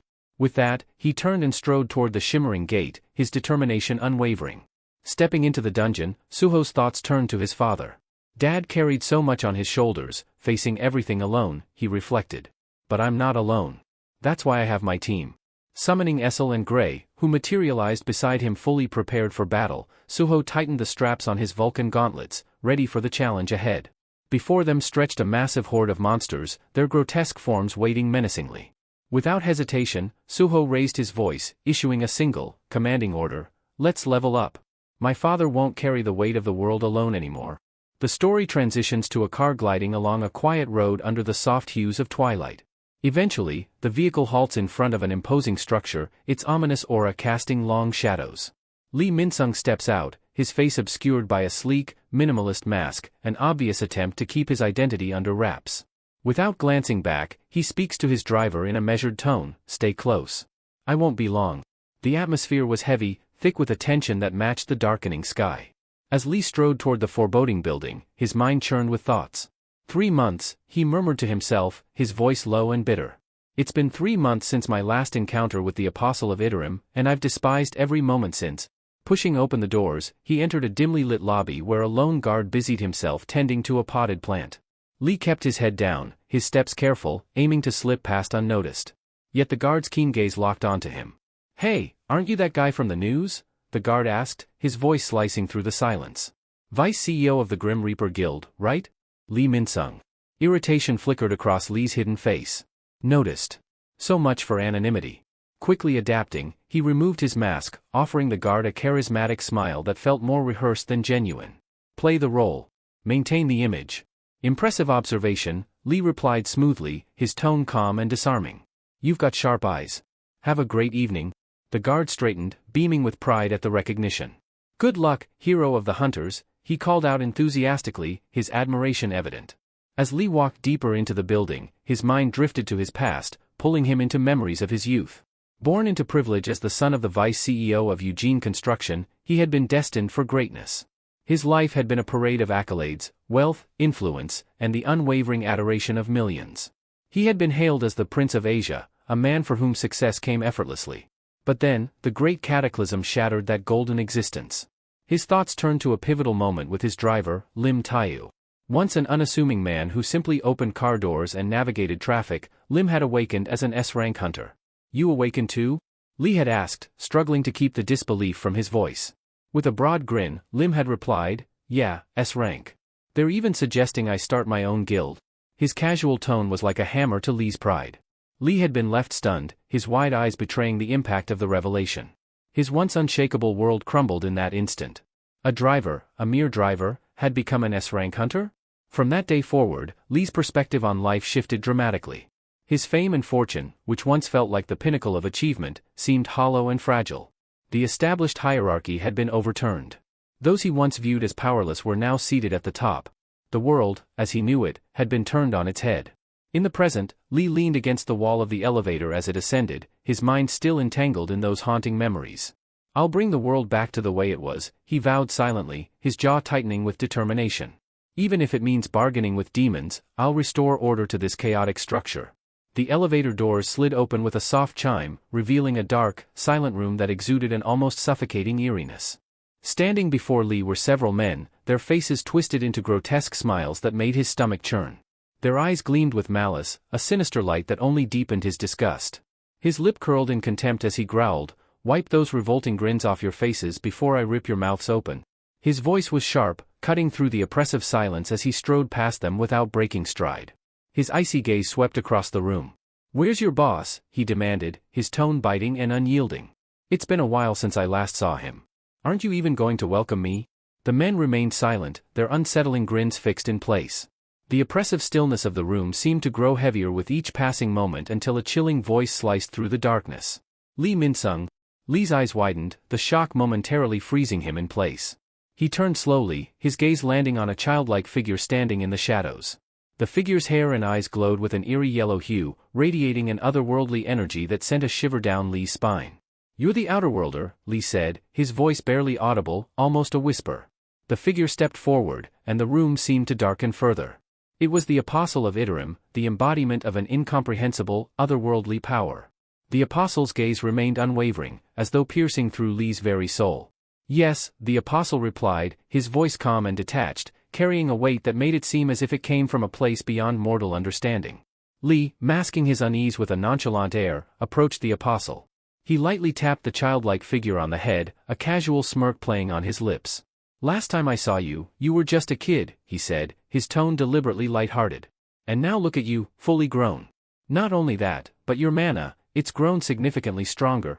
A sly grin spread across Lee's face. "Seems like everything's going according to plan." The Apostle's expression didn't waver. His cold, distant voice cut through the tension. "I told you before," he said evenly, "I am not growing. I am recovering." His words carried an otherworldly weight as he continued. "When beings like me, those with immense mana reserves, cross dimensions, our bodies must fragment to withstand the journey." The Apostle's glowing eyes never left Lee as he explained. "The first fragment to arrive is always the weakest. But now, I have fused with a second fragment." The Apostle's voice was calm, almost indifferent, as he returned his focus to the book he held in his hands, flipping through its pages as if the conversation was of little importance. Lee sank into a worn-out sofa nearby, trying to exude an air of casual indifference. Yet, the Apostle's faint, detached voice echoed through the dim room, making the space feel heavier, as if the very air had been imbued with the weight of another realm. "My memories may remain intact," the Apostle began, his tone devoid of warmth, "but my personality has changed. I am not the individual you once knew. Don't expect the familiarity of the past, let's dispense with that illusion now." Lee raised an eyebrow, a crooked grin creeping onto his face. "Complex stuff, huh?" he said, his voice light-hearted, though his piercing gaze betrayed a deeper intent. His sharp eyes bore into the Apostle as he continued, "But honestly, I don't care about who you are now or who you were before. What matters is the deal we struck. You haven't forgotten, have you?" The Apostle, still engrossed in the pages of his book, replied in an almost disinterested manner, "Wealth, fame, and..." Before he could finish, Lee's grin widened, taking on a twisted edge. "And Lim Taigu's removal," Lee interjected, his voice laced with venom. The mention of the S-rank hunter brought a dark glint to his eyes, the malice in his words unmistakable. Leaning back against the worn couch, Lee stretched his arms lazily, his body language exuding a casual ease as if they were merely discussing mundane business.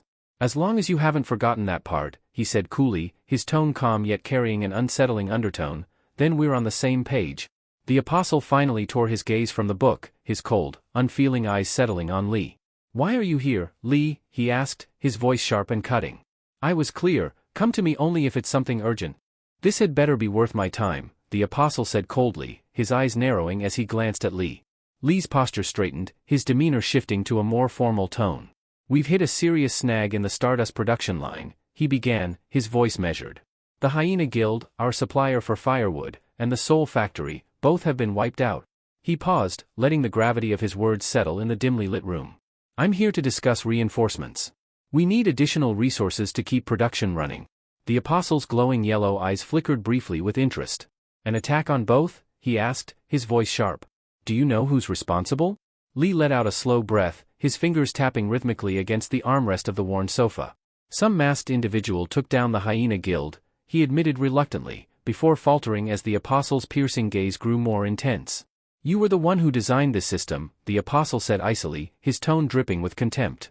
"You guaranteed its stability, assuring me there would be no flaws in the network. And now? You're here asking me to clean up your incompetence?" The Apostle's words were like daggers. Lee's jaw tightened, and his fingers twitched involuntarily. "Listen, kid," he said, his tone low and controlled, though frustration simmered beneath the surface. "If we wasted time addressing every minor flaw before starting, we'd still be sitting on square one. Progress demands risks, and you know it." The Apostle's expression didn't soften. If anything, it hardened further, disdain flickering across his features. "Incompetent?" he repeated, his voice cutting. It seems my earlier self erred in choosing you as a pawn. That miscalculation is becoming glaringly obvious. The insult hit like a sledgehammer. Lee's pride, already frayed, snapped under the weight of the apostle's words. A dangerous glint appeared in his eyes as his hand slid almost instinctively to the hidden blade concealed beneath his pant. In one fluid motion, he was behind the apostle, the cold edge of the knife pressing firmly against his throat. Listen here, outer worlder, Lee hissed, his voice low and venomous.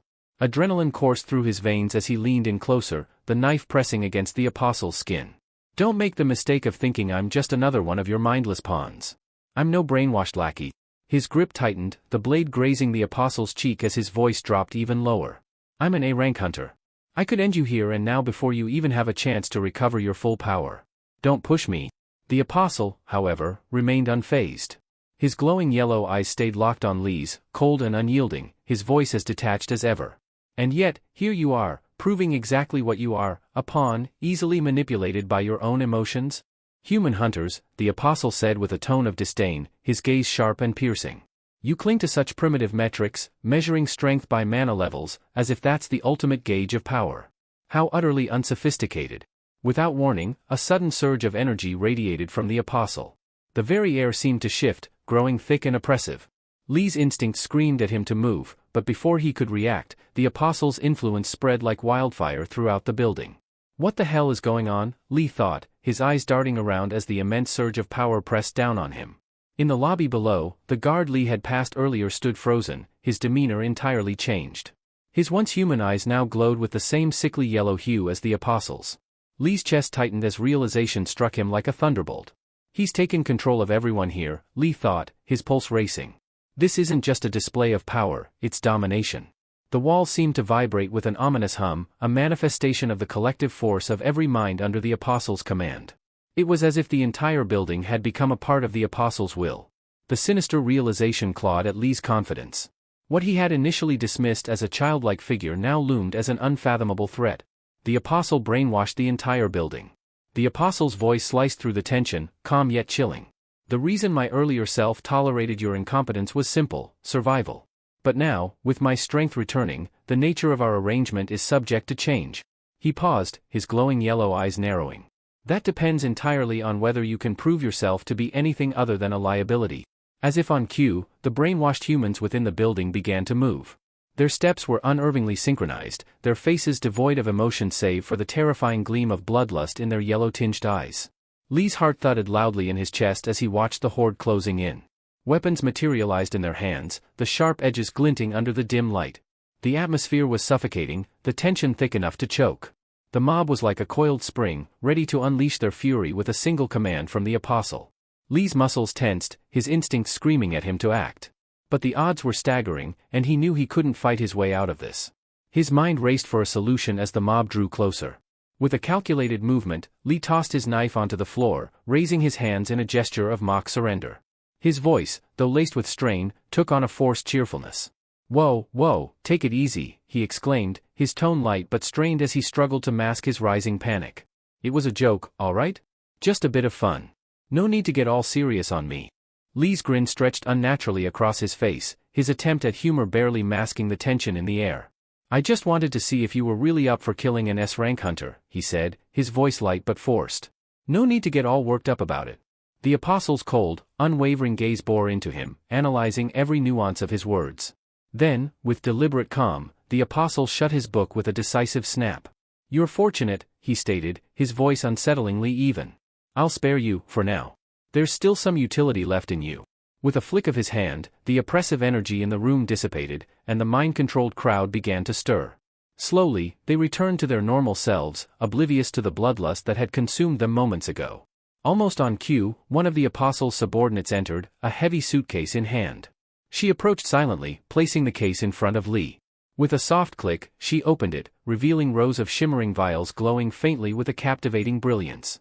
These, the apostle said, his lips curling into a faint, unsettling smile, are stimulants refined from stardust, condensed 100 times over. Dilute them, and you'll have enough to fuel your entire operation. Lee's eyes narrowed, suspicion flickering in his gaze as he examined the vials. Where did he get something like this, he wondered. As if reading his thoughts, the apostle added with an air of superiority, This isn't the low-grade stardust you've been peddling to weak hunters. These are far more potent, strong enough to elevate even an A-rank hunter like yourself." His smile deepened, though it carried a mocking undertone. "Why don't you test it out? See for yourself."